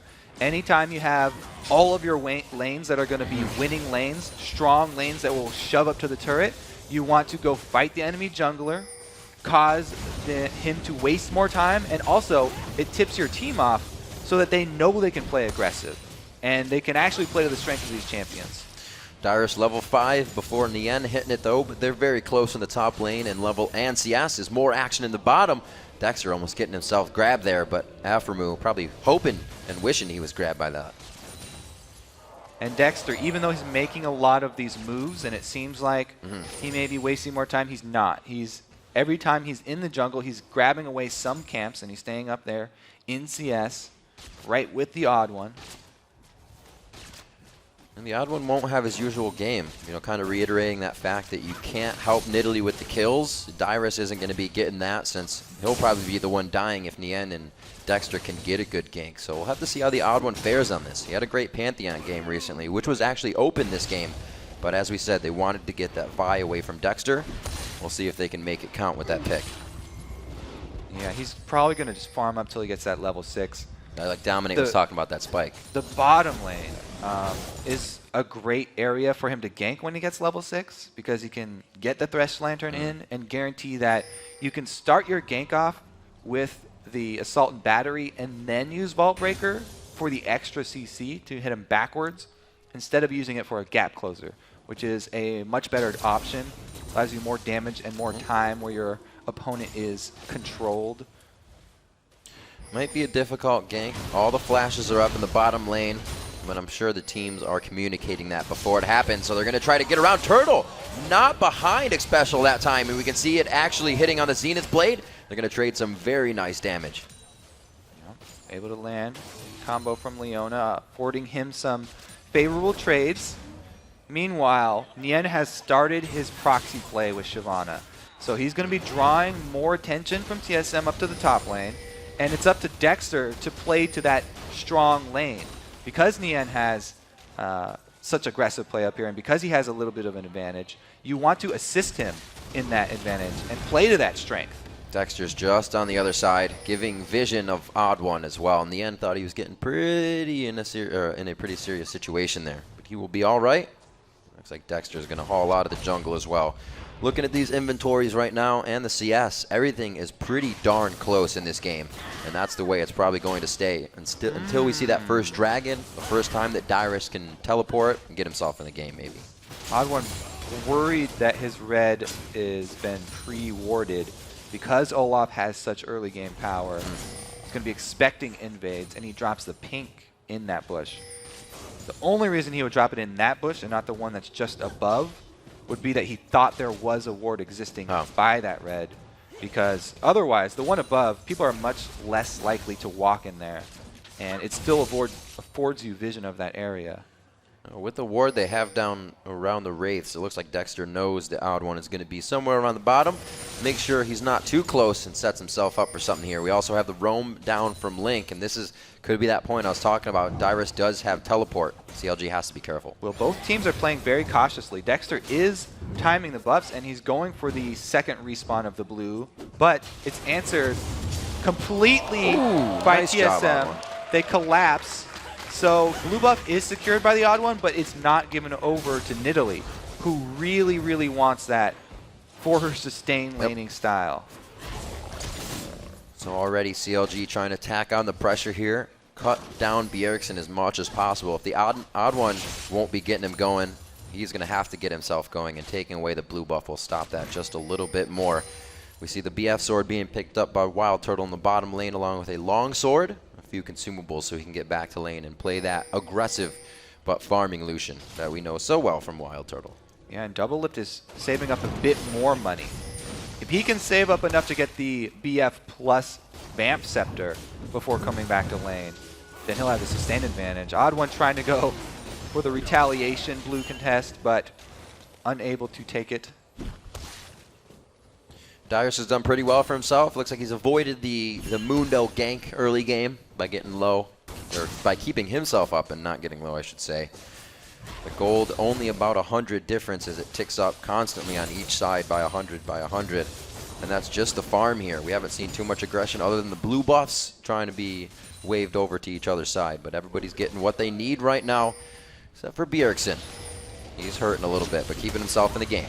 I think that even though there's no big tell up top, Dyrus is also getting what he wants. He's staying even in CS with Shyvana. He still has his teleport.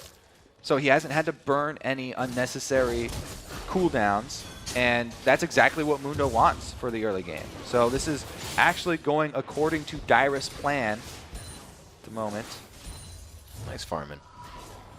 Last few CS onto the turret.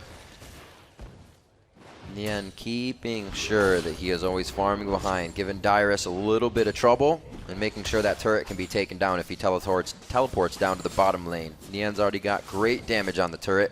And we've seen Dexter up top once. Now, Vi is making his move down bottom right now. The odd one has a assault and battery. Is burning a hole in his pocket. But it is the dragon play. So top turret fairly healthy right now. Dyrus is going to try and provide his support for dragon and then return up there before Nian is able to get too much work done on it. I think he should be able to take it. It's about half burning health. it down. Got one wave coming in. A few more hits on this. Dyrus teleporting to the bottom lane should allow that gold to swing back over. We have a few minutes left for that next blue buff of TSM to be coming up. We'll see if CLG keeps the focus and the timer in that zone. So now the situation on the map is that there's no objective bottom side that they have to worry about. So Dyrus can actually freeze top lane and force Nian to extend much further into TSM territory. So it's a bit more dangerous now for TSM, even though you get more map control and slightly more of an advantage getting that turret.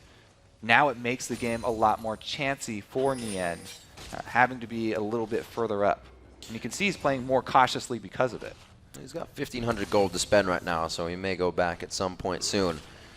Right now he just wants to soak up the rest of these minions, doesn't feel too much of a threat, and his team's wards have actually kind of dissipated down by that Wraith area, so he should be a little careful Dyrus here. In trouble now, actually. He's got some cavalry finally coming in. Dexter from the backside. Dyrus not liking this too much. Throws on the ultimate. He also tried to flash out of that one, and they get him down.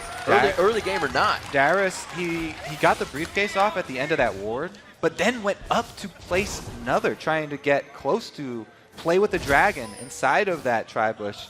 And Dexter right behind the end. A good call by CLG to get the kill, but it cost them the objective bottom because that's where the odd one went. Jungler pressure on two different sides of the maps just results in another trade. I think that was one of those things CLG had on their mind is, this is one of the set things we want to do. We want to kill Deathless Dyrus. Get him a kill. So they did get one on him after so many games of never dying. And we'll see what Link can do as he tries to dodge out spears here from Bjergsen. Already the Athenes finished on both sides. Just the extra ring on the finger of Bjergsen to give him some health. That trade, though, the second trade there, where it's a kill for Dyrus for the bottom lane turret, actually affords TSM even more control for the second dragon because they already have the timer. So that's already an upper hand. But now they also have the turret down and Dyrus has teleport. So the next time that thing comes around, we'll be looking for TSM again to make the exact same play.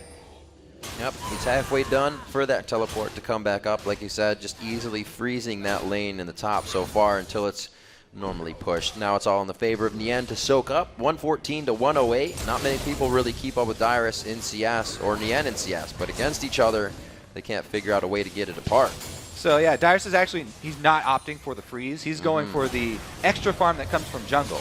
He's getting the wave in lane, and then he goes back to double golem. So it's a similar idea because you're getting more minions killed than your opponent, but you don't actually lose map pressure. So the extra gold from those double golems is going to Dyrus, but he's also trying to shove the lane back as quickly as he can.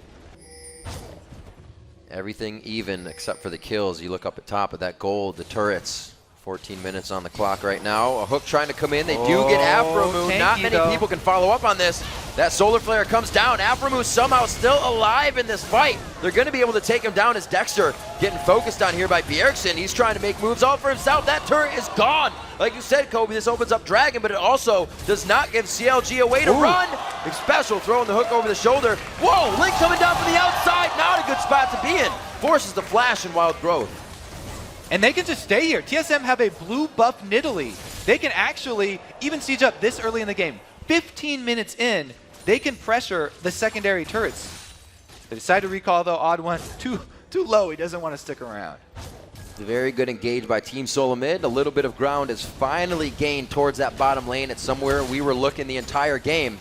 In the end, trying to keep the pressure on the top. And TSM, although they don't stay bottom for the pressure, they just rotate up mid. So it's the exact same pressure, just different turret, another outer one. And it also means that since they're putting pressure on mid, they can try and control the blue buff of CLG, which would be a really, really big win for them. They've got people in the area, but they don't have vision on it. That was a great spear. He actually was able to get Aframu on it. Making him count, Bjergsen just finds a way to make that a troublesome lane for anybody else. No matter what champion he is on, you are going to have a hard time in mid. Yeah, so they do give up the blue, but that means TSM get turret damage. Yeah. Aframu closing in behind Bjergsen, but he is Nidalee, no problem. He's got Odd One in his back pocket as usual as well. Been completely safe there. Looking at what the junglers have for each other, a very even game there as well. The Golem's coming out for the Ninja Tabi on the side of the Odd One as he quickly goes for a little bit more armor against his team. He was seeing Dexter a little bit more than he wanted to in that early game. Yeah, and the Odd One's ult just coming up now too. So they do again have the option to go for something offensive. As we said before, in the end, very far extended in enemy territory, but he has completed his Blade of the Ruin King, so he's got an extra speed buff / debuff that he can add for his escape. Not nearly as many pink wards as we saw Coast putting down, but still, Dyrus trying to keep the pink wards up for his team in that top lane. He's not really going to be able to use that until he gets somewhere. But And Dragon 10 seconds to come up means that, as we said Heat before, seeking. TSM, they've got the teleport Mundo. TSM don't have to start this Dragon. All they have to do is wait. If they keep CLG around here with 5 people, then they're going to gain advantage in the top lane. So all that TSM want to do is poke with Bjergsen and try and occupy CLG.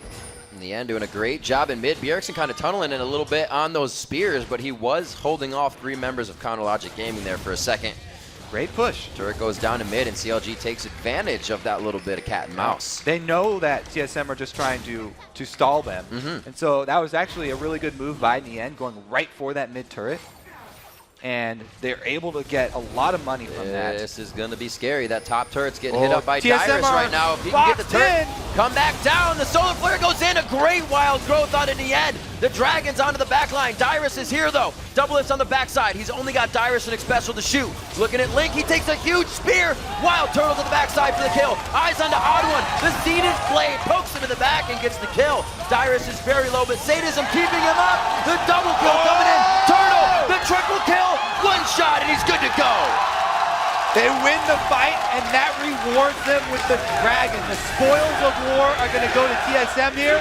Dexter has a chance to walk around, but that would be a very, very slim chance. And yeah, not wasting any time. He knows they've lost the Dragon. He goes to try and answer a little bit. It's just a chip on the turret, but it's something. He's got a whole wave to go ahead and pressure, or push, in that top lane to create more pressure, I should say. Yeah, look at him Stealing go. out the red buff. He's going to take that, but he may find a turtle. He's pretty wild. Turtle Gonna has put on red the buff. shell. Oh, he doesn't Turtle. get an on 1 attack. shot. No, right. Didn't get the passive shot in. No red slow. All right, so again, we'll look at the trade here. TSM, they get themselves cornered, but Dyrus is teleporting in right now. As soon as he joins the fight, it'll be okay. Odd One is able to peel instead of diving the enemy line because he knows Dyrus is coming in on that ward to try and zone double lift. Once he finally does get in, working that regeneration to the max and sort of baits in Aframu and double lift, allowing Turtle to fire from over his shoulder. If you get a chance, watch that fight again. Wild Turtle just kind of waltzes through the entire fight and nobody looks at him. Because he's got the beefy front line. Yep. And Dyrus, that's one of the best Such things good about peel. Mundo. He sits at low life, so you want to finish him off. But the regeneration is so intense that Just sort this of one baited shot. them in. Exactly. Everybody thinks the last hit's going to kill him. You turn away. He keeps coming. 20 minutes into the game, a 2,000 gold lead is finally grabbed up by Team Solo Mid. Great plays coming in. Wild Turtle on his Lucian, now 4-0-1. He's getting pretty big. I'm sure he's got some gold to be spending. Yeah. That was a very close call for TSM, though, in that last fight. Very, very close to going CLG's way. Teleport was necessary. Yeah, if Odd One had not decided to peel and save Bjergsen instead of going offensive, then it might have been a completely different story. Because Bjergsen, still at low life, is able to add the heals and the spears from the back line.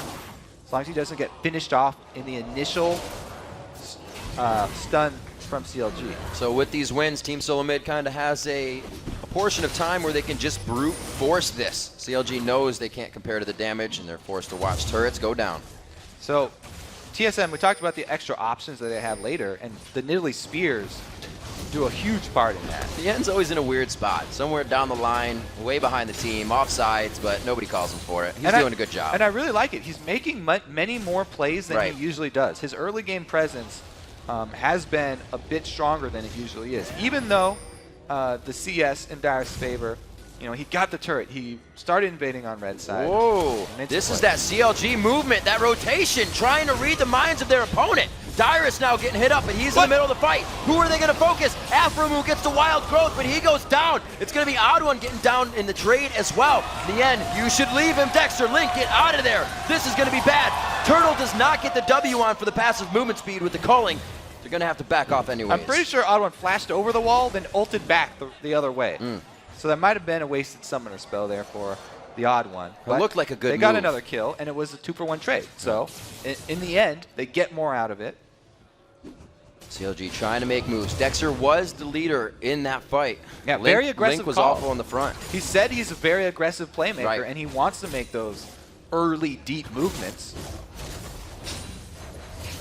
We'll see if the calls change at all. We did see on that board in the video that it's Link and Afromu towards the mid game that makes the calls for CLG. Not too much has gone wrong for them. They haven't completely tossed this game out the window. It's 34,000 to 31. They still have many moves to be made, and they've taken down the out of 3 turrets. So at least they've gotten that door down. Yeah, they're going to have a hard time dealing with late game Nidalee Spears, though. Yeah. You know, they've got a beefy front line that can catch a few, but because Bjergsen got up to such a good start, his spears are going to be ahead of the curve that the tanks are on. His power curve is out in front of the tankiness that the front line is building here. A little bit of a call for help onto Baron from CLG. Whoa! Cat form chasing down the dragon. They kind of walked next to each other for a second. Didn't expect it to be so close. Counter push mid from CLG. This is good. Try to make TSM adapt when they are trying to make the move. CLG is looking to get themselves into the jungle at least and clear this out, and then they can gain a little bit of ground to start that war, start that fight. Uh-oh, double lift. You don't want to get too close to that Vi, because that is definitely the target Odd1's always looking for. His #1 priority. Grabbing and locking up double lift. Meanwhile, Link is they're saying let's blow up Link. Bjergsen's on the Bjergsen on the run here. So used to seeing Link on Nidalee. He got me into it. We got 3-2 in turrets. Oh, the chase the on top Nidalee turret is the one for TSM. This is like classic Hotshot style, where Hotshot on Nidalee would draw people up to his top lane, and then the rest of the team would grab a turret. Yep. So TSM using sort of classic old CLG against them. Yeah, I'm sure they thought we remember this as it was happening. Nyan stays in the top lane to push that wave, and he's going to call Dyrus back up there. The teleport is up for Team Solo Mid. The Dragon is in 30 seconds, and they are in every position to take that for themselves. And they really have immense ward coverage over this top side of the jungle. Look at the pink wards and the regular wards here for TSM. That is way too much vision than they should rightly have on that side of the map. And the top turret is still up, so that is a point of pressure for them. They can, you know, threaten to take that extra global gold and force CLG to play on their side of the map.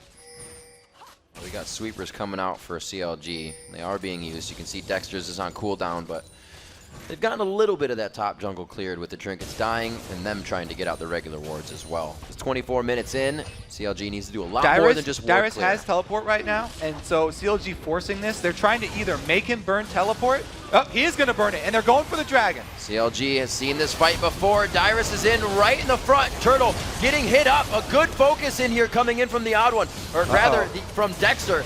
And they're going to try to kill him down. They won't be able to get it in Yen's force side of the fight. They do come up with a fast kill there, though. Dyrus is so just... low! Oh, my God, he lives. No way. Nien and Afromu are both down as CLG tries to back out of this fight. Double it, forced to flash. So chaotic, and Link almost getting grabbed back in. And that was with Odd1 ulting on Nien to get to the back of the fight, just trying to get himself out of danger. He didn't even use the ult there onto double lift. TSM able to answer the Dragon, and Dyrus' teleport came in at the perfect time. I had to say, that is a very hard thing to pull off, and TSM were criticized so much last year for their communication with Dyrus when he was running like Shen and other teleport top laners. Right. That was the perfect teleport. Look at Dragon's health. It's just low enough to keep CLG interested, but not low enough that they can execute it. And everybody turns back around. They all kite backwards, allowing Dyrus to heal up all of his health here, even though they do get an ignite down. Not able to finish it off. The odd one, just hanging around Wild Turtle the whole time. Yeah, Great flash there. He's been playing the bodyguard style. Super bodyguard. He's been peeling every time instead of diving. As I said in the first fight where he went to go peel for Bjergsen, this time again, he actually ults Nien. Yeah. So he's much more of a defensive lineman than he is looking for the sack on double lift. Well, you get Bjergsen on somebody like Nidalee, an escape artist, somebody that can, a champion rather, that can be very slippery. And you don't have to peel for him. He's doing what he needs to. 3-0-3, putting up a good game on the poke champion of NID. The Spears are coming out strong, and they have themselves been initiating a lot of what TSM can move on in these fights.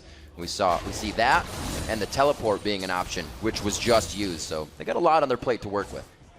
Let's look at TSM. Where is their power concentrated? It's concentrated on Bjergsen and Wild Turtle, the two perfect champions for them to put all their money on. That's going to be the super strong Nidalee Spears for the Sieges. And then the Lucian bringing the combat for the team fights that they have. So both of their damage dealers very, very much fed right now. And CLG's money is more spread out. You know, they've got a lot on the end there, and then a little bit onto double lift. Odd One able to put a little bit of damage with that Brutalizer into his build from Vi.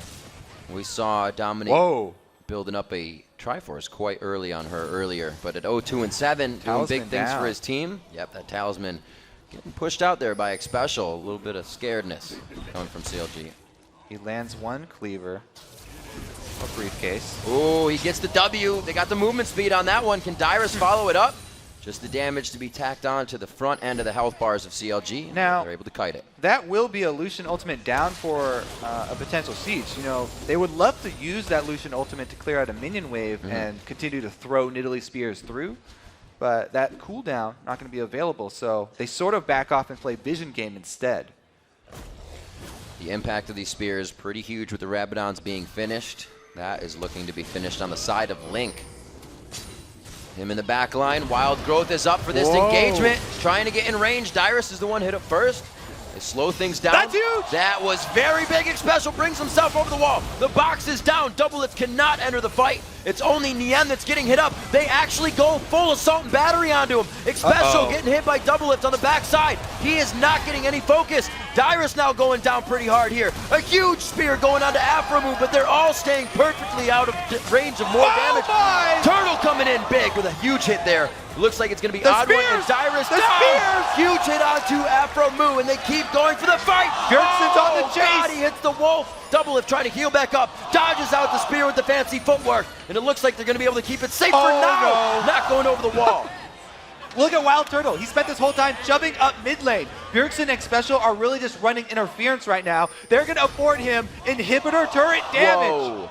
That was just the mind games by Bjergsen. He knew somebody was going to be backing there. In the end, does not look like he's going to have too much to get out of this one. It's going to be Wild bad. Turtle's on the inhibitor turret too, and Bjergsen's going to get Nien's kill. Oh, trying to go back and forth. He's just wasting time, but how much time are you wasting? Your team needs to get to mid. That was a bit off to the side. Sun was in his eyes, but he gets out safely. Shuffling backward there. TSM need to go heal right now because Wild Turtle's out of mana, but man, was that a well-played follow-up from TSM. Initially, I thought it was going to turn bad because Odd One got baited in.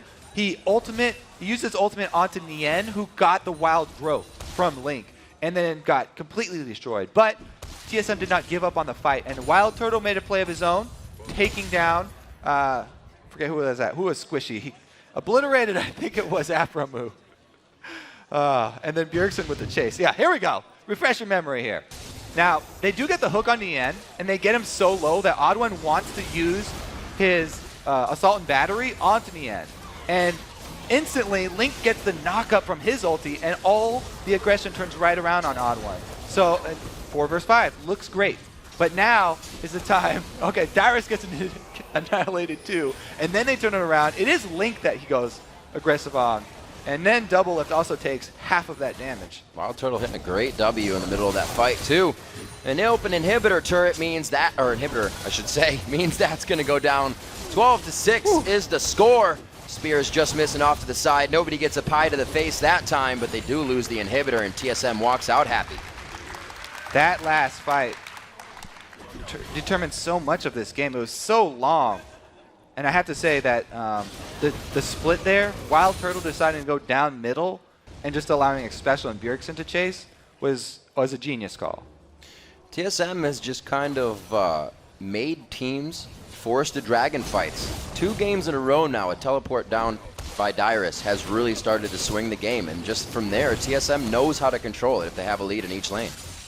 Yeah, they're playing this with a very level head, TSM. They're not making any rash decisions. And it's a very methodical game for them so far.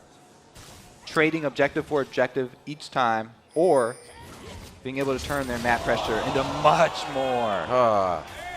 That hurts a lot, especially when it's the AP damage in mid. That's not the support Lulu coming in this game. It's Link's second attempt on Lulu. He has a win in the first game, but this time definitely a much harder matchup. He's down about 40 CS, 3 kills, and an assist.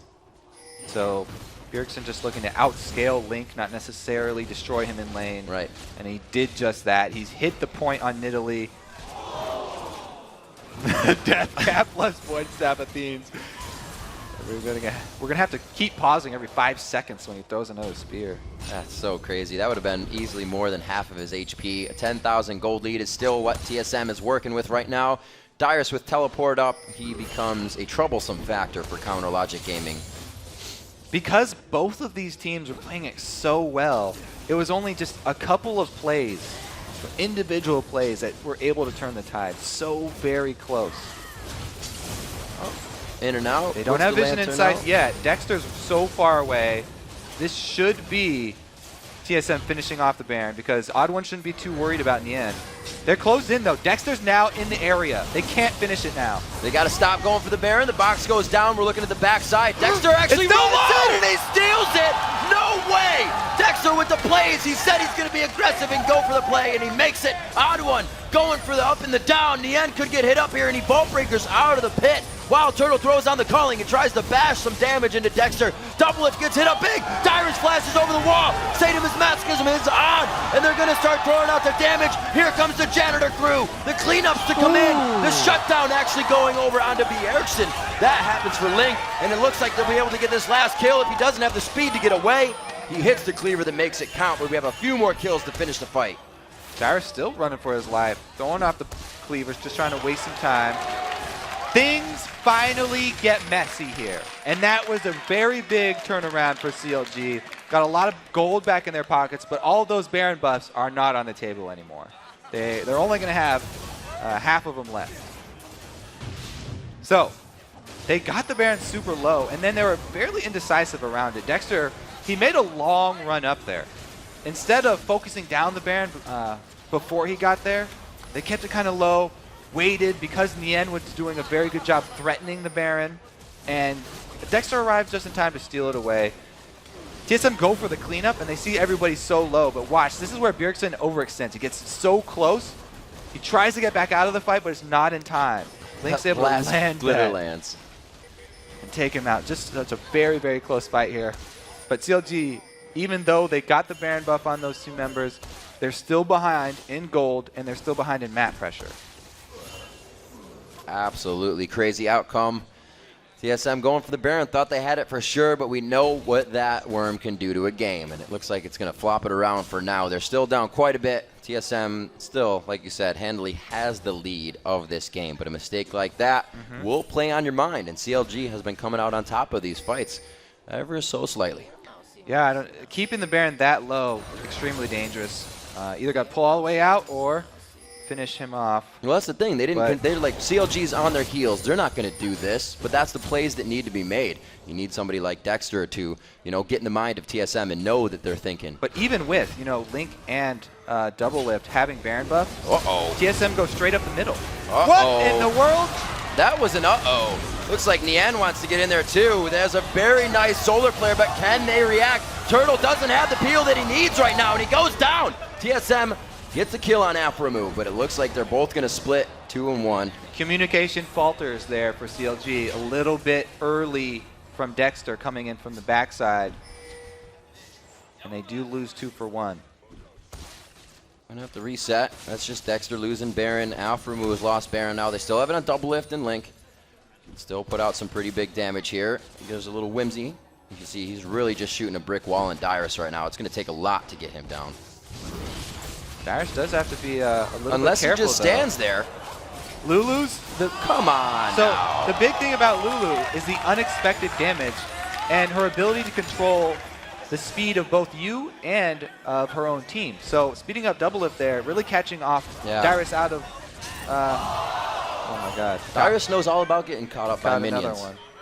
He got kind of depassed there. Couldn't get himself out with the slow and everything from Link. And we actually see Link, good hands there, catching a spear, but almost 100-0 on the HP bar. Bjergsen going full glass cannon in this game. Looks like he's finally trying to get the Zanyas out towards the end here. 17-12, 36 minutes into the game, Kobe. Still quite a demanding lead by Team Solo Mid, but that used to be a 10,000 gold lead. Now it's only 6. Yeah, after a very clean early game from both teams, some mistakes definitely coming to light on both sides. And TSM have opened the door for the comeback from CLG. We know how long TSM and CLG games can go, so don't get ahead of yourselves. This is definitely... This is still early game. This is still early game. Yeah. We have a ways to go. 5-4 in turrets. This is a dangerous trap to set in the end. You may catch someone, but you don't have any backup, so still very dangerous for him. A lot of pings going down from both teams. They lock him up. Bjergsen can't jump over the wall. It was a little too high for him. They got so much damage down on him, though, and Bjergsen's out of position. They know that this is their chance. They have an opening. Boom! Turret shot comes back. Trades that. Retribution kill coming in for Bjergsen there. And it looks like he will be able to get back with his team. He's a little far off. He has to get healed up, and CLG may be able to take this turret with brute force. Special from the side. Bjergsen's about to enter the fight. The spear comes in and knocks down Dexter almost to the kill ability level. Looks like they're going to go in even harder. Dexter throws on the Ghost and the Ragnarok and says, later, I'm out. Nian gets hooked in. Special with the hooks all day long, and they feed it right over to Bjergsen.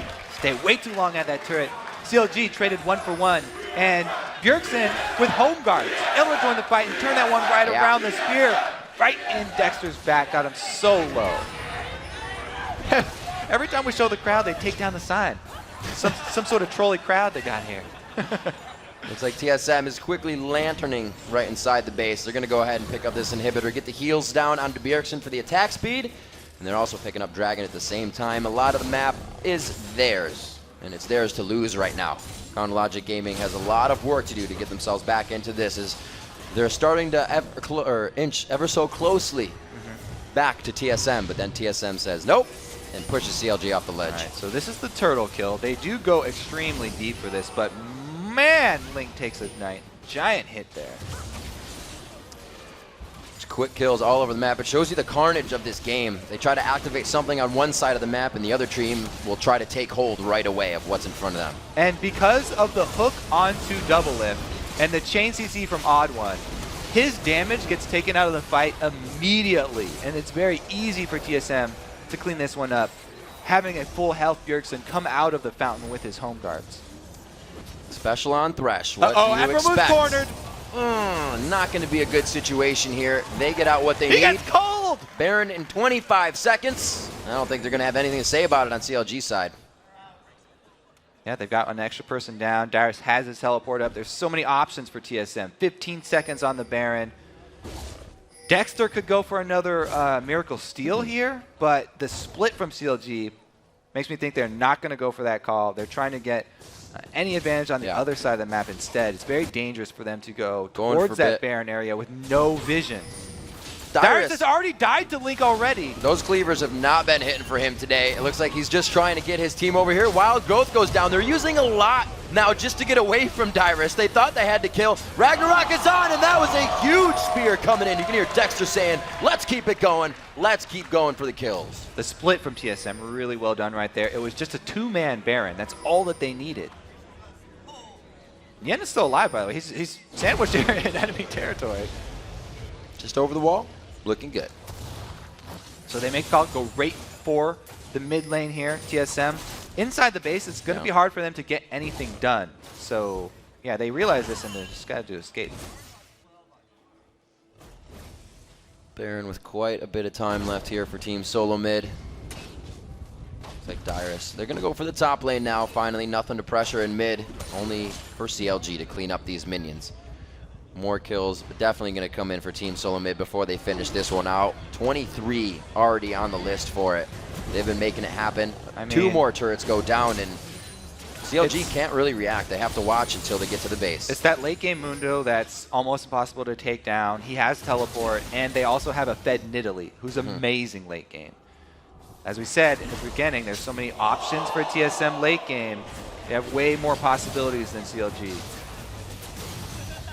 Pushing through the turret. Kobe, there's just not enough that can stop this poke composition that TSM has brought to the table. All the spears, as it did for Coast, is allowing them into the base. They're Dexter forcing this trying so to make hard. the plays once again. He goes in very hard. He gets Wild Growth and the Whimsy, and he is completely out. More defensive ultimates used so CLG can stay alive.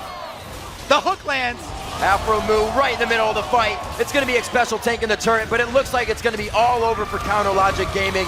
One too many Barons in the favor of Team Solo Mid. They are going to keep the win streak going for 11 on that, and it looks like they're going to be taking down the Nexus turrets. 42 minutes into the game, Team Solo Mid gets the crowd behind them and comes up with another win. You have to hand it to TSM. Much, much cleaner mid and late game than CLG. They really deserve this win. Doing what they can on the fountain. 42 minutes in, TSM smiles on their face with another victory.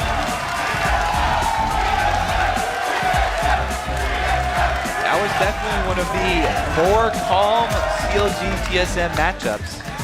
And I have to say, TSM, they just felt like they were in control the whole time, never getting flustered. I mean, that's kind of the champions you're going to get, right? We see Mundo, we say that's a calm lane. You got Nidalee, that's a calm lane. And that's the way they had to play it. You start going in, you're going to start losing your Nidalee. You're going to start losing your double lift. You guys, you need them on the backside, and that's exactly how TSM played it. Yeah, very well done. And that bumps up their win streak one more. They're looking to take down that Cloud9 title at 13. Dyrus with the thumbs down because he died.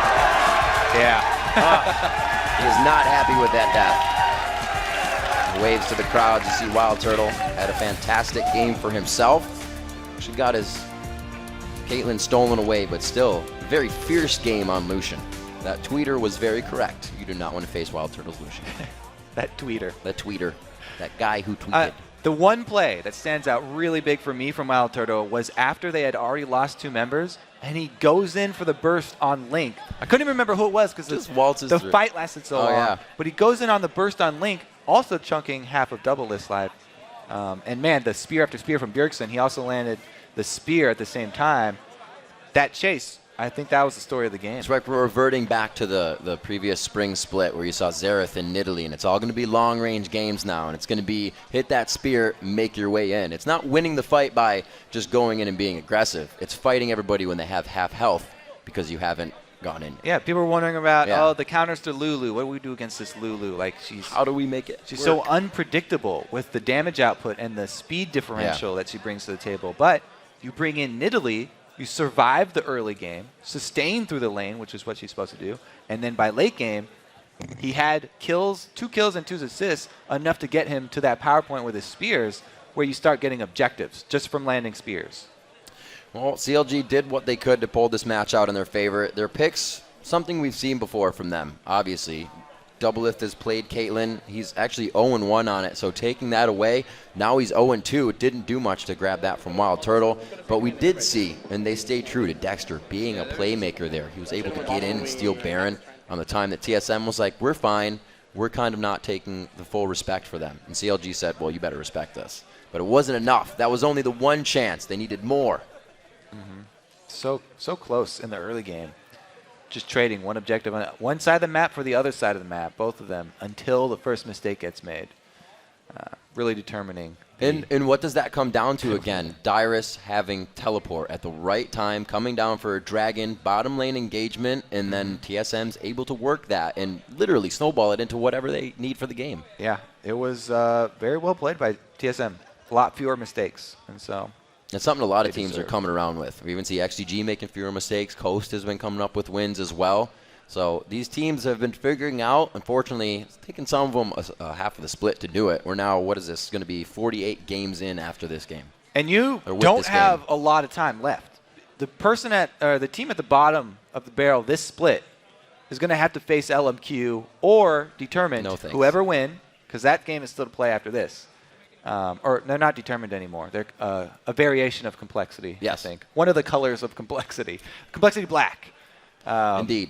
LMQ and Complexity Black, whoever wins that is going to be a very fearsome opponent. So you don't want to be at the bottom of the LCS and be stuck with those guys. A lot of people think LMQ, has the player style to be in the LCS right now. So that's a scary prospect. Not a lot of teams have gotten that credit. We saw Cloud9 in their first entry, and they didn't make it. And then they got in, and they were the best team in the NALCS. So these guys are actually already coming in on the up and up. It's going to be scary for these other teams. They need to buck up and get that strength in. Yeah, this next Challenger final here is going to be amazing. Going to be played on that stage right behind us. Mm-hmm. It's a pretty nice stage as well. Actually, the fans enjoy it. We enjoy it, and another 8 games down. So let's see who the OP players were from this week. All right, so in the top lane, it's got to be Dyrus. He clawed his way back after a couple early deaths against CLG and cleaned up in team fights.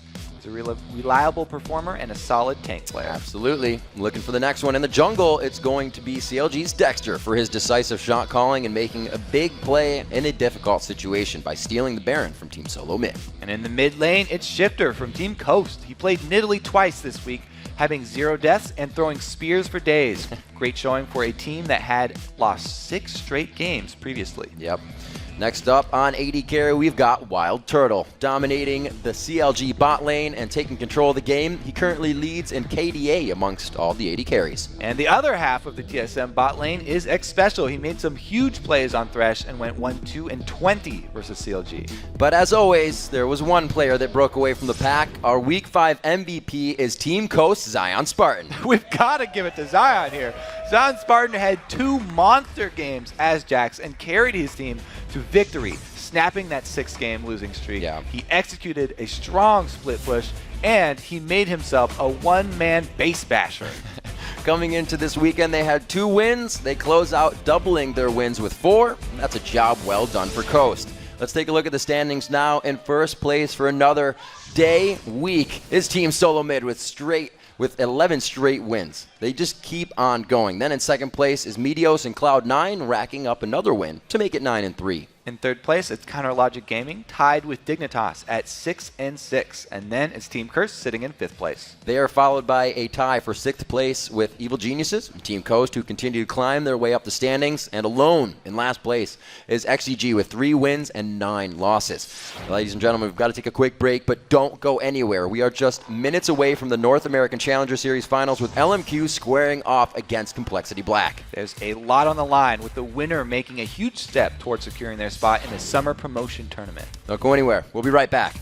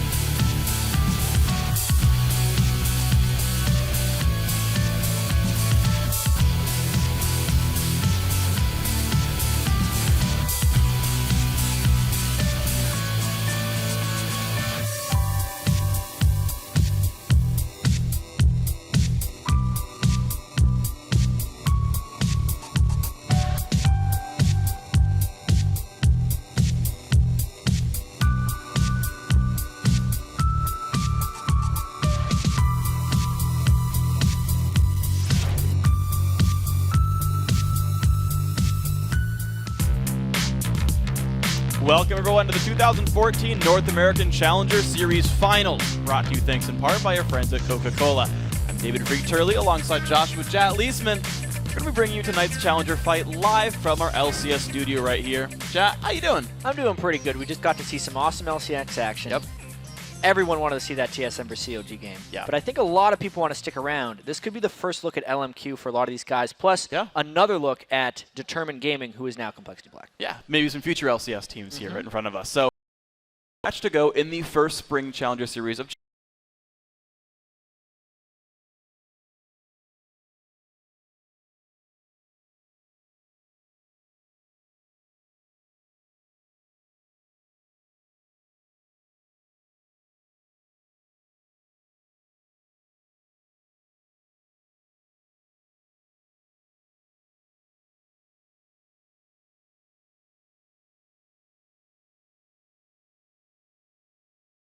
into the spring promo tournament. Underdogs if they were playing LMQ. A lot of the guys I've been talking to have said they're top 3 or 4 NA at least. And they've been playing that well in the Challenger Series as well. They haven't come close to losing a single game, and they have put up some absurd numbers along the way. Their mid laner, Xiao, has some insane CS scores. One match, he had 401 CS in under 31 minutes. Not to mention, overall, a rather good scoreline. Plus, 9.5 KDA goes along with all those stats. Yeah, he's not just on an island, he's actually participating in fights, doing a whole bunch of good things. Yeah, he farms and kills. Yeah, farms champions as well as minions. It's a good way to go about the game and getting your gold up there. But so even though Xiao is incredible, he's not even the most lethal player on LMQ. If you go by KDA, that honor belongs to AD carry Vasily. Yeah, Vasily has been impressing everyone with his play in the Challenger Series. TSM Support X Special actually gave him a shout out during one of our LCS interviews. He said if he had to lane with someone not on TSM, it would actually be Vasily. Pretty high praise there from the NA All-Star. So while Vasily and LMQ have been getting a lot of love and a lot of attention from fans and pros alike, Complexity Black has quietly put up some impressive wins and incredible stats of their own. Yeah, so much about LMQ. But Complexity Black, they're also undefeated in the Challenger Series, by the way. And also Complexity Black hasn't really come that close to losing a game. They swept both Curse Academy and Cognitive Gaming to get to these finals tonight. And just like their opponents, they've had some impressive individual performances as well in the Challenger Series. Yeah, Robert X. Lee, I used to call him the best AD carry not in the LCS, still might be true. 9.6 KDA is the 3rd highest in the North American Challenger Series. But the guy who's had the best Challenger Series so far, if you're going by KDA at least, is Prawley, the mid laner. Prawley has made a splash in the NACS this year, and LCS last year. He actually was playing Ziggs before it was cool, which is one of the interesting things about him, and he's been really solid for them. But then you got that pool party skin, and then everyone was cool. Yeah, he was actually on a Complexity squad back in the LCS. This is a different Complexity squad. He's been having his large champion pool, 4 different champs in 4 games, and of course that top KDA in the series. Yeah, single death across 4 games. Pretty good. Pretty it helps impressive. your KDA considering you're dividing everything by that number. By 1. So he's kind of messing with the stats. Good thing he died once, though. Otherwise, it'd be undefined. We'd be like, well, I don't know. His KDA is something. Not how KDA works. They just give you, they divide by 1 regardless. Whatever. And of course, Prawley has looked amazing so far in the Challenger Series. Honestly, a lot of teams have had impressive stats until they ran into LMQ, so keep that in mind. But Complexity Black, they're actually well aware they're going to face their toughest opponent so far, and they've actually prepared something special for the occasion. LMQ is going to be our hardest match. If the team is going to be hyped up this much, there's going to be some truth behind it. They're considered the best Challenger team from pro players and the community. It's going to be tougher to beat LMQ than any of the NA Challenger teams because they have a different play style. If we can actually take them out, then that would derail the Chinese hype train. 我听说他们也很有信心击败我们，所以我觉得他们应该还是不错的战队。来美国这边训练就是一直不断的来提高自己吧，然后用这个2级联赛，我们也会用明赛证明我们自己。Every single one of their players has deep champion pools and highly excel on multiple different champions, which is something that most challenger teams do not have. 他们整体都很强吧，整体5个位置5个人都很强。They're a good team, but every team has weaknesses, especially since we have a very, very special pick coming into this tournament. 赢了这场比赛的话，对我们进 LCS 职业联赛又进了一步。I definitely think that if there's any challenger team right now to derail the LMQ hype train, it's gonna be Complexity Black. All right. Gonna try to knock the train off the rails. I should hope if there's one team left, it's the team playing them in the finals. Yeah, it would be the one team that's actually left. Yeah. Be like, actually, the team that was going to beat them was Skyline. Broken Shard's the clever one. Oops. They're going to avenge their Complexity comrades. Absolutely. Yeah, there you go. Complexity will finish all the odd places in the podium, 1 and 3. I'm just coming up with ways to explain what happens when Complexity Black wins. 1 and 3 are both odd numbers. Yeah, they are. Yeah. Yeah. It's good stuff. I just got this going on, man. So let's introduce tonight's starting lineup here. Spawning in the blue corner, it's going to be Complexity Black. West Rice in the top lane, Broken Shard in the jungle, Prawley in mid, Robert X. Lee on AD carry, and Bubba on support. And in the red corner, it is LMQ Ackerman, who was actually godlike from Royal Club last year. No Name in the jungle, Xiao in the mid lane, Vasily on AD carry, and more on support. And now it's time to break down our featured matchup for this Challenger Series final, the battle in the mid lane, Complexity's Prawley versus LMQ's Xiao. Absolutely. Xiao has decimated everyone he's been up against. But Prawley has played in the LCS before, and he's going to be going up against some other high-level mid laners. He's used to playing someone really good. But, Xiao has been at or near the top of the Chinese Challenger ladder. He's also constantly battling his own teammates in the North American Challenger ladder as well. There's 3 guys on that team that are just constantly beating each other. Cycling through the top 5, yeah, basically. It's pretty absurd. They're very, very active players, not only in solo queue, but competitively as well. I think that's kind of, the Challenger Series isn't as rigorous a schedule as the LCS. Sure. So they're just up above all of those LCS players solo queue-wise. Sure, you don't have to travel for them back and forth. You kind of log in for your games, and you kind of squeak games in between. I was running around trying to talk to the Complexity players, and Bubba and Robert X. Lee were in a duo queue game, like in the middle of the TSM CLG match. Probably has a giant Ziggs bomb. That's awesome. Yeah. I'm glad he has that.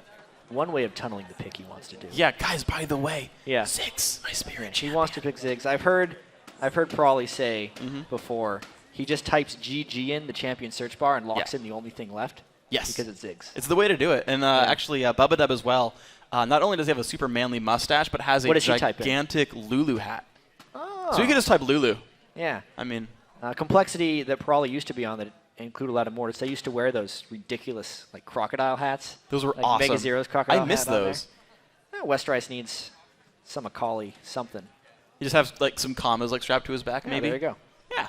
There's actually a player out here in the audience who has a sign with it's basically a cheer for Complexity Black, and it just has a mustache and a Lulu hat in honor of Bubba. And I'm a fan of that. I'm a fan of the players who have such iconic key champions. Yeah, and iconic features as well. Where you're just I put a mustache and a hat on a sign, and everyone knows it's Bubba. I think no one's going to be confused about Bubba. Yeah. Right now, he has very defining features. Yeah. He's cool. Best mustache Challenger Series. I believe it. For sure. I'd give him that title.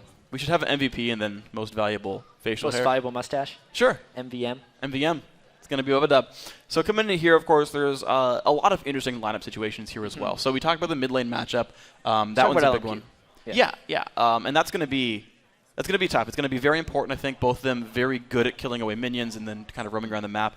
The bottom lane I want to look at as well, actually, because I remember you talked about how Robert X. Lee, at least up until now, was the best AD carry outside of LCS in North America. Right, but that was before Vasily moved here. Oh, exactly. Yeah, that's one of the biggest things. I've been watching actually a fair amount of Vasily's solo queue stream. He is really good at AD carry, and it's interesting. He will play Caitlyn, who kind of typically is that safe AD carry. Yeah.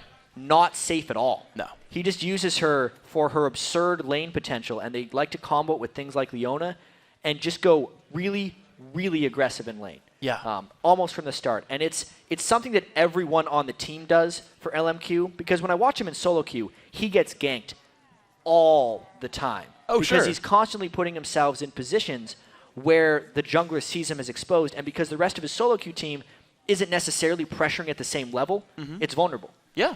So Broken Shard, in my opinion, is going to have his hands full with these guys, because every single one of their lanes has the same mindset when they go in, and it's completely crazy aggressive to a point where they're actually exposed to a gank. Sure. But if everyone's doing it, they will get edges for it. Exactly, and that's the thing is this kind of spirals out into the other roles, of course. That just because you have one lane aggressive, everything else kind of comes into place too. No Name, the jungler for LMQ, he's generally speaking giving up his own farm and looks heavily to set up ganks on lanes. He spends more time in brush than the jungle, kind of in a way. And Broken Shard's had a very good job, of course, ganking as well. I feel like he's been carrying in all of the 4 games that Complexity Black has won so far. He's had a major impact, either by himself on his Kha'Zix or by setting up so many kills that Robert or Prawley wins the game for them. And I think Kha'Zix would actually be a very good pick for Broken Shard in this situation. I generally don't think that Kha'Zix is a good pick for like NA or EU LCS jungle play. Okay. Only because, as Broken Shard has even said in the past, Kha'Zix thrives when there's a lot of fights in games. And that typically doesn't happen in NA and EU LCS. True. But especially a team like LMQ, who is playing all out aggressive all the time, I think is going to be fighting a lot. A lot of skirmishes will happen. And then that would be Broken Shard's opportunity to try and turn those things around a little bit. Well, and that's actually really convenient too. I was talking with Coast's bottom lane after, like during the TSM CLG game. I was asking them about LMQ, and they said they'd scrimmed LMQ before, and there's like, yeah, some of our scrims have 100 kills in them because they are that aggressive. And I realize scrims are played a little bit more loosely than matches, but like 100 games in like 100 kills in a game. And I actually watched some of LMQ's qualifier matches into like NACL, and there would be like 100 kills in the map at like a 30-minute game. Yes. Like in an actual like match where they're trying to win and trying to close the game out because Chinese teams just are this aggressive, right? LMQ is a former Chinese pro team over in the LPL. Yeah. And they just fight this much. They have these many engages. They try to kill champions this often. Yeah, and we have to remember as well their top laner, Ackerman, was in the World Finals against SKT. He was godlike from Royal Club. They will bring that experience, or at least hopefully a cool head. Playing on the LCS stage is overwhelming for some players, but this guy played in the Staples Center. Yeah. Right? He wasn't successful. Honestly. No. They went 0-3. He was successful in the Galen Center in front of 8,000 fans. Yeah, You know, 3-1 so Fnatic, not a bad score. Yeah, he has definitely tried and proven right here. Yeah, and of course, the cool thing about this is that even though these players have so much experience, over in China on their league, which is a somewhat similar setup to us, where you're playing under the lights, best of one format. Yeah, mostly. best of ones in front of the audience, everything like that. Like these guys that have crazy rock music that they play all the time. The awesome intros. Yeah, it's great. I love it. It's a good environment. But like both these teams actually have that wealth of experience. If you look over at the Complexity Black lineup, like West Rice, been playing forever. Used to be on Curse back in Season 2. Broken Shard played for the LCS Spring tournament in EU for. I just blanked. Sorry, Broken Shard played for Dragonborns. There we go. My brain worked this time. Yeah. Probably, of course, was on Complexity. He's played the LCS. Bubba hasn't had any real LCS exposure, not a lot of LAN exposure outside of this team. But like Robert Ixley and he, have been together for a while. They've been playing at these events. These guys aren't new to LAN. They are experienced, yes. Yeah. I don't think there's going to be too many nerfs for these guys. It's just a lot of proving themselves. Exactly. There's a lot of hype between this game because LMQ has been so dominant in the games they have played, but they haven't been playing the top-tier competition.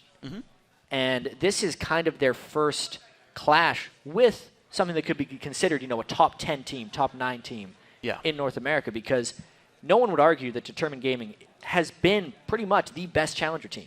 Yeah. Many people expected them to beat Evil Geniuses in that promotion tournament going in. They themselves said they just kind of played badly. They'd kind of retry again last time, and they knew that they were a strong enough team.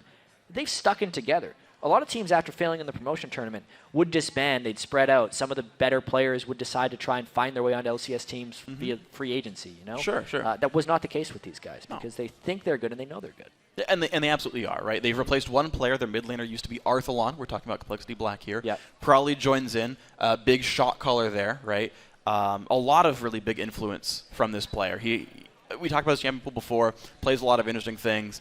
I think he's even still got more stuff down the line, right? Like he's going to be a player who will pick up champions like Mid Lulu that are like recently reintroduced as like popular mid laners. I would be surprised if we don't see Mid Lulu at some point in this series. Yeah. It seems so potent, especially for the type of play these guys do, engaging and disengaging. The fact that whimsy move speed scales with AP, both these teams would love it. Absolutely. So let's see what comes in with this one, honestly. You've got powerful top laners like West Rice and Ackerman. Like, make them fast, make the bruises run around. Picks and bans have started here. Complexity Black on the blue side, LMQ on red. And these guys, of course, would come in with the research done. I don't even know why they take a long time with the first ban. They know what they're going to go for. Sometimes you like to take your time. I'm a little surprised that Complexity Black would ban Kha'Zix away from themselves. Yeah. It's kind of hurting Broken Shard's bread and butter champion. Obviously, there's a fear that Xiao would play it. He plays Kha'Zix's mid lane to quite a lot of success. No Name especially, too. Picking up a lot in the quarters and semis. Fight all the time. Yeah. And interestingly, actually, between Broken Shard and No Name, they actually would have very different Kha'Zix build. Broken Shard would rush for a Tiamat, and No Name would just get like Armor Pen and like a Hex Drinker and be like tanky enough to join a fight. And he doesn't want to farm as much. No. He's more just looking to fight, but the Tiamat would be what Broken Shard uses to get in there. All right, so Renekton banned away there by Complexity Black, and it's going to be their first pick in a second. We'll see what else comes through here. Not a ton of jungle bans so far. They're like off jungle bans. The Kha'Zix and Gragas can go there, but they're not typically so. But yeah, a couple of bans like aimed at themselves by CLG Black. CLG Black, Complexity Black, sorry. So used to it. CLG Black. Used to them being a challenger 2 team. years old. I really do like the Renekton ban by Complexity Black.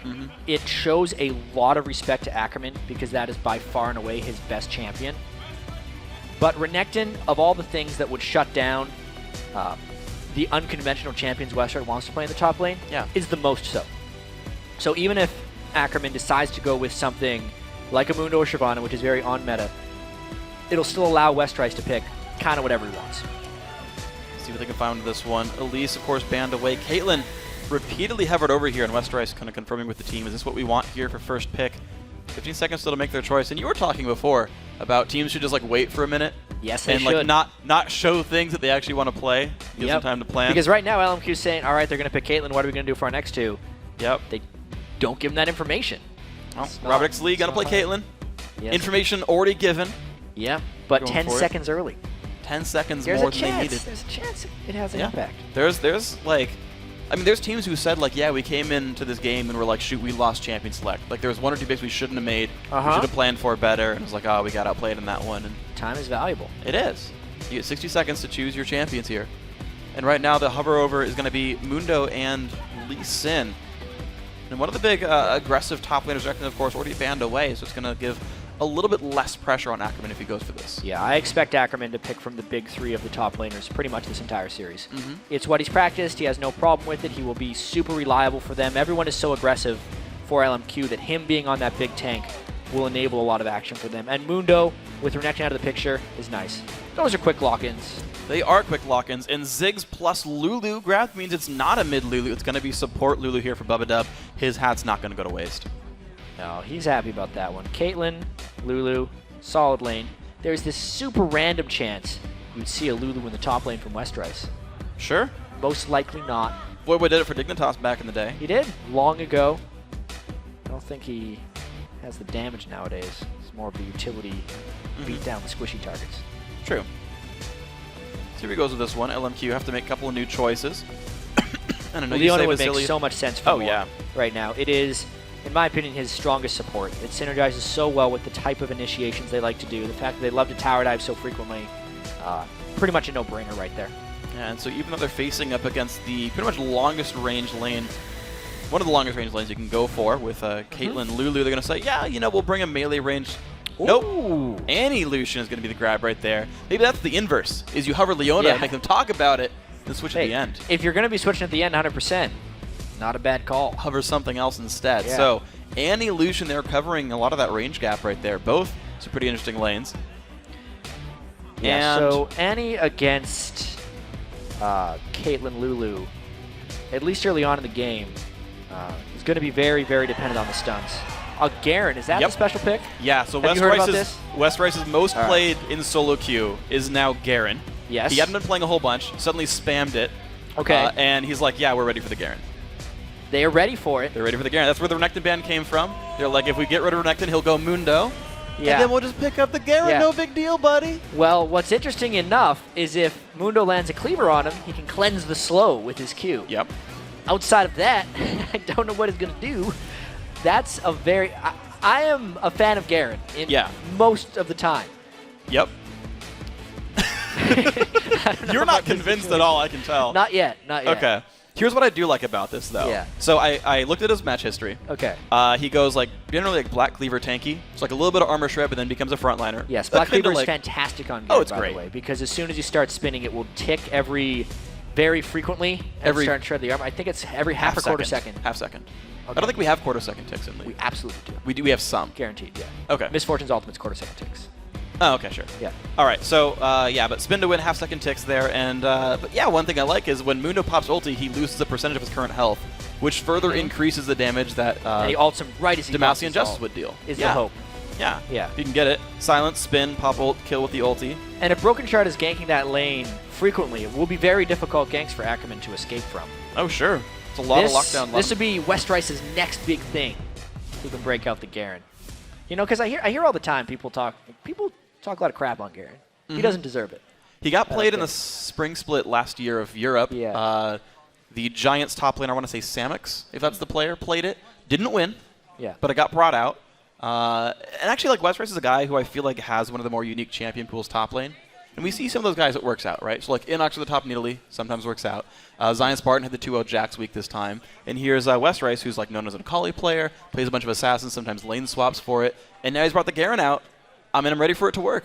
I am absolutely ready for this to work. If it does, it can bring another man into the top lane dance right here. Because Mundo, normally, you're just like, all right, we'll pick Siobhan against it. Or Renekton. You can pick Garen against it, too. It's going to blow minds, I guarantee I talk it. about, you know, Mundo is a fairly non-interactive laner. You can pick a lot. You can pick a lot of different things against it. But I feel like if you're going to be picking Garen, you better be doing something good in lane, right? So there's a chance that Mundo is going to be able to stall out Westrice fairly easily, and that's what they're going to have to guard against. I think Westrice should build very aggressively. Probably Brutalizer first. Yeah. You know, as his first item, and straight into a Black Cleaver. That would be my guess. I don't, unfortunately, like the entire like layout. I just like, he has these items done at like 20, 30, 40, whatever minutes. We'll see how it pans out from this one. But it's going to be a heck of a fun game, guys. And with two great early game junglers, Pantheon and Lee Sin, you know a counter gank's going to be pretty important there when they show up. Whoever shows up second, I feel like, has a good edge on that one. The Lee Sin and the Pantheon are going to be showing a lot of early aggression. Yeah. This is the test for Broken Shard, whether or not he can fly in there and save the day. The Nidalee pick as well. We've seen a lot of Nidalee today. Yeah, she's coming back again. Erickson's Nidalee looked absolutely infuriating to play against. I imagine Xiao Xiao will do a fairly similar thing. And even though we talk so much about LMQ, I was so distracted by the Gragas pick, I missed out on this. Yeah. The LMQ team normally goes so aggressive, but this is actually a different style for them. If they're wanting to play Nidalee Lucian, it is heavily poke focused, and then obviously they're going to have to be able to go crazy and execute things. But it is a much more passive style of play. And we'll see what they can do with this one. So skill shots come out. They get into the try successfully. Bubba Dub and Robert likely do not know about this just yet. We had seen him throw one Peacemaker into the brush. Misses them both. Doesn't know if LMQ's there. Still won't face check it. They still don't know where they are. Nope. No information gained by either side. I don't know if the Peacemakers got seen. There weren't any pings that went down. Yeah. So you would imagine that they actually didn't get seen. Every lane has the exact same opening item build. That's kind of interesting. It's like a mirror. Except for the fact that Xiao Xiao doesn't have biscuits. He ruined the symmetry. Yep. Not hungry, apparently. That'll do it. Probably went 21-9 on his masteries instead of 21-09. I feel like some will go for the buff duration, some go biscuits, like, interchangeably. Some just choose to go for it. Yeah. I've got a lot of weight on my shoulders. Normally he does push-ups when he does that, but does he? Upside down push-ups. He like one-handed like vertical push-ups. It's pretty freaking Westrice sweet. is doing push-ups right now. Yes. No, okay. Yeah, I'm really looking forward. Standard lane matchups, none of that lane swap foolishness. Really want to see where No Name goes with his first gank, or if Broken Shard does a concerted effort to gank Ackerman. The fact that Westrice started Thorn's Shield makes me think he's not going to go super aggressive early, but I have not seen this matchup play out very often. No, I don't think I've seen it really ever here. Mundo wasn't a common top laner until this season, basically, and Garen hasn't been common in a very long time. So mid laner probably level 2 first and pushing Xiao Xiao around. I like already a good start. Yeah, I like this by Complexity Black right here. They're trying to hit LMQ in the mouth before they can start their lanes pushing. They know how LMQ is comfortable, and they're trying to immediately take them out of their comfort zone by playing very aggressive early on in lanes. All right, so mid lane push coming through. More damage than Xiao Xiao, who I believe is just chugging some heals for now in this one. The top lane also holding fairly close to equal. More Bobs coming through from Prolly. I mean, he's going to have more experience than almost anyone on this champion and know the matchups. Yeah, and another thing about this Complexity team composition is every laner is also picked to be stronger than their opponent. You pick Caitlyn, you generally have the stronger bottom lane. Ziggs in the mid lane outshoves absolutely everyone, and Garen in top against Mundo is meant to be more powerful in that matchup. It means Broken Shard can then invade the enemy jungler, since all his lanes don't necessarily need his help. Okay, spots the brush and comes all the way around. No Name is nearby. These guys might just scrap. They don't see each other. There they are. Now they see each other. Damage. What? Shield. E. Slow comes down. No Name now on the chase. Broken Shard's got to try to keep himself alive in this one. Spear. Prolly's going to come in there first. Jumps back in with the stun. No Name loses a lot of health. There's a bomb. Broken Shard. Auto. Q. Picks it up. First blood. Huge play right there by Broken Shard, getting the jump on a No Name, and the biggest thing is the double buffs will be renewed for Broken Shard. Those Are they chanting TSM? No, they're USA chants for the Israeli jungler. Okay, that's nice of them. I mean, I understand the spirit of it. I'm just saying, guys. All right. Still a big play. Yeah, it was a great play. Complexity Black starting out strong there. Here we go. Turret going to be taking some pain, and the pushes continued. And of course, Complexity Black knows like No Name hasn't shown up to any of these lanes yet. He has no chance of pressuring yet. So all these push lanes that have a minion lead, especially in that bottom lane we haven't even seen yet, no jungle pressure on them. Robert X and Bubba Dub haven't even had to use that health potion early on, and Broken Shard's going to continue to try and catch him out. Oh my god, he is living in No Name's jungle, and the flash is down. Keep that in mind. So is the trinket. Gets a new ward, though, and jumps to that one. Well, useful ward. Yeah, but that ward doesn't really help him. It helped him save him, but now they can't ward for where Broken Shard will be going next. Yeah, whenever he goes back, he'll have items, too. There's a cost on that. Yeah, Broken Shard, I think he should go back as soon as possible and get some boots. He's going for the wolves first. Yeah. Getting revenge on him. Let's see if he can go around on this one. Robotics lead. Rubadub still pushing down. More going to be pushed back. More pain coming through. It's a standard push lane. They've got a 10 minion kill lead here, Robotics lead and Bubba and they're trying to keep it that way. No Name's been spotted a fair amount, but now he's back in the fog of war for a decent amount of time. Yeah, LMQ is going to have to do a lot of work in these lanes to try and get back. You can see Xiao needs to go back and get some items. He's waiting for enough mana for Chalice of Harmony, while Prawley is just bullying him out. Still getting pushed around. No potions and no mana left. Now, Prawley is pretty low on the damage threat as well, but he's getting closer and closer to 6. And maybe he gets enough to burst out Xiao. I mean, he has his Ignite. So if he got one good spell, I could see him flash Ignite Auto-Wing or something. Well, they do have Barrier. Yeah, Barrier would stop that. So just to stand still. Prawley, though, he is a wave away from 6. Xiao shows up mid. Level 4 on this jungle Lee Sin right there, and it's going to help sweep this away. And actually, they get almost all the minions there, and it pushes the lane back out, so it looks like Xiao does want to back off this wave. Interesting how Westrice went for a giant spell. It would appear now in the top lane, he is just looking to split farm and become a monster tank. Yeah. Now, one thing about Garen as a monster tank, he is a little more monstrous than most people are. His W gives him 20% extra armor magic resist just because.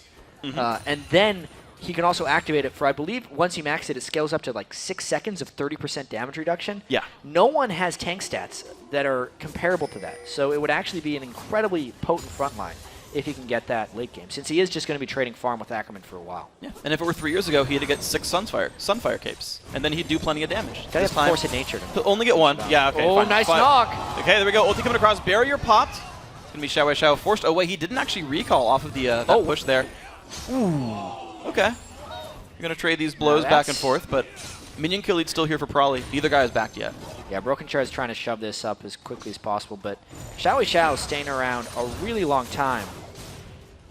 Let's see. No barrier. Both guys have flash. Broken Shard does not have flash himself, though. So he's staying out of range for the jump slam. He's totally safe to farm. Just making sure he can get the next wave and that he doesn't lose anything he doesn't need to the turret. He's probably going to shop right after these. Gets the last hit right there.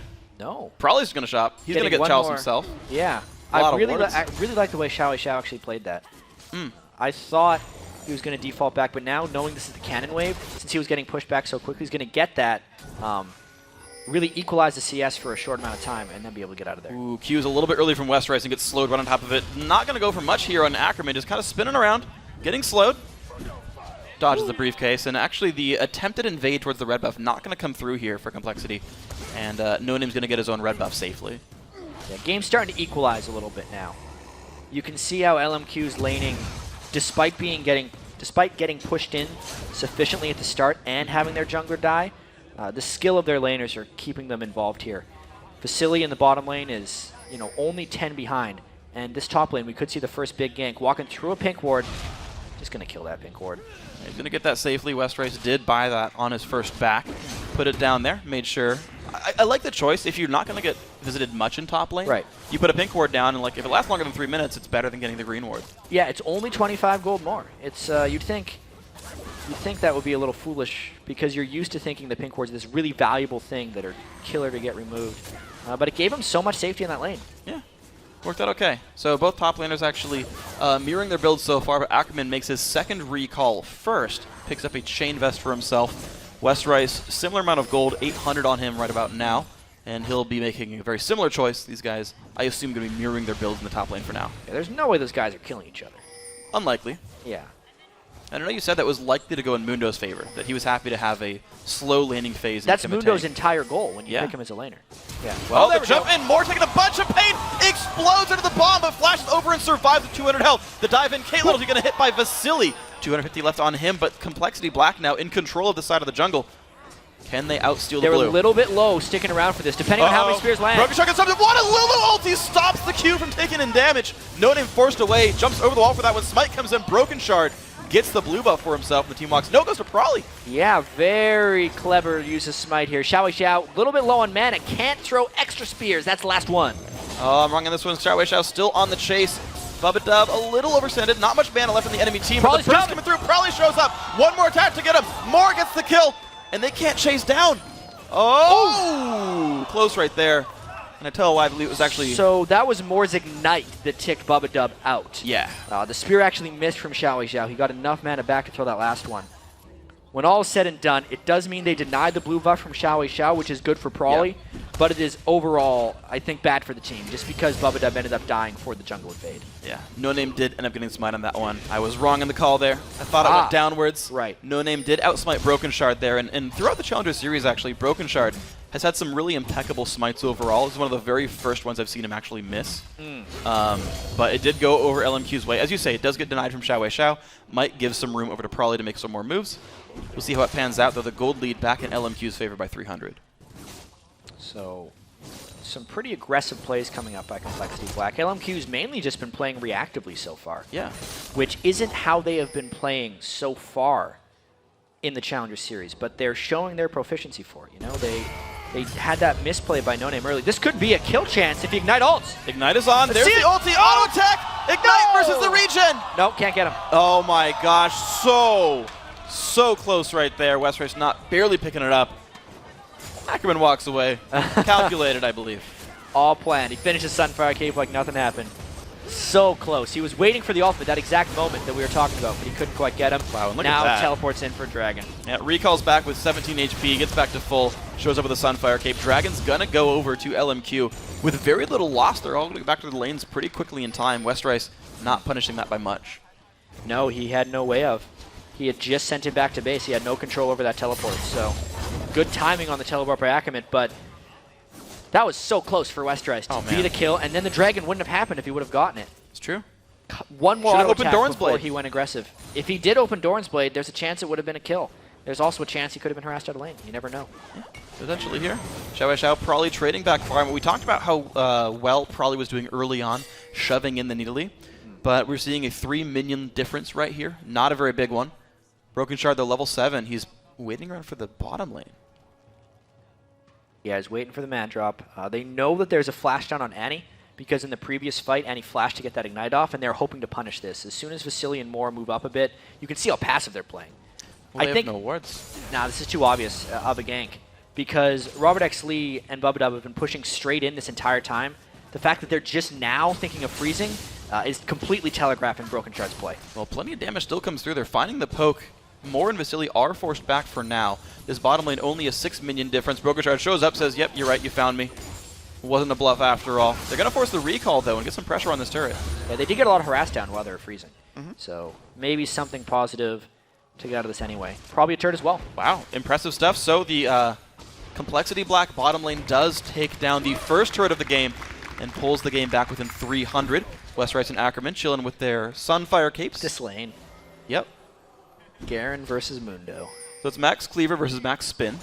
Westrice is maxing Decisive Strike. The Silence is Q second. Most top Mundos I see are maxing the W, the AoE damage nearby. So 3 points there. Spin comes in again, damage coming through. Westrice does not have his ulti back up yet. Ackerman does and pops it here. Yeah, and Westrice is going to want his Ignite to be up anyway before he decides to go in again. They're going to keep having fun in that lane, but the rest of the game is happening meanwhile. Mid lane sieges started, actually.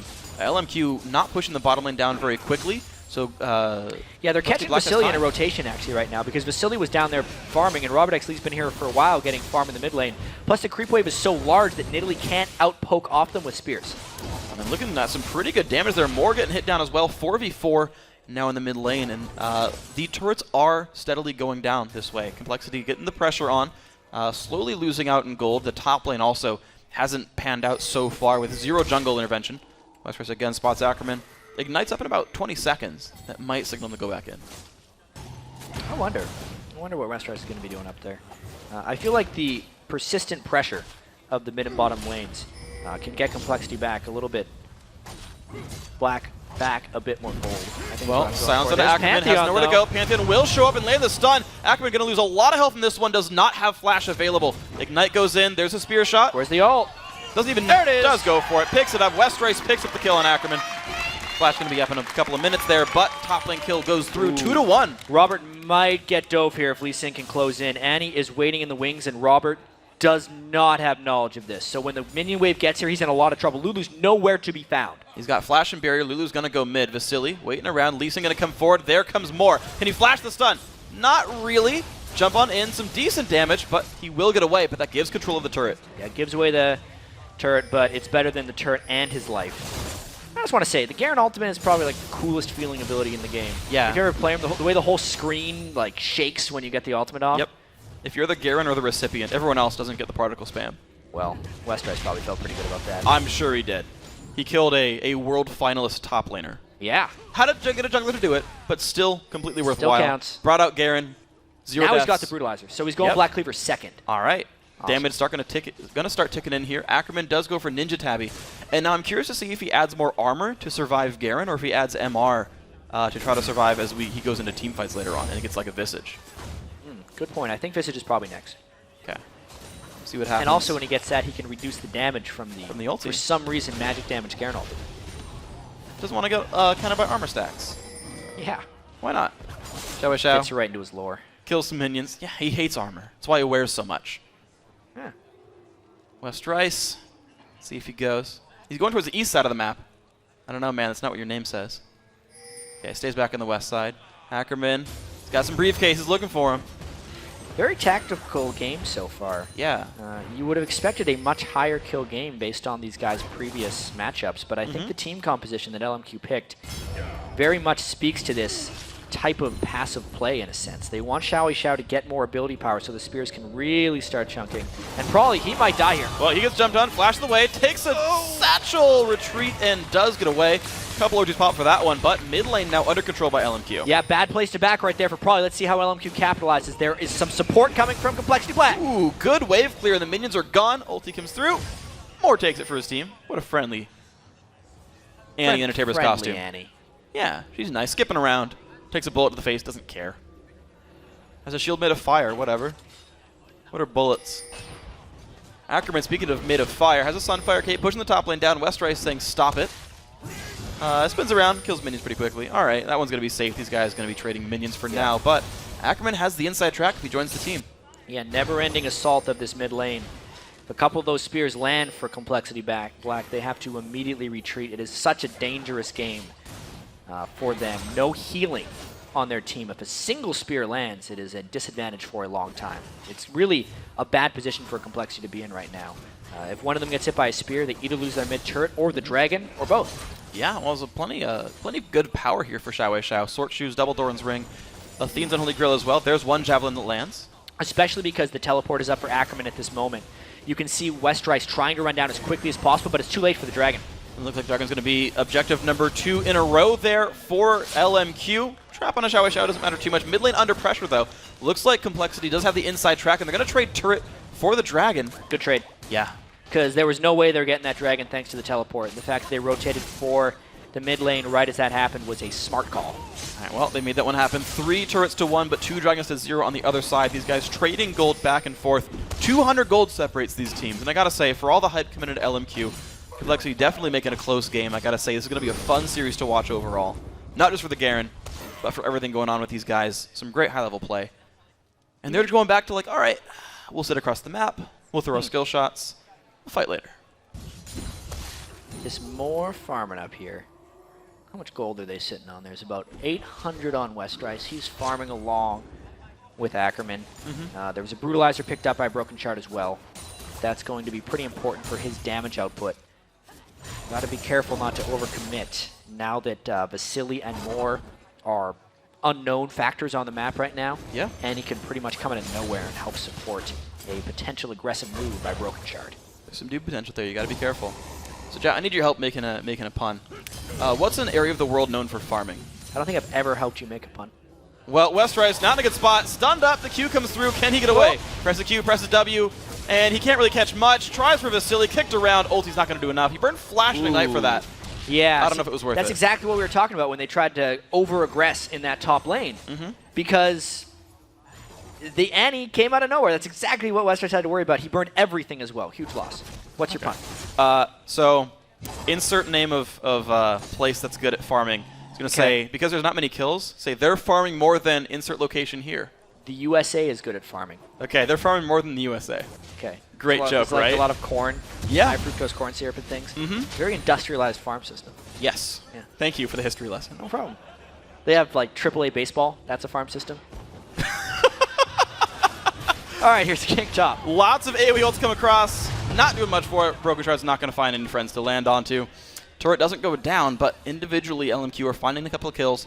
They're still continuing the siege, and they're doing a 3-1 split here, actually. No name, chilling with Vasily and Moore. And as long as Ackerman has that teleport up, it's a big threat. Westrice, while he could interrupt it with a silence, might have trouble getting into range. This is the siege that LMQ wants to pull off. See if they can find it. Xiao Wei Xiao still running around the mid lane. Is spotted by a ward, probably put some damage down. And they're still throwing things. All right, probably good Spidey sense there. And even sweeps the ward away. So this little 1v1 featured matchup, heavily outplayed. A lot of skill Rewarded shots by 500 flying damage. out right there. And he's going to be healing that up real quick. Probably going to want his death cap. Same with Xiao Wei Xiao before they really start kicking into high gear in that mid lane. What? Javelins. Minions going down. More bombs. Probably using those minions as a shield. It's a good choice. Yeah. But the top lane is a little bit indefensible right here. They do not have the confidence to go in on a 3v3. Yeah, and that's interesting because it was Complexity who were winning that 2v2 lane. And honestly, the jungler who got first blood as well, and yet the 3v3, they didn't want any part of it. Probably now forced away. Of course, the inside track there for LMQ. They're going to get to the mid lane first. Yeah, it looks like Westrice is starting to lose this to Ackerman a little bit. Does have his ultimate up, but Ackerman's pressuring him back. And that's, I think, the reason that they didn't want to go in top lane is Ackerman was out of view for Westrice, and the threat of a Mundo teleport was there. Yeah. If he decided to come in. Well, wise choice then. I guess these guys did back off safely. Xiao Wei Xiao going to get his own blue buff pretty easily. Sweeping away the minions. 1,000 gold for these guys. Take a very slow time with this one. Red buff goes over to Robert X. Lee this time now. So resources being spread about. Broken Shard hasn't found much to do after the first kill or so he got. And just kind of farm the jungle, slowly but surely getting the gold. I feel like Complexity is running the risk of not being able to find the right things right now. Since they've already taken down 3 outer turrets, but don't actually have a gold lead, they're not strong enough to go invade the LMQ jungle. Yeah. And LMQ has played elusive enough that the Pantheon ganks haven't been able to find home. It does seem like LMQ has been in control now for about 5 minutes and are probably just waiting for the next objective, baiting that teleport out to get positional edges. Ackerman hasn't actually used the teleport for a while, but the threat of it is allowing them to make some good plays. Well, you know, Jat, there's a really obvious reason why Broken Shard's ultis haven't been finding home. He's not aiming them at Rakor. He's aiming them at Summoner's Rift, which is on the other side of Runeterra. Yep, sure. However you want to say that. There's like 4 people that are like, I know exactly what you're just talking about right now. They didn't? Okay. So, Complexity Black still holding back. The lore puns. I don't know, I'm proud of the lore puns. Good work. Thank you. Proud of you. No, you're not. You're really not. I mean, we're just killing minions for a while, man. It's just these guys chilling out. Of course, it's a very important game, so they're taking a very measured approach. And it's interesting to me because we know that teams in scrims play a lot more loosely than they do in professional matches. We know that from the LCS games. And I'm wondering if, like... LMQ's the same way? Yeah, if they're like, every other game we played up until now was so easy. Yeah. Well, here comes the Broken Shard. We're about to see some action. Right on top of the Moore. A lot of damage. Half HP. Oh! Bomb comes out. Look at the burst coming through. Bubba Dub. And he's going to help find it. 1 kill picked up. Bubba Dub happily tanking the culling. Does not care. He is cull immune. And they're going to run away from him, though. That is a scary Lulu, man. That hat is big. Yeah, good gank there by Broken Shard, right as the Dragon's about to be timed as well. There could be another fight in about 20 seconds here, knowing that Ackerman and Westrise might be coming down. It'll be interesting to see if LMQ can test this 4v5, since a couple people on Complexity are low and they're out of ultimates, or if they can see the Dragon. They're the team that looks like they're going to fight. What? Javelin above Up's face. He's a little bit overextended. He's going to have to back up on this one. Ackerman in the front line's taken a lot. Eats a nid trap as well. There's the Ignite. He is well overextended. Damage coming through. No Name finds one, though. It's a death on a Broken Shard. Bubba narrowly dodges the Javelin. More bombs coming through, though. One Javelin could end his life. Woo! And there's still a Mundo that's alive. The ultimate is still ticking on him. This is a very dangerous situation because Prawley's used close to the last of his mana as Dragon has respawned and more has re-arrived. This could be an LMQ Dragon. Wards get swept away, and there is LMQ taking this with 3. The rest of the team trying to show up. Robert, got to be careful. Puts the Q back down. Now 4 are here. Xiao heals himself instead of a teammate. Whatever. Up, stunned up. Not the best thing. There comes Westrise. Finds the kill. Muna goes down. Dragon goes to LMQ. 1-for-1 fight so far. Chase coming in. Robert X. Lee. Oh no, another kill picked up. Still trying to run away. This Caitlyn very, very alone and dead. That's about how it's going to play out if Complexity tries to do that Dragon without Prawley having mana for a sustained fight. Yes, Westrise could go in for a kill with his ultimate, but he was so low before that fight happened.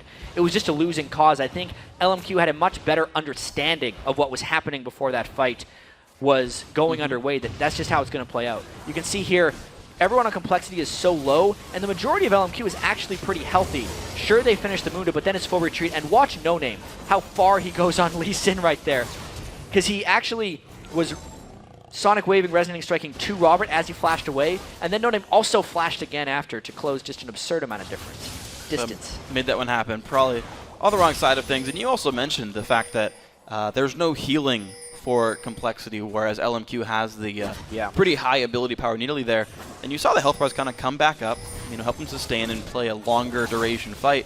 And it worked out here. Probably back to the mid lane. They are holding turrets fairly well, Complexity here, but the advantage is to keep slowly flowing LMQ's way. This is, 3 Dragons now, and pretty much the reason for the entire gold lead. Yeah, and to get back to your point of, maybe LMQ wasn't taking any of the games previously seriously, and now they're playing their slow, methodical style. I think it's more to do with just this team comp.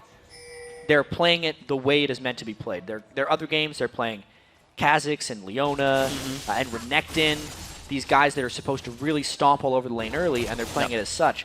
But this LMQ team comp isn't meant to stomp over the lanes early. They're basically meant to survive and then turn on at a certain point in the game. I think they've just now turned on, and we're going to get to see more LMQ aggression. All right, we'll see if they can flip the switch now. They sit 3,000 gold ahead. Westrise has a finished Black Cleaver.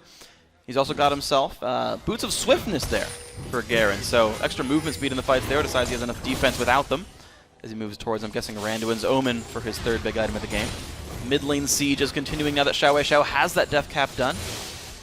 Static Shiv on Robert X. Lee helping to sweep the minions away, and so far this mid lane turret is going to survive. Yeah, they've done a lot of holding on that mid lane turret. It's incredibly hard to push against a Ziggs wave clear.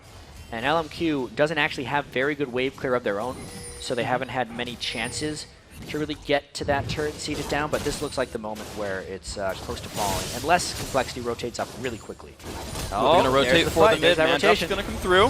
Vasily, who's going to go for Xiao gets hit up a little bit, pops barrier, does get away, kicked in towards the enemy team though. Broken Shard taking a lot of pain, has nowhere to go with this one, locked up and killed by a Javelin. Robert X. Lee also overextended, not a lot of places to go. Bubba Dub also falls down 2 for 0. Westrise joins the party a bit late, kills a minion and says, well, not the best fight. Yeah, just no response to Ackerman teleporting in that one. They overcommitted for Xiao, but didn't have the lockdown to keep him in place, and when that went wrong, the fight was just over. Now LMQ can push 5v3. Javelins come down. This turret's going to be theirs in this one. Complexity Black forced to run away, and LMQ finding another team fight win in a row, equalizing the turret lead, still up in Dragons, and these guys continuing to take advantages. That Javelin is good. More shows up, makes it happen. Probably forced to run. Vasily going to pick up that kill, and now more falls to Westrise, but this Karen is a little bit alone. Ackerman going to go and try to land the slow chains. That's going to probably happen. Will they chase under the turret? Javelin! Xiao! Marksman right there with these shots. Got to watch the way you turn corners sometimes when a Nidalee's on the other team. That was a great capitalization of an advantage by LMQ right there as the spear lands. It triggers the flash and he tibbers, and this is just LMQ turning on their team comp and getting aggressive. And just like that, they've picked up 2 turrets and a couple of kills in a row here. LMQ capitalizing more than a broken shift key and running back away to heal and pick up some new items. Yeah, great sequence of events right there by LMQ. They did have to wait for the Complexity Black Pantheon ultimate to really start it all off, but after that, it was just a relentless assault of plays. Check that out. Just support blowing people up. And then look, Vasily, look where that 80 carry is. Absolutely insane. They chase Westrice down. Just pay attention to the angles. You could barely see Italy up at the top of the screen. Throws the spear as he's turning the corner. It's like max range. Middle of the hitbox, too. Nice shot. Yeah, very well led right there. Makes it happen. I got to say, their willingness to run past the turrets and say, you know what, we know 2 of you are dead. Then we've just all in and killed another one. And then we found the kill onto the mid laner. And it's like, well, now nobody's even alive. Easy chase for these guys. And they come back at the turret afterwards. Kills are the #1 important thing. When they're all dead, turrets will come by after. That's true. Yeah, it's the way to play it. Kills obviously the most important part of the game. A little bit of Baron setup here for these guys, but it is warded, so Complexity Black can't go for this one. Moore's going to come around and make sure that he can go for this. I think it's time for Complexity Black to make a bit of a desperation play, especially against a Nidalee Lucian team. Yeah. If they ever get into a siege situation outside of their turrets again, they're most likely losing. Even if they got into a siege situation outside of the Baron pit, they will probably get poked down. So they're definitely looking for a pick or hoping to find a 4v5. Maybe they'll just force this right here because it's the best they're going to get. We'll see if they can find much. There's a little bit of damage coming in from Westrice. Joins back in towards No Name. Broken Shard down to half. Pushed around. Stun comes in. They go for the jump on Robert Exley, but he gets away. Probably forced back as well. Frontliners going down in health. They find one. Broken Shard still around. Kill back onto Baba Dub, though. The Lulu has fallen. Chaos still coming through. Westrice is taking it up. Can't find Xiao Wei Xiao, and 2 kills come in for Vasily. They get into 4 versus 3 on the map right now. The chase still coming through. Javelin gets dodged by Ackerman. Unanswered. Triple kill for Vasily. Chasing down. Can he jump in? Does not find Robert X. Lee. They do find the team fight win. Yeah, that was about the best fight Complexity Black was going to find. And something really strange happened with the first Westrice ultimate. I think he was trying to save it for Ackerman. And then I think he lost vision right as he was winding it up because Ackerman flashed over a wall. I'd love to check that out if we can get a replay as after the Baron, maybe, if they're going to take it here. Because LMQ came out way on top in that fight. It was a desperation play by Complexity Black, and it looks like this Baron. So let's watch this fight here. Really long, extended fight as they take the Baron. Ackerman, he's trying to finish him off here, and you can see Westrice was about to ult him, but something stopped it. I'd love to see what happened there. I couldn't even tell, but yeah, that was weird. That might have been No Name almost, because Ackerman, it felt like, didn't move very far. He ulted No Name and killed him? I think No Name died, because he ulted again later, but I think No Name died so fast it was mid-animation. That's exactly what happened. Baron's still up, though. Oh, Xiao Wei Xiao kills off Broken Shard. They show back up. Looks like he's not able to steal this one with the man drop, and that's going to be Baron and an extra kill. Extra 2 kills, I should say, as Javelin just found Baba Dub as well. Well, LMQ complete control. And going back to that point of confusion, I think you're absolutely right. He was trying to Garen ult No Name, but he died before it went off. Therefore, he still had it, and it just happened that Ackerman flashed as that was happening. Yeah. Yeah. Okay, so we're good. Do think Complexity Black could have turned that if he would have ulted Ackerman. True. Because he probably could have killed Mudo and Lee Sin.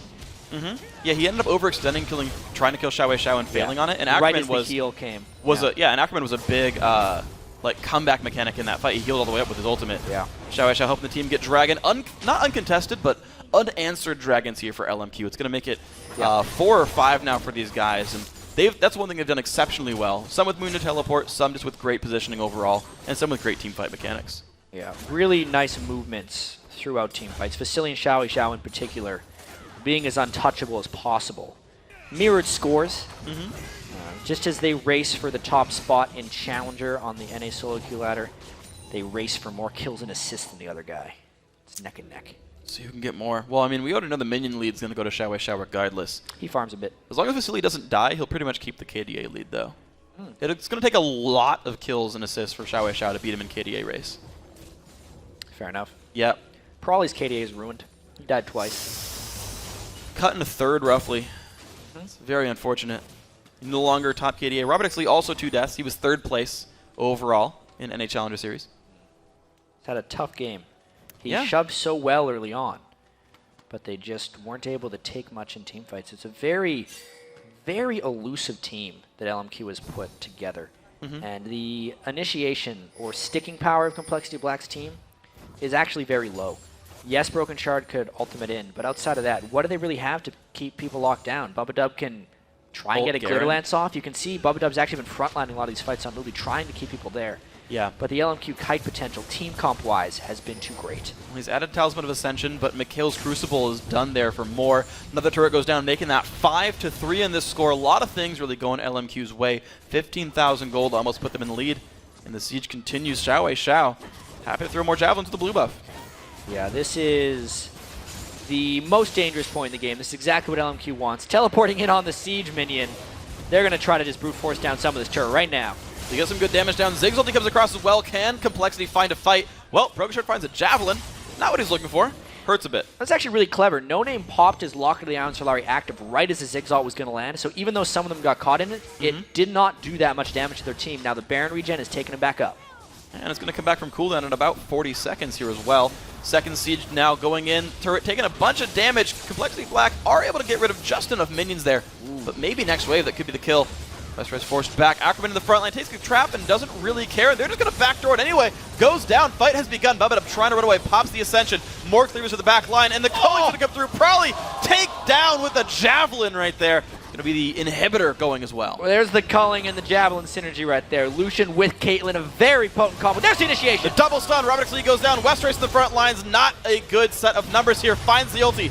Moore goes down. Fight's going to continue there. Brokenshard looking to clean up what he can. I think he's going to get much, though. Falls down. Legendary for Xiao. Bubba falls over as well. Ackerman getting the kill on that one. Westrice, only man alive. And LMQ going to make it 1-0 in this Challenger best of 3. Yeah, really well-played game by LMQ. It was much slower than we would have expected, but by the end, these last 10 minutes have been nothing but action by LMQ. Yeah, the slower siege game of Nidalee Lucian. Normally you say they're so much better than the opponents, they get the kills anyway with a slower team comp, but Complexity making them work for it, but then when it turned on, man, did it turn on. And LMQ played a very good game. Yeah, even though it ended with a 13-kill discrepancy between the teams, there was a definite strong early game from Complexity Black. Yeah. They made a fair amount of plays early. Brokenshard in particular with Pantheon, getting the kill onto No Name early, gave Complexity Black a little bit of hope.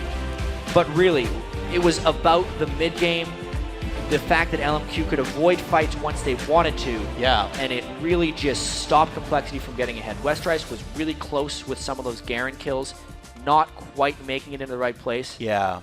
You know, even though the pick didn't work out, it had the potential to work out. It very nearly worked out. I think if he got that level like 9 kill, yeah, that would have snowballed the lane. A lot of things in that lane. Because it meant the dragon, it meant a 300 gold lead and like some missed minions, maybe turret pressure as well.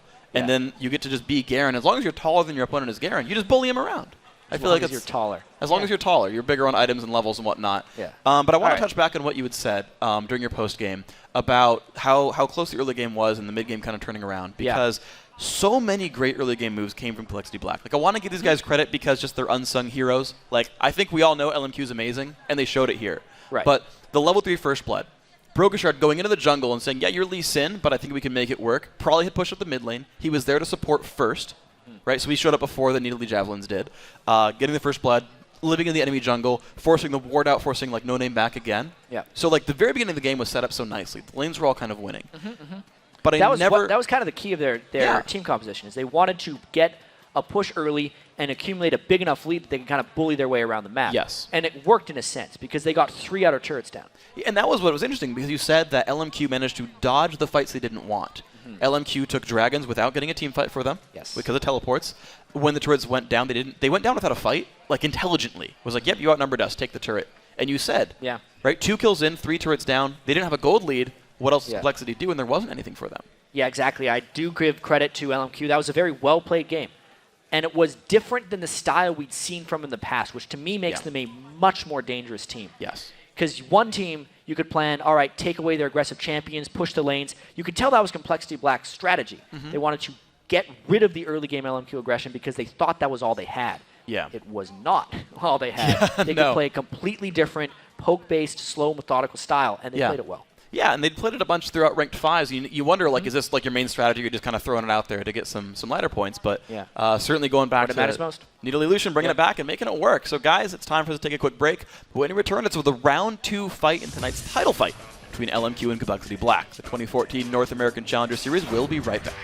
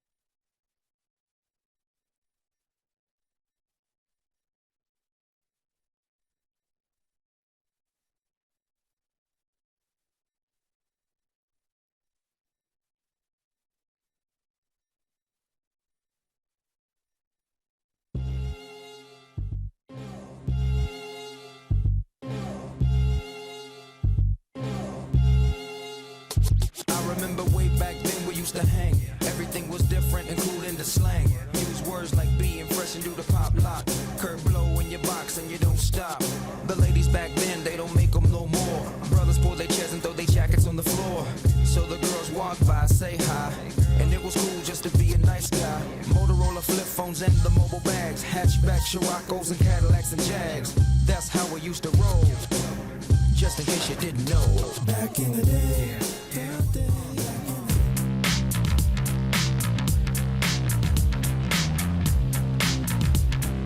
Welcome back to the North American Challenger Series here. I'm joined by the manager for Complexity Black, Rosalind. How's it going, Rosalind? Good, how are you? Very good. Now, what exactly are the duties of a challenger team manager? I basically schedule their scrims, make sure that they're where they're supposed to be on time, tell Brokenshard to clean his room. Do they have like a team house that everybody's living in right now, or are they all at home? We were all living together for a little while, but everyone, well, mostly everyone is already from California, and they kind of want their own privacy for the meantime, so we're kind of all going back to our homes and settling in. Oh, so you're going to give up on the team house. Do you see, was there any gains from having everybody in the same place at one time, or didn't really need it? I think it helped with synergy a little bit, but I think until we're actually in LCS, it's something that isn't really a necessity. Okay, have you guys put any effort into other resources like coaches or analysts or things like that? Yeah, we have a really great analyst, actually. His name's Phi, and he helps the team like immensely. He's really good at what he does. Anything specifically for LMQ? I know this is a really big matchup for you guys. There were a couple days where they spent like 2 to 3 hours like specifically just prepping for these games, so they were coming in pretty prepared and knew what they wanted to do. All right. So also, I want to know, how are these guys at home? What's the home life with them? And they all look like they're pretty good friends, but what's the real story? Everyone gets along pretty well.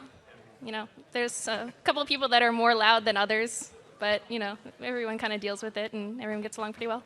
All right. Well, thank you, Rosalind, for the interview, and we're going to send it back up to Jat and Freak for the rest of the games. Thank you very much, Kobe. Guys, it's going to be time to get to Game 2 here between LMQ and Complexity Black. Now, even though the endgame screen is going to look a little lopsided, it was a very tight match in the beginning. Yeah, very solid start for Complexity Black, and probably the toughest game LMQ has had yet, especially in the early game. But at the end of the day, the score screen looked pretty good for them. Xiaowei Zhao went 8-0-8. Vasily went 7-0-9. Both of those guys on Nidalee and Lucian were very solid. Yeah. They stayed safe, and they went aggressive when it mattered. Yeah, they played their roles, and it's fun to see the guys who have the calculated aggression, right? Who know, well, okay, no one's going to threaten me. Someone else's turret dagger, I know I can go in. Like Mundo, just sitting in the turret. Yeah, he's just like, I'm really regenning. You know, Garen already uses ulti. Don't worry, we're fine. Yeah. And I like that, especially when you've got champions. I like Nidalee especially because now that everyone is just mostly playing squishy AP Nidalee, not a lot of health, not a lot of armor, not a lot of magic resist, and they're like, okay, I'm going to go into melee as the squishiest champion in the game, and I'm going to kill you guys and just walk in the middle of a team fight and doing it right. Zero deaths, making it happen. Finding I the right like moment to players go like in. that. Yeah, I feel like when people play Nidalee really, really good, it's probably one of the hardest things to play against competitively. Probably. Just because all of the fighting happens in a zone where you can't retaliate. Yeah. So Nidalee stays so far away. If she ever lands a spear, Lucian fights from so far away as well with the culling. It is just impossible sometimes to close the distance. A well-played Nidalee is one of the hardest things in the world to play against. Yeah, and then she's like, I think you're low enough. I'll chase you down afterward. Exactly. She's faster than you. Yep. She can run away from you. Yep. And then if she lands one spear, which is on a very low cooldown, go aggressive. But if she gets behind, the javelins don't hurt very much. They hit tanks, and they just walk through your turrets. Luckily, Xiaowei Zhao knows how to farm. Yeah, knows how to farm, and LMQ did a very good job of keeping themselves in the game and not losing too much here. So we go into this one. Thresh dropped away once more. Kassadin banned away by the red team. We'll see if we get any more bans coming through here. LMQ looking at their options. LMQ's got even more options now. True. That they're on the blue side means that there's definitely a Kassadin ban that has to happen for Complexity Black. Last game they banned away Kha'Zix, even though they themselves play a lot of it. Yeah. I wonder if they're going to go for that type of ban in this game as well. Well, the Ziggs gets respect banned out. Probably had enough of an effect. I wish I was like, look, I know I'm really good, but you should get rid of the Ziggs. He was actually pretty important. Yeah, of the things that went well for Complexity that game, probably Ziggs probably did a number on Xiao Xiao early on in the game. He was very close to taking him out a bit early. It was a tough moment for him. It's a good ban, I think, by LMQ. I want to see the last ban here, because I know Lee Sin got grabbed away very early on by an LMQ rotation. They wanted to grab it and both steal it away from Brokenshard, who has had good impact on Lee Sin overall. But it's going to be Caitlyn dropped away. Now, Sivir, Lee Sin, Renekton also available as well. Yeah. They have the pick of the litter right now for what they want. I like the Caitlyn ban only because Vasily is so damn good at it. Yeah. They first picked it last game, had to ban it this game. But that, of course, leaves up a lot of things. Whether it's Renekton, whether it's Kha'Zix even, or would they actually do that knowing that it can go in any spot they really want it to, mid or support? Wow. Well, think about what LMQ has done. So they've banned Thresh away, Bubba Dub's, one of his best champions by far, and then steal away Lulu right off the bat as well. So they're putting a player who honestly underperformed last game, 0-6-3 from Bubba Dub, losing another champion from his pool. And I gotta say, likely going to Xiao Xiao, but we'll see where it goes. That's a really good point. It's gonna make the Complexity Black bot lane struggle a little bit more. Maybe he would go for something like an Annie, but they don't know where that Lulu is going, and there's still a chance they're going to have to go up against a Leona lane that is incredibly aggressive from the other side. A lot of talking going down from Westeros right now, Brokenshard. They do get the choice of what they want. They could pick something like a Kha'Zix, which is tough against a Lulu, just because they're going to wait until he tries to jump in, pop that Lulu wall, and stop him going. Make his life pain. Annie is the hover right now. I still got to say Lee Sin. I feel like being important. And no, the Gragas was banned by Complexity Black, and they say we're going to pick this one up for ourselves. Any Gragas coming through. Now, Brokenshard plays that a bunch in solo queue, but every time they've picked Gragas, it's gone to Prolly. I think that's probably where it's going to be going this time as well. I would say Complexity Black is putting a lot of energy into denying LMQ popular picks. Knowing that that Lulu could go as a support, the Gragas could have easily been picked by Xiao Xiao, and he had that 400 CS game on Gragas. Yeah. Denying that one. Not a bad choice, certainly. But with Lulu in the mix there, I still feel like it's not a more champion. So we'll see. No Name looks like he's going to get his chance for Lee Sin again. Xiao Xiao just keeps liking to click Skarner. This is pre-rework Skarner. I don't think we'll see him yet. One of these days, they're just going to lock it in. Shock the world. 4.2 Skarner I like a lot, by the way. Yeah, people... He's really fast. People generally didn't like the first few plays of him, but glad you have positive things to say. I like him a whole bunch. Yeah. Yeah, definitely kidnaps the speed. you way quicker than he used to. Absolutely, yeah. There we go. There we go. So Pantheon grabbed in. No Name got the pick last time. He's like, yeah, I want Lee Sin. So Pantheon said, you know what? Never mind. That's going to be mine. This is going to be an early game team. Oh, yeah. Holy crap. LMQ played the slow game last time. They're not going to be doing that again. Renekton, Pantheon, even absolute Lulu. aggression early, especially if that's a Lulu mid and they go with something even more aggressive in the bottom lane. Leona Lucian. Something like that. Even Ezreal Lucian, you know? Sure. Or sorry, not Ezreal. Ezreal Lucian, yes. Yeah. Attack Ezreal speed Leona. buffs. Good support. Yeah. Malphite. Yeah, it got played in the GPL. Did. It also got played in, wasn't it NLB? Jezzy played NLB at top as lane. well. Yeah. Yeah, not a support though. Sorry, you just said Wicked's Malphite. played I was Malphite. like, yeah. Okay, fine. I wonder what Prolly's gonna, or Westeros is gonna do against Renekton. I don't think he has anything that can actually beat Ackerman's Renekton at this point. That's why Ackerman mains it, because he beats everything in the world with it. He can pick it whenever he wants. He's a pretty tall top laner there, so it's gonna be Shyvana. I'm guessing, the thing is, Shyvana jungle is a thing. I could still see this lineup moving around a little bit for Complexity. But I feel like the most likely thing is Gragas mid, Annie support, Shyvana top. That's the most likely setup here. Yeah, I think you're right.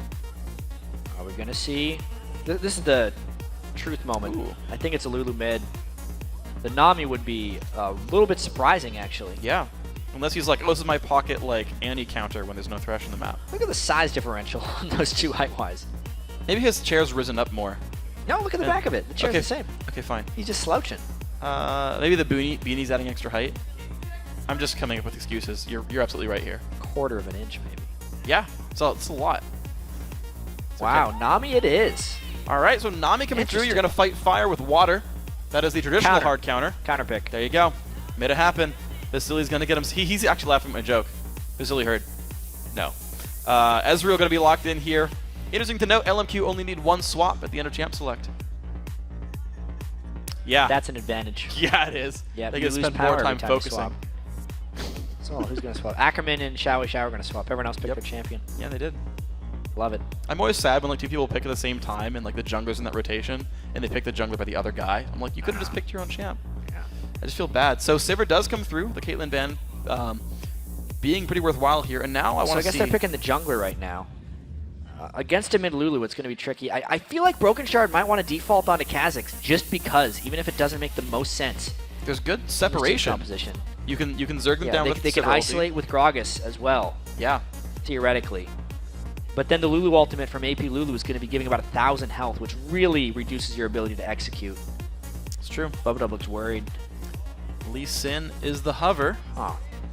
At least all of their champions are generally the same shades of colors. That's true. So that helps them. They're kind of this orangey red awesomeness. Yeah. Hopefully they all continue to play like Flash, Barrier, Ignite, and Smite. Also the same color scheme here. I think it's because they're on the red side. Oh yeah, this is the red comp. Yeah. I want to see red Sivir, only Bloodthirsters. Uh-huh. There's no red GP10, so Annie can't get that. That's good enough. I think the champion synergy itself on the red side is plenty. It's if only they were sufficient here. complexity red. They misnamed the teams. Well, they got to the 3rd place match at least. Yeah. LMQ's team composition is all about the early game. From Xiao Xiao to Ackerman, everyone is going to be going incredibly aggressive. Plus, they took the Pantheon away this time, so Broken Shard's early jungling might get switched around on him. We'll see. I actually really like Broken Shard as a player. As much as LMQ is very favored here, I felt like the jungle matchup was the one that I felt most confident going Complexity Black's way. Yeah. That I think the rest of the lanes were like, I think, generally speaking, going to go in the LMQ's favor. And so we saw him, I think, make a play to outplay his opponent, right? He's like, I'm going to look for this counter jungle. I'm going to find it. I know your jungle pattern. And I feel like the same thing can happen here as well. I found No Name to be more of a passive player. He looks for his lanes to get them ahead. And I think we can still see a similar thing happen in this game. Yeah, I'm very interested to see this new look LMQ from game 1 to game 2. Yeah. Really just completely different styles from game to game. The last game, I think we were about 2 kills to 2 at 15 minutes. Yeah. I would be very surprised if that was the case in this one. I think we're seeing first blood happening very quick. I'm going with 12 seconds. You're wrong. Yep, I'm definitely wrong. I'm going Price is Right 12 seconds. Oh, I see, okay. So you have to, I mean, you say 13 and you win. I can't pick over. Yeah.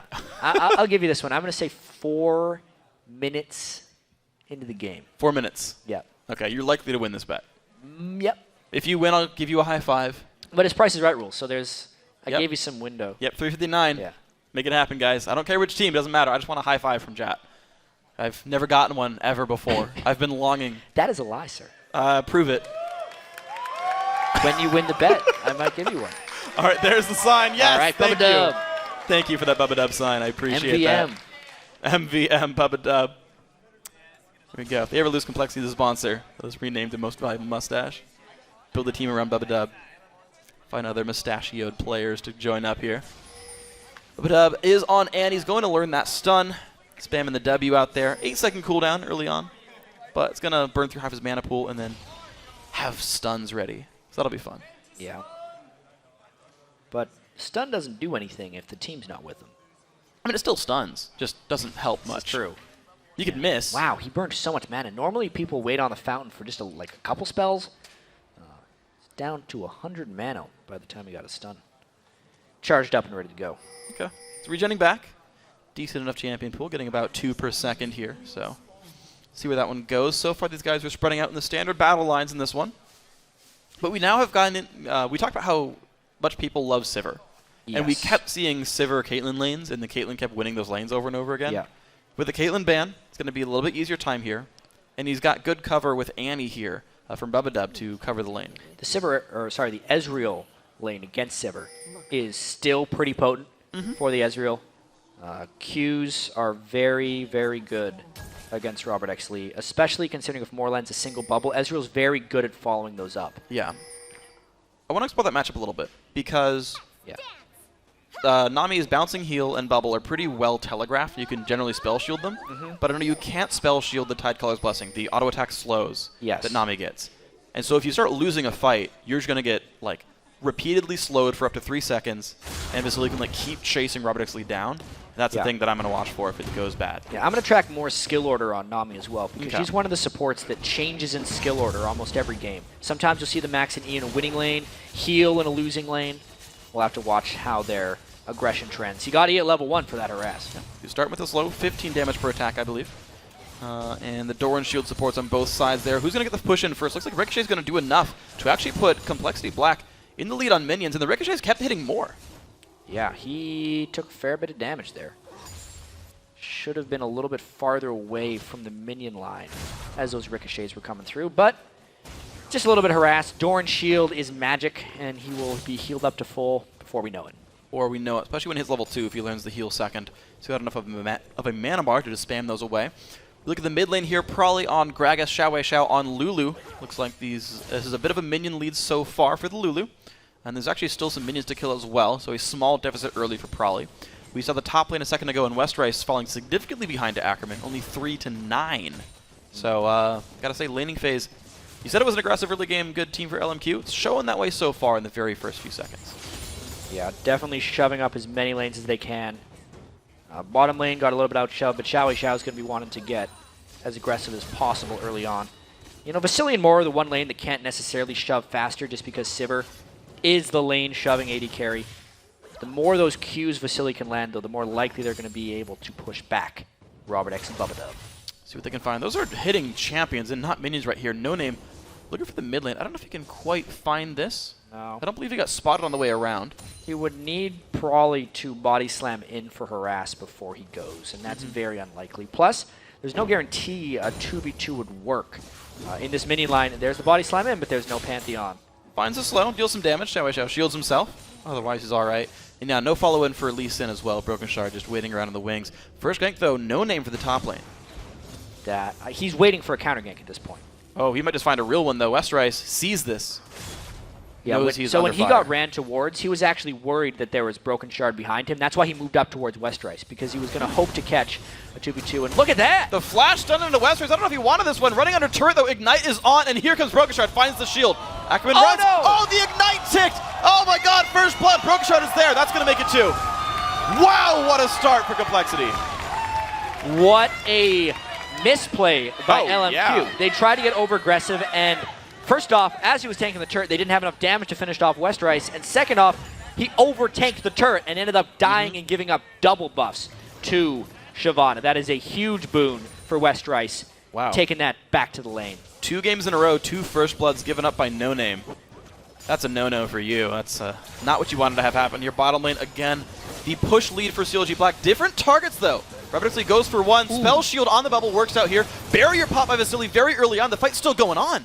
More losing some health. Yeah, and the barrier is pretty much useless for Vasily, which means Robert X. Lee and Bubba Dub might want to continue this aggression. They got to be careful, though. Pantheon is stalking them from behind, and they do not have wards. Dive in mid as well. It's going to be the mid lane fight. Looks like the kill comes in there for Broken Shard.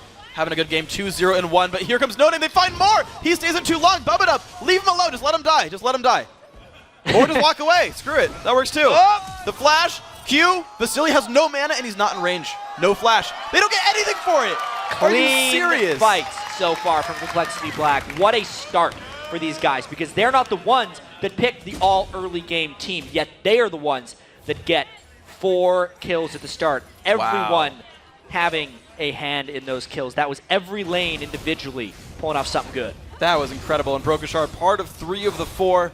Early boots of mobility coming in to cash in the 2 kills and assists. So Lee Sin still looking to make some things happen. Yeah, that's an aggressive move there by Broken Shard, trying to have as much lane impact as possible. Not necessarily farming himself up. That's not the way Lee Sin necessarily works. But if they can keep this up, they're going to force this 3rd game, because team composition-wise, LMQ, they have to win early. Yeah. Unless they get something crazy going on here. Broken Shard moves around. Pink Ward battle. Remember that game where Snoopy walked by the Pink Ward a bunch of times? Not this time. Not this time. Snoopy's not in this game. Pink Ward of his own. Yep. He's able to find it. It got spotted, though. So I feel like if you're going to Pink Ward that, I don't know, I feel like you almost want to check first and then be like, maybe they don't know I warded it. Ooh, does not quite get the knock back on a Xiao. Lulu walks away, dodges the Q, safe. Yeah, but look at this top lane. Westrice really trying to put the hurt on Ackerman. Normally, Renekton has the edge in this matchup until about level 8 or 9, and then depending on how much he's won that matchup by, can continue. But since he gave up those double buffs early, they gave up 2 kills. It's actually Westrice trying to turn the tables right now. And it's an interesting build from Ackerman, too. He wants to keep bullying, but also wants to not die, and he's going for an early Hex Drinker here. Both level 6. Westrice already has popped Dragon form. Ackerman has Dominus available. Xiao and Broken are about to find each other. Good damage in. The Q's going to come through. He's got a teammate, though. Watch out. That's going to be No Name Brokenshard. Can you get away? You are level 6. Can you get out? Barrel comes in. Kill picked up. A little bit too eager there. Yeah. One going back to LMQ. Way too eager. Probably would not have been able to jump over and support that even if No Name wasn't there. That was definitely Brokenshard pressing and paying for it. And he's going to pay for that one with his life. A couple hundred gold going the way of LMQ, but it's still a 1,500 gold lead for Complexity so far. They're in the black this time. And a gank bottom because they know Xiao was content mid lane. There's no wards to see this approach. How tipped off are LMQ going to get, though, as Prawley comes barreling through. There's no ulti for him, so it's going to be a smaller barrel. Yeah, well, he doesn't have too long on that ulti. It's going to be up in about 10 seconds if he can just wait it out, but he's going back to mid because the huge wave is hitting his turret. LMQ plays safely enough. Minions go down to the mid lane turret. These guys are going to trade farm for now. Very few minions separating these guys, but the kill gives Robert Exley a BF sword compared to the Sheen of Vasily. So if they can dodge the Qs, there's no damage coming out from this Ezreal. Yeah, interesting first buy there by Ezreal. Definitely just trying to last hit a little bit more. And that also tells me they're planning on being passive in that lane. More mana means a longer amount of time he can just sit way back and try and last hit with his Qs. Sheen is not necessarily a dueling item. It is a poking item for Ezreal. I think part of it as well is he didn't have enough money to afford Phage and was like, I need something. May as well complete an item. Yeah, might as well get Qs. Yep. And you're right? It allows him to sit back and spam and play from far away. And it conveniently had 1,200 gold for that one. So the recall comes through. Still, minions are close. No Name has hit level 6. Now, Broken Shard played this champion last time. Had really good effect early on, but then fell off a bit. I want to see if No Name can have better effect mid-game there. Complexity Black on top of the pink board. Go for Dragon. No one's even trying to stop him here. So they've bought in a 1,400 gold lead and going to try to add to that one. Taking a Dragon. Pretty secure right there. 136 per member. Yeah, and to talk more about No Name Broken Shard and that matchup, it'll be especially curious because No Name got outplayed early on in the game twice in a row. Yeah, he did. You know, both times he gave up his double buffs, which is a big no-no for junglers. That is one of the worst things you can do early on in the game, and he's done it both games right here. If he can come back from that, it speaks to their team. Knock back to Xiao. Q lands as well. Probably just going to take that as the advantage and back away. Finds another knockup. Already wasted the shield. He probably is really trying to win this matchup. Yeah, the most annoying thing about landing against you. Never mind, Pantheon gank. All right, Sivir has ulti, pops it. Who's going to spell shield up? Stuns on above it up. So much damage coming through.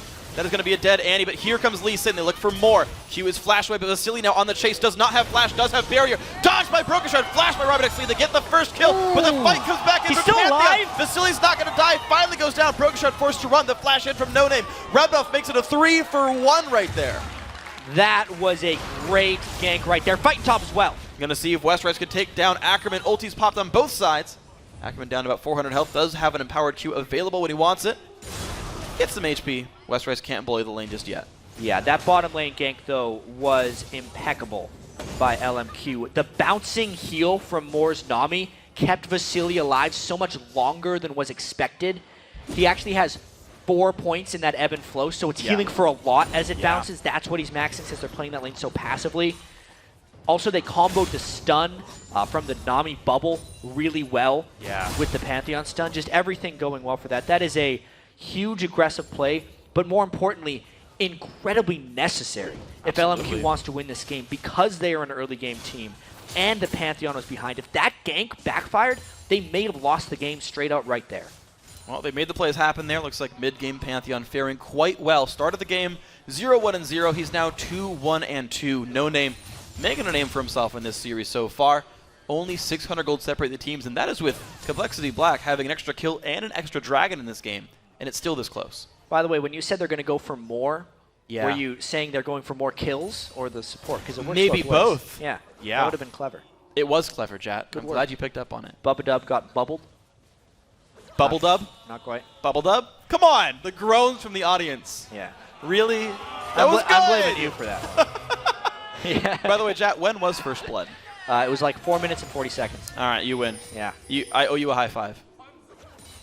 That was a really weak high five, though. It's okay. You only get what you deserve. All right, I'll see you later. All right, solo casting, guys. Here we go. More puns all the time. LMQ sitting on the back foot in their bottom lane. The minions are still going Complexity's way, but we've seen the ganks time and again just work better with No Name there on the side. Yeah. Man Drop's back available. Broken Shard looks mid, but not near anybody. And something really interesting is that Broken Shard started the game so well on Lee Sin. Pantheon all coming in again. Bubba Dub gets caught warding. Uh-oh, it's going to be the tidal wave. Robert X. Lee is going to spell shield the tidal wave, and here comes the Annie Tibbers with a jump back in. No Name taken down, and Tibbers not going to do too much now. Bubba Dub looking for more here. Can he find it? Q lands. That's going to be a dead Nami as well. Fire beats water this time around. Vasily now stuck under a turret. Boomerang Blade. Tibbers takes it. Bubba Dub not going to make the plays just yet, but a good fight. Yeah, even so. Oh, knocked into the turret. Let's see if he can turn more. Oh, what a flash by Xiao Xiao, and the single minion left alive tanked a turret shot for him. Probably still looking, though. Ignite is on. Q's going to land. No flash, of course. One more body slam could seal the deal. Drix from the cask. Flash. Oh, does not get it. No. This is not good for Prawley. Little Lance lands. That's a kill. Xiao Xiao with the outplay. Prawley feels really sad right now. Prawley does. About that. But that was just so much action. Oh, yeah. Right off the bat. Maybe to talk about the start of it. The counter gank that time of Broken Shard. I was going to get into a point where Broken Shard started the game so well, but then hadn't made an impact afterwards with those boots of mobility. This time, the boots of mobility really came in advantageously for him because it allowed him to get to the fight earlier. And if Prawley could have curbed his aggression there, it would have been better for Complexity Black overall. That's actually the second moment in this game, with Broken Shard's gank earlier being the first right near this blue buff that we're seeing right now, were 2 moments that they kind of let LMQ back in the game. You take away those 2 moments of over-aggression, it's actually 7 kills to 3, and Complexity would be in complete control. Well, they're looking for the mid lane right now. Nobody's there to defend this one. 1 turret to 0. They got the bottom lane off the prior gank. Looking to capitalize the mid lane off of Xiao Xiao just recalling from his prior fight. No Name shows up to defend. He's going to have 2 people here now, but look at the damage coming through. There's 1 turret shot left. Stun comes in, not blocked, surprisingly, by Robert X. Lee. But that mid lane turret now down to about 1/5 of its health bar. Yeah, there's going to be a lot of pressure on that, but as long as Xiao Xiao is sitting there with his blue buff, the minion wave's never going to arrive there. One thing to mention about AP Lulu is when she does have her Athene's Unholy Grail and the blue buff, it is so much easier for her to deal harass because he attaches the E to the enemy and then gets 2 glitter lances off that are nearly undodgeable. Yeah, picks last on you for, I believe, 6 seconds. The base cooldown's around 7. For the glitter lance. Yeah. So once you get enough cooldown reduction, you get 2 of them almost guaranteed. Yes. Just felt like spelling up the numbers there. Shall we show? Yeah. It's a tag team. We're a team here, chat. We both get credit when we say something smart, which means you get credit for my puns. Those aren't smart. Well, mid lane still under siege. Actually, a lane swap a bit here by Complexity. They're going to send their dual lane mid to keep the pressure on. But Xiao Xiao just clearing waves by himself. Probably went bottom. Kept the lane in good repair here. And the Dragon now up in 2 seconds. As the top laners keep brawling back and forth. Let's see what happens here. West Rice has the ulti. Still getting chased down on a turret. Ackerman can't find anything else for this one, though. Yeah, West Rice has been farming a lot in that lane since having an early edge. As the Dragon's going down as well. Okay. Pantheon coming in. 4-on-4. Mandar comes in. They're going to go for the Dragon first. They pick it up. The battle has begun. See what happens. Shyvana does win the battle in the top lane as well as the Dragon pickup. Let's see what else these guys can go for. No Name, bit overextended. Damage coming through, but the Lulu keeping him alive. Body Slam shows up. Broken Shard finds another kill. 5-2-2 for Broken Shard. Putting the team on a backpack. And by the way, West Rice soloed Ackerman up in the top lane. So another huge across-the-map win by Complexity Black. Dragon plus 2 kills, and now a 4, maybe 5,000 gold advantage if they can get down these turrets. We'll see if they can get the mid one as well. Xiao Xiao has a mana bar, but Prawley and Robert X. Lee say, I don't care if you have mana. We have minions, and they have enough health to survive. Another turret goes down 2-0 on the map. West Rice going to recall back with his finished Sunfire Cape already done. And I got to say, this is looking much better than Game 1. This is a big lead right now for Complexity. Also, Robert X. Lee's Sivir has the potential to run down a lot of LMQ team members later on in this game. The Shyvana top lane as well is outscaling Ackerman. Yeah. Huge boon. He's already got a minion and level lead. Yeah, look at those items he was able to complete. 2 Mercury Treads and Warden's Mail, which he did not have when he soloed Ackerman. No, that was Boots 1 and a Sunfire Cape. Ackerman basically upgraded Merc Treads and added a Negatron cloak. Yeah. So 1,300 gold he has on him in the top lane. There's also a 1,200 gold lead for Broken Shard. The gold on Lee Sin is a little bit misleading, though, actually. Generally, you don't want your Lee Sin to have that much gold because he is mainly a facilitator, and he has put so much into vision control that the combat effectiveness of Lee Sin isn't proportional to his gold lead. That's something Complexity has to keep in mind here. Yeah, it's largely in his levels. Did go Ruby Sightstone. Wow. So, yeah, very few combat stats, less combat items completely than No Name. But you got to think with Complexity Black winning the game pretty well and facing an early game team, they're like, okay, if we don't get ganked sillily, I don't know what the word was supposed to be there. If it's not silly. Anyway, they get the wards down. Foolishly? Foolishly, thank you. There you go. Revived. We're good. Gonna miss that one, but they'll get ganked foolishly. They use the wards, should be in okay shape. And if they don't over-aggress. Yeah. That's one They've been doing thing that. they've done a little bit of. And it's kind of why Broken Shard has built the Ruby Sightstone. The reason they have been winning these fights in the first place is because he has had the mobility advantage on the Pantheon, which is kind of crazy to think. Pantheon has his Grand Skyfall, yet Broken Shard has actually been ahead of him in most situations. Done some really good things here. Ackerman now on the back foot in the top lane. Westrice killing minions between the turret. Broken Shard finds No Name again. Both these guys level 10. Jumps back in. Not going to go for the kick just yet. Could have knocked up Xiao Shao. Doesn't care about that. Smite onto the Wraith. Going to go Broken Shard's way. Yeah, cost him half his health bar, though. Not worth it. Probably not. That was one of those situations where he almost put himself in harm's way again. Yeah. He's got to be really careful with those ward jumps. Okay, so doesn't find too much there. Looks like Ackerman happy to last hit under his turret. There's some ward coverage for Westrice. He's put one down near the blue buff. But you got to know he is available to be jumped on if No Name wants this one. Up one level. Has Dragon Form. Does not have Flash, though. Now probably looks to make a play. He's going to walk into Ackerman 2v1 look out. in the brush. Body slam lands. Ackerman, no Flash, does have ulti. Not the correct direction. No Name probably going to cancel that ulti. Slice and the dice. Yep, he'll get that cooldown back for Grand Skyfall. Doesn't cost him if he doesn't jump. It is a turret, though, for Complexity Black. Nice rotation. So 5.4 thousand gold. 20% gold lead right now for Complexity Black. The blue buff respawns. These guys have owned this side of the map for a while, largely thanks to Westrice. No Name, though, wanted to protect his own buff. Can he make it happen? Well, they're collapsing from both sides. How quickly can Broken Shard get there to continue this harassment? They will have a numbers advantage if they can sustain. They look for No Name. No Flash on that guy. Knockup comes in from Lulu. Ackerman rejoins the fight. Some damage coming in from Prolly. Where's the knockup going to go? Drinks for himself. Ulti, of course, actually down. I take that back. Westrice in the backline. But there comes the rest of Complexity. Tidal Wave is massive, but they find one kill. Onto the Renekton so far. Ignite's going to make one happen, though. Knocked down. Bubble Dub into the air. Bubble Dub not going to be too happy. Here comes the man trap as well. 2 kills picked up. Nice Q from Sivir. The team forced to disengage. 2-for-1 fight for LMQ. A good collapse there by LMQ, being down in gold, but finding the right moments to initiate. Vasily was very slow coming back up, and the fact that the ultimate of Ezreal hit so many of Complexity Black was a big reason they were able to come out there. Also, the fact that Gragas' ultimate was down turns these things, all these little small advantages that can make up for a gold deficit coming into these fights to make the fight more even. You can see this chaos here probably couldn't really have a big impact, and it was mainly the tidal wave here that really gave him the edge. When the tidal wave hits from that far away, it's like a 4+ second slow on everyone for Complexity combined with Clear Lands. They are crawling away, which makes the bubble easier to land. It means they all have to burn Flash, and it meant LMQ could still get kills afterwards. All right, so now 7-10, the gold lead, only 4,500 now. Bringing it closer is LMQ. We'll see if they can make it a 2-0 and take the first place in the first North American Challenger Series, or if Complexity Black can fight back, be the huge underdog, and say, hey, you know, there's a reason we're Complexity Black. We're the dark horse. We're going to prove it here. Vasily and Moore chilling down in the bottom lane. Equal minions now between the AD carries. Their gold's got to be pretty close as well. Trinity Force done. Zerk Greaves, and now going towards a Blade of the Ruined King here for Vasily. Personally, I like that build. This is a rather odd game right now. There's been so much aggression. So much of the gold has went on to Broken Shard, which he has turned into mobility rather than combat stats. And I actually feel like Complexity Black is pressing right now. I say this because Prolly has built a blue elixir when he's still working on his death cap. Almost always you'll see a Gragas just save as much gold as possible and go for a death cap. When you build a blue elixir like this, it means Complexity is looking to have some very game-changing fights shortly. With the Dragon coming up, that might be the next thing they look for. Well, if they get the Dragon, it's going to pay for itself here if that ends up being the tipping factor. Level 13 on Prolly. And he just drank the elixir, too. He didn't even wait for the fight.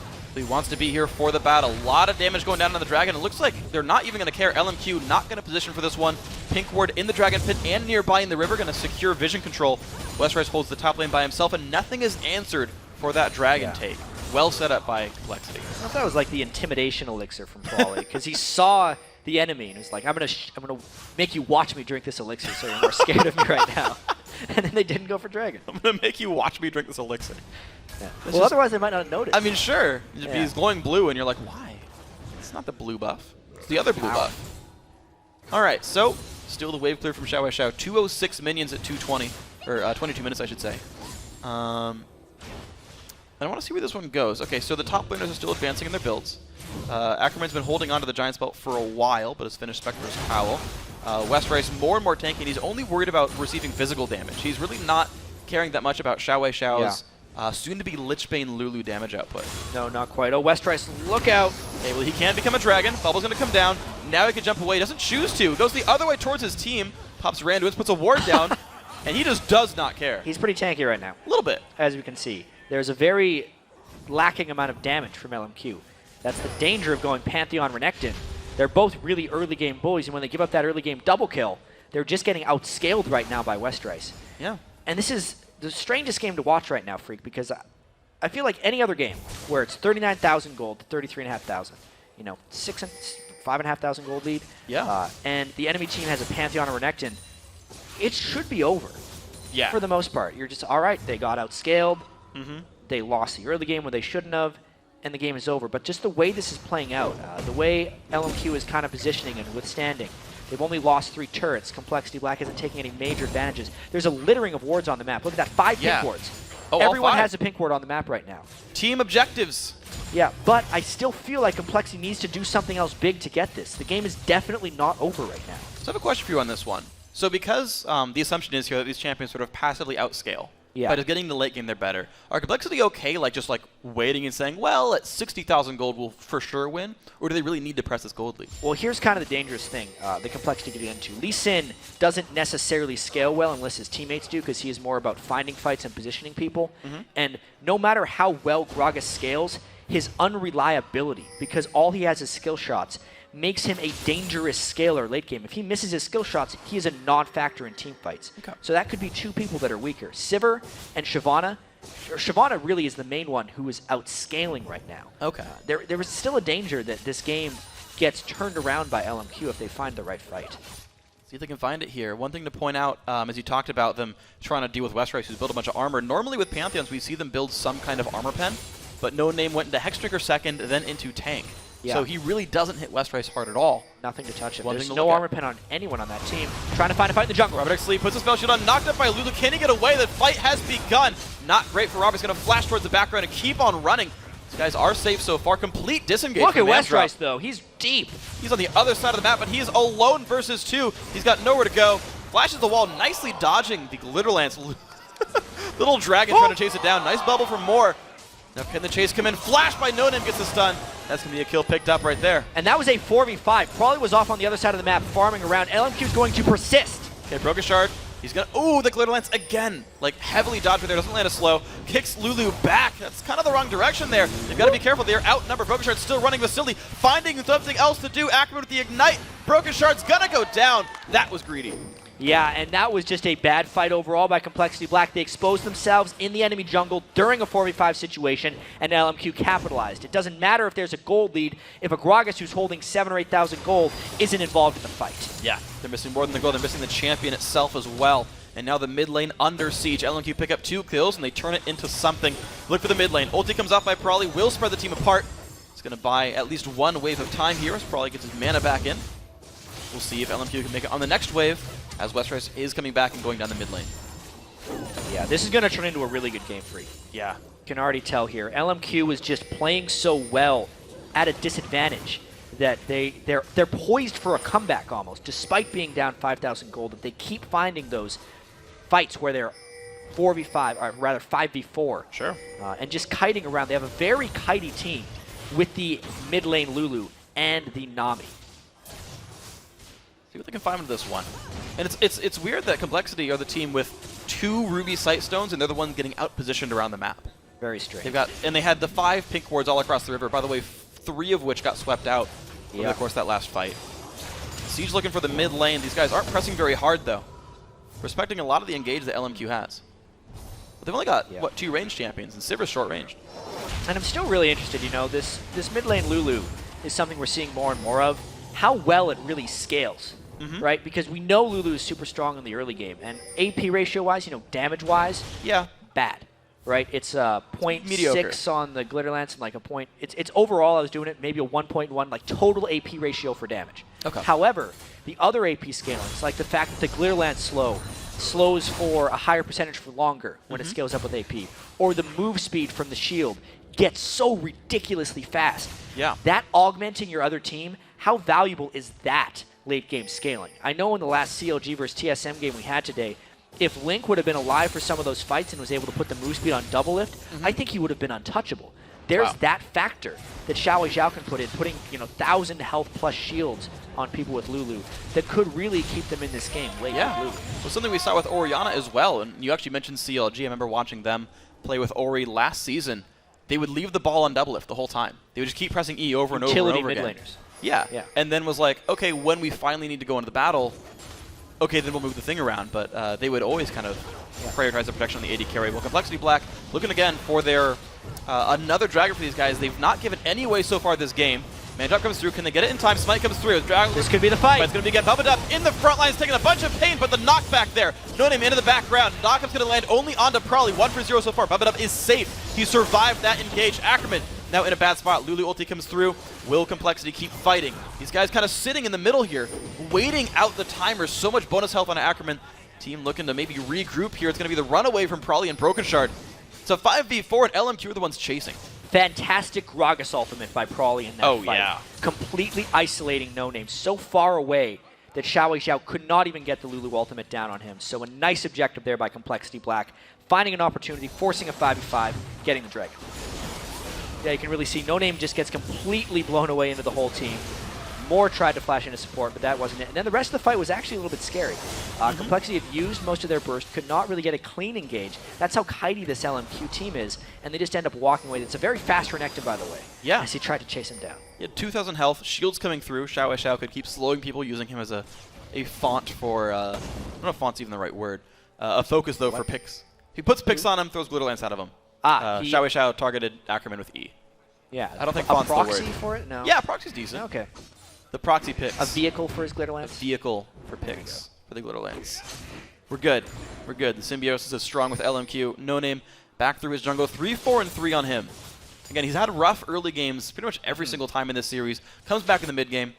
Teamfight's going hit and miss. Of course, we've seen some amazing ultis come out from Prolly so far. Puts another one down, actually. It's a battle with Vasily. Oh, no. That's going to get won by the Chinese AD carry. Vasily taking him out. Oh, dear. Ruin King Trinity Force, 4-1 and 4. Yeah. That shouldn't have happened. It did. He gets the Blade of the Ruin King off and was able to heal himself up. Probably used everything in that fight. That's a big advantage for LMQ. An individual play right there. Yeah. It's going to get a lot of team gold back for Complexity. There wasn't Ignite for Prolly. For the lifesteal was enough. Yeah. Big for LMQ. Only 1 kill down. 5,500 gold. Rest Rice knocked up there. Not too afraid of Ackerman. Actually chooses to fight a little bit back. West Rice is pretty untouchable. Yeah. 4-2 and 1. Yeah. 3.5 tank items. He's going to go probably full tank this build. Surprising. Visage and GA, maybe? Yeah. If West Rice had a Blade of the Ruin King in this game, he could definitely make a much larger impact because, yes, he's unkillable, but he's not killing anyone. He's pushing people back, but not helping his team convert. And especially with the unreliability of a Gragas and the low damage of Lee Sin, there's a chance they need an extra damage dealer that West Rice could have been since he had such a lead in this game. Yeah, if Gragas only hits Ackerman, like, how does that guy even go down? They have low damage jungler, low damage top lane. Sivir, not the best single target damage champion. Not necessarily. Depends on the spacing of the team fights too. Sure. Sivir is fantastic against teams that are more likely to group up in team fights because the ricochet will hit everyone. Yeah. If LMQ spaces properly, they can really neutralize the damage output of Robert X. Lee. See if they can find it. No shield coming through for either team. No Locker to the Arn Solari that I can see so far. Mikhail's the focus here for Moore, and Mikhail's does heal percentage of max health, so would be good on No Name and Ackerman. West Rice again down to half, running backwards there. Look at that slow. Oh yeah, pretty powerful. Death Cap coming soon, by the way, for Xiao Zhao. So even better CC and haste. Don't do it, Broken Shard. Doesn't. The Lee Syndrome just about took him out there. LMQ is full health. Yeah, and Westrace is down to half. I feel like he doesn't want to fight when he's this low. This is a really hard team to close out on. Yeah. LMQ was down 6,000 or 7,000 gold a while ago and has just persisted. It's still only 3 turrets to 1. They were down those 3 turrets forever ago, and the push by Complexity Black has just completely stalled. Completely, you're right. There's nothing going on for these guys. 3 completed items here for the mid laner, Prolly. 3 completed items for Robert X. Lee. And he's stopping building damage to go towards some more resistances. Only 1 death in that champion for Robert X. Lee's Sivir, but decides, you know, I need a Banshees. Or at least some MR. Ackerman and Prolly in a battle. Very tanky Renekton. Prolly's going to sit around for this one. Does not go for the ulti on Ackerman, and here comes the rest of the team. No Name finds Bubba up. Tibbers comes back around. Going to flash over the wall. Knocked into the wall there by Prolly. Ackerman still taking up the turret. Ezreal does not quite find the kill, but Broken Shard now getting chased down. Can he get something else to do? Jumps backwards. Good damage from Prolly, but he's now overextended. It's going to be 1 kill picked up. With the knockup, it's going to be 2 kills picked up. The team not there to re-engage. A 2 for nothing for LMQ. Yeah, Robert X. Lee, as you said, was nowhere to be found in that fight. So as soon as they see an advantage, they just chase relentlessly. And whenever a team is stalled out for so long, you can almost expect that turn to happen because Complexity Black was just waiting and waiting and waiting and could never find a moment. Eventually, LMQ is going to find a moment, and they're trying for Baron now. We'll see if they can do it. This is very not being sneaky whatsoever. They know they have the smite up. Let's see if Robert can stop it. It was super dangerous. All right, it's a 2v5 for now, and he's not nearby. Westrace going in. Zone at Wesker. He goes in. Can he find much here? Robert X. Lee is around, but the knockup comes in. Not good for Sivir. Flashes backwards. Westrace just barely alive. Tibbers going to come out, but not find a lot here. So far, 1 for 0. They're so Baron low right now. Putting the damage still out. Bubba up. Can he find more? Puts the wards over. No, smite it away. No Name takes it. Making that 3 kills and a Baron unanswered. Such impressive play right there by LMQ. Just relentlessly diving, and it's crazy, you know, because it's a Pantheon Renekton team. You do not expect them to pull ahead 30 minutes into the game. You expect them to win early, but the way they're using their mobility, they're making the scaling not necessarily matter. Xiao Zhao is showing us that AP Lulu is a viable thing late into the game. Vasily as well on Ezreal is using his mobility to completely outplay Complexity Black. Robert X. Lee has not been involved in these fights. Vasily has been. Yeah, and how impressive is it? And I guess you kind of said the reason why, but how impressive is it that the team without Sivir is outmaneuvering the team with Sivir there? And it's because Robert has not been there with his team. You talk about Complexity Black not really making things happen. Yeah, they're getting a whole bunch of dragons there. That's keeping them their gold lead. Yeah, but that was big. For the big objectives, though, LMQ are there first, and they're forcing the issue. Yeah, now that they have the Baron buff, I want to see what use LMQ makes of this one. They're still down in gold, and they're running the risk if they group up of actually fighting 5v5, which they have avoided doing for so long up until this point because they'd lost that early game. Well, walk around Dragon, they see it has been taken. The pink wards get removed. Only 2.5 tank items here for Broken Shard. He's still not a big factor. He started the game 5-2-2. He's now 5-4-4, a significant time later. You talked about Lee Sin being a facilitator. Hasn't facilitated much. Sivir out of position, but look how fast he is. Fast Xiao Zhao. Broken Shard even faster, though. Finds the Q. Does not follow up. In. Let's see how fast that Lulu's actually going. At this point with her amount of AP, it's an 82% movement speed boost. Slightly high. Yeah, it's 30 base plus 1 per 10 AP, and he's got 516 AP on Lulu. There you go. Pretty swift dude, no name Vasily. They just finished killing off the the outer bottom lane turret. So both teams have killed all 3 outer turrets there. Tier 2 mid had already gone for CLG Black, though. And as far as positioning goes in this game, the Lulu will control it completely. As well, the Glitter Lance is normally an 80% slow that decays down to 0. It's an 80% slow that decays down to 77% because of how much AP she has. It is just an 80% slow for 2 seconds, straight up. Yeah, pretty powerful stuff right here. These guys now going to continue to remove these minions. They're taking the jungle now as they go for the sieges. The bottom lane looking to be the focus soon. They just cut the minion wave across right here. Yeah. And this is clearly going to be the place that they're looking to push. This is a very difficult turret to defend. Ackerman can very easily get in behind the team if he wants to walk around. The wave clear from Complexity Black is immense, though. Sivir and Gragas combined won't let minions arrive at that turret. So if LMQ wants to go in, they have to brute force their way in with Renekton. Okay, well, 1 minute left on Baron. That's 2 minion waves. Here comes the first of those last 2 before Baron times out.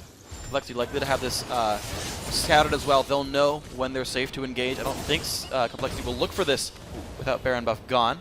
poke down to Robert X. Lee, not spell shield. He got him to half health though, yeah. Which means they either brute force in this turret or they try and Pantheon drop behind them. That is a very real possibility on this next wave. But Robert recalls he has a Guardian Angel, can't afford a home guard. He's running back towards his team.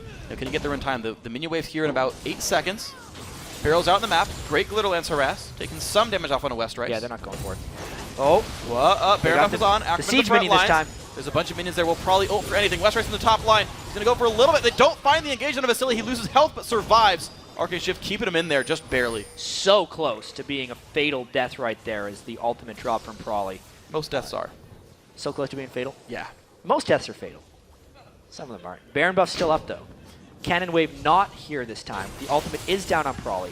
They got a lot of damage on a Broken Shard. This is going to continue, Freak. They're going to try Baron Buff now, really timing out on this one. Let's see what they can go for. Here we go. Turret taking a lot of fire force. Ultis are down by 2 of the members. Bubble's going to come out. Not find much. Arcane Shift again. The minions are gone. Westrice down to half Broken Shard as well. And LMQ could just face tank this turret and take it now. They're going to do that. And Westrice a little bit in the bad spot. There Man it Trap is. comes by as well. Look at the burst coming through. But not in a good spot. Westrice as well will be falling.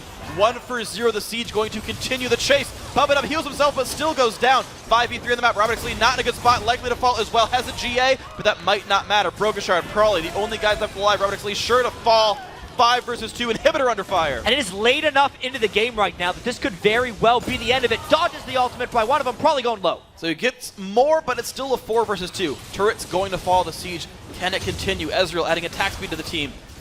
Broken Shard, probably the only guys there. Broken Shard comes in, takes a lot of damage, but it buys some time for the inhib. Ackerman lower, 300 health, but he's going to walk out. All right, so I think there was a danger there of the game being over, but probably could get a catch. Huge move there by LMQ. Getting the inhibitor down, and they have taken control now. First gold lead they've had him forever, Freak. Yeah, exactly. 500 gold for these guys. Let's watch this fight again. Westrice got stuffed there on his ultimate by a bubble. He tried to ult away as the bubble hit, so he didn't move on Shyvana. Then it's just the slow and the speed continuing from Lulu. She is the catalyst for almost all of this chase. No one on Complexity Black can get away. So fast from the Nami, so slow because of the Lulu, and they were just able to kill again and again. Once they got rid of the front line from Westrice, who was no longer a super tank because of the huge amount of items on Lulu and Ezreal, it was just a steamroll for that LMQ team. It's a ridiculous composition that they have here. And it's incredibly well played by these guys on top of that. So in the aftermath of that fight, LMQ did back off. Probably got a steal on the blue buff, thanks in part to Broken Shard. Gonna go back on their sides of the map. 1 minute until both Dragon and Baron come up. I want to see where these go to because Baron buff is gone. Turrets mostly equalized. There is a dead inhibitor, but these guys are back to equal on gold. Can Complexity Black turn this one back around? It's going to take sweeps Baron. A ridiculous turnaround at this point from Complexity Black, because if we consider that LMQ has just come back from a 7,000 gold deficit, down 3 turrets to 0, now is up 2 turrets and even in gold, you would just, by logic, say they are way ahead right now, because they were able to play even while they had a deficit. So when they are actually even, they have a huge lead. Likely do. We'll see what happens with this one. Glitter Lance coming back around. Broken Shard looks to make a play, lands a Q. The Civil comes in. They don't have Ackerman. It's a 5 versus 4. Can they go? Where's the knockup? Where's it going to land? Oh, Shao knocking himself. And the other people around. No Name shows back in for Prawley, though. He is low. And on the wrong side of this fight, Westrice, big Dragon Sleep does not find anything. Ackerman shows up now into the back lines. What can he find? No Name. Back in for Westrice. Prawley forced to run away. Bubba Dub getting chopped up right there. Good fight for LMQ. It's going to be 1 so far. Flashes going in. Spell Shield used. Double kill so far. Westrice falls. LMQ, can they clean this one up? Ackerman jumping in huge. Finds a 3rd for his team. Rabbit X League trades one back before he goes down. But that is a 4 for 1 fight. The chase just never stops. Complexity used all their move speed to get in. They had nothing left to get back out when they weren't able to finish off the kills. This is a continued push by LMQ. And they're going to go in now for the top inhibitor. 40 seconds on most of the respawns here. Will they keep on going? Inhibitor now under fire. Minions flooding in from the bottom side of the base. They have super minions if they want to go for the Nexus. Prawley, 30 seconds, has to defend by himself. Ultimate coming up soon, and there's pretty low people on LMQ, but this looks indefensible. I don't know if you can find much there. Nexus turret going to be going down out of the Nexus itself. They're going to go. This is going to be the Challenger Finals if they can get it. 1 turret goes down, 2 goes down. Prawley trying to find 7.5, but the Nexus now undefended, and LMQ going to make it 2-0 over Complexity Black. What a comeback, Freak, by LMQ. It was a rough start. Yeah. You can tell they're not super happy about that one, but the comeback itself is something to be proud of. Comebacks like this do not happen often. No, you've got to be an incredibly skilled team who's able to react under pressure. And to think about it, they could have said, you know what, whatever, it's game 2, we can come back in the 3rd game, we think we're going to lose. Think about that happened with Royal Club and their semi to Fnatic, where they were like, yeah, we lost the game, let's spend the game talking about how to play the next one. They stayed focused in this game to pull themselves back through. Yeah, and that's a tough loss for Complexity to take. I think after their early game start, they were maybe thinking, all right, we can take this to a 3rd game now. They never got there. It ended up just being a really long game 2. Never able to pull off. I think Prawley is not happy with himself. He had a couple key misplays on Gragas, getting 1v1'd on 2 occasions. Gave up a lot of that lead. Broken Shard could not come back on Lee Sin despite a fantastic start. He's never able to make a large impact. You know, even Westerice, no one on Determined is feeling without, or sorry, Complexity Black, formerly Determined Gaming, is feeling without blame right now because they all had their own individual advantages. And they all lost them. You got to give them credit for getting those advantages. Yes, they played really well. No one expected them to beat LMQ. No. But they were beating LMQ for a lot of that game, too. They showed incredible promise, some incredibly good play by these guys overall. They did fall back, right? Better playmaking, I got to say, to me, is the biggest catalyst there. LMQ just getting themselves around the map, finding the openings, forcing those openings. And when you saw Complexity try to actually force them themselves, they overextended, couldn't find the picks, couldn't get the knockups to go the right way, and then got themselves spread out. Yeah, we got to give a lot of props to the team coordination of LMQ. Yeah. Playing with a deficit like that and using mobility as their only real advantage. You know, Ezreal, Nami, Lulu, just all kind of flying around. Ackerman as well, slicing and dicing at just the right moments on Renekton, never really being able to do too much damage. Was very impressive team play to watch during some of those Dragon fights. They were really scattered fights all over the place, yet somehow they weren't dying. They were finishing off the kills, and as soon as they had an edge, you could tell. And all of them just kind of turned as one and went for it. Yeah, it's once it went to the 5v5s. Remember there was a fight where it happened in like 3 different spots. There was like kills in the bottom lane. There was like a 1 dragon fight while Westerice is like winning his top lane matchup on the other side of the map. Like these individual plays, like as far as player versus player goes, they stood up quite nicely for Complexity Black. It was when it was as a group of 5, a team coming together, making things happen. That is when LMQ came together. That is why they were the better team, is they were a better team, not necessarily better players. Which is a little strange. You know, coming into this matchup, you would have expected Determined Gaming to be the more cohesive unit that would maybe lose lanes and then go in strongly because LMQ's got all those number 1, 2, and 3 challenge players.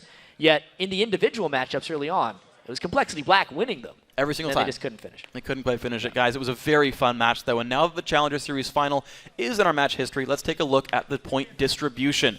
With their first place finish, LMQ grabs 9 points, while Complexity Black walks away from the first Spring Series with 7.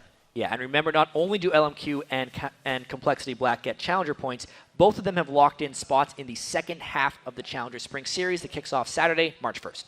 And now it's time to reveal our first North American Challenger Series Most Valuable Player. For leading his team to a first-place finish, the MVP goes to Xiao Wei Xiao. Yeah, their mid laner had an absolutely awesome setup. You can see that 11.5 KDA. The Nidalee and the Lulu were both very impressive. Tight game 1 got turned to the favor by some of those Nidalee spears. And the utility from that Lulu in game 2, I know it's been seen in a lot of other regions. We've seen a lot of Lulu mid already in Europe. It's been in Korea. Zamfire's been playing it forever in North America. It's not going away anytime soon because that was just a clinic on how to play Lulu. And I'm glad to see those champions come out because I like the different play styles. These guys who can be like, yeah, I'm a long-range sieger, I'm an assassin player, playing utility for his team. Those are fun to watch. I like the different styles coming out there and the teams that work around it. Now let's send it down to Kobe, who's hanging out with the MVP and his teammate Vasily. All right, thank you, Freak. I am here with the champions. Congratulations, guys. You have dominated the North American Challenger scene, and I just want to ask you guys, what's your overall impression of the Challenger scene, and is there any secret to your success?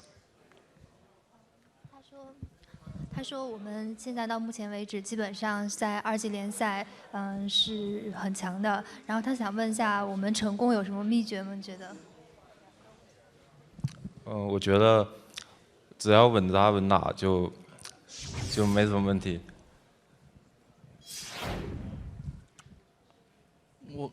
我跟他觉得差不多吧，反正就尽全力去打。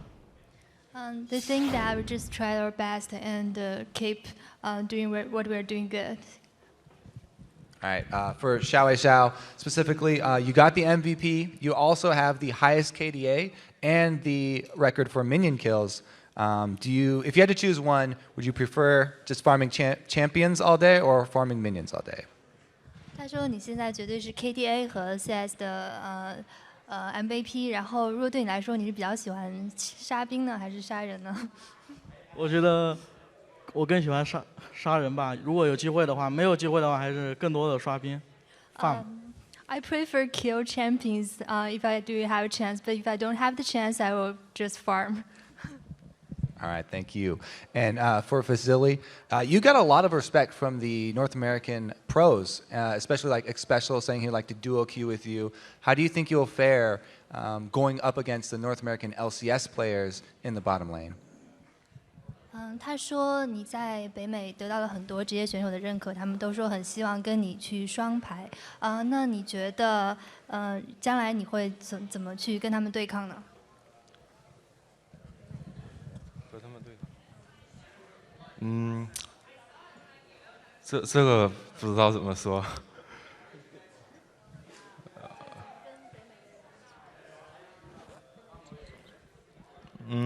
对线的时候。只要稳住就可，觉得打团的时候就没有什么问题。Saying that just to keep his performance like against them, so it's pretty good. All right, thank both you guys for your time. Now we are going to send it back up to Jat and Freak to finish off the day. Thank you very much, Kobe. Now, of course, we've reached the end of tonight's action, but there's more league coming your way in just 4 days. Yeah. The European LCS kicks off Thursday with Millennium taking on the Copenhagen Wolves. Yeah, week 6 of the European LCS gets underway at 10 a.m. Pacific, 7 p.m. Central European time. And even though we don't have any Challenger games next week, we do have 2 crazy days of Collegiate League action live from our Los Angeles studio. That's right. On Saturday, immediately following the LCS, the final 4 college teams face off for a shot at Sunday's finals. And all the games will be taking place on the LCS stage in front of a studio full of college fans. And now we not only have to say goodbye to the first ever North American Challenger Spring Series, we need to say goodbye to you, the viewers. But first, I'd like to say thanks once again to our friends at Coca-Cola.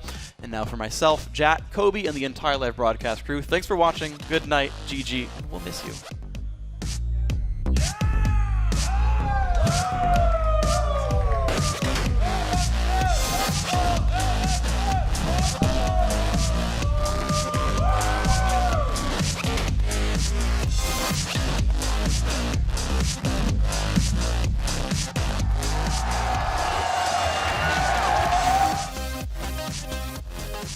I got a cleaver. Okay.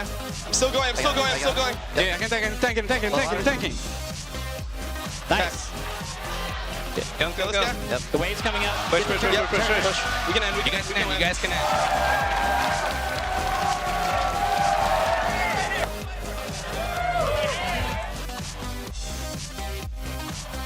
Elimination's death sentences this game have been completely on point. Already inside the base, and greeting them as they come home is High. He gets a kill going over onto Kiwi Kid. The double kill coming in for Xpecial from the side. Bjergsen's about to enter the fight. The spear comes in and knocks down Dexter almost to the kill ability level. Looks like they're going to go in even harder. Dexter throws on the Ghost in the Ragnarok and says, later, I'm out. The end gets hooked in. Xpecial with the hooks all day long, and they feed it right over to Bjergsen. Back, Ackerman in the front line takes a trap and doesn't really care. They're just going to backdoor it anyway. Goes down, fight has begun. Bubba trying to run away, pops the Ascension. More clears to the back line, and the Cohen's going to come through. Probably take down with a Javelin right there.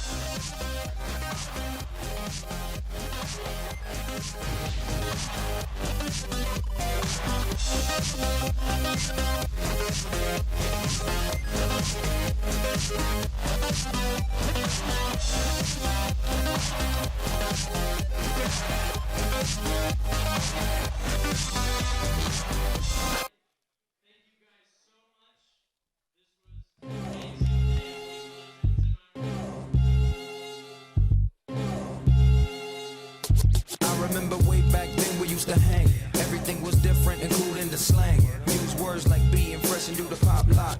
Curve blow in your box and you don't stop. The ladies back then, they don't make them no more. Brothers pull their chairs and throw their jackets on the floor. So the girls walk by, say hi. And it was cool just to be a nice guy. Motorola flip phones and the mobile bags. bags, hatchbacks, Scirocco's, and Cadillacs and Jags. That's how we used to roll. Just in case you didn't know. Back in the day, back in the day, back in the day, back in the day. Remember that skeleton in the TV? Shock theater, man, it will scare me. Turn off the TV and play the stereo. Automatic playback of 45s, you know. I'm putting on the hits because it's solid gold. The thing about them classics, they never get old. So I'm told I'm a dusty, rusty, but I'm a nodie, but goodie, believe that, trust me.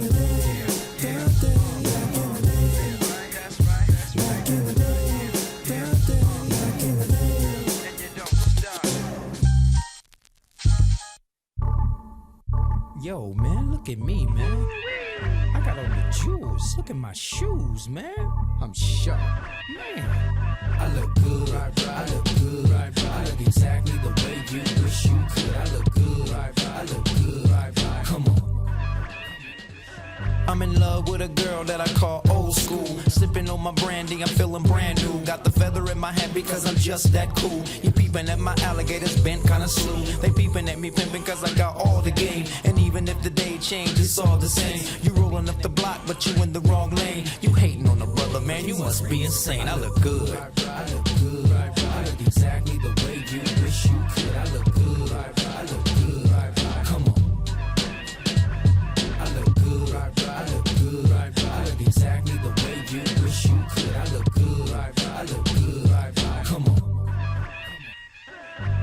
Joe said that I'm the best in the West. I got the.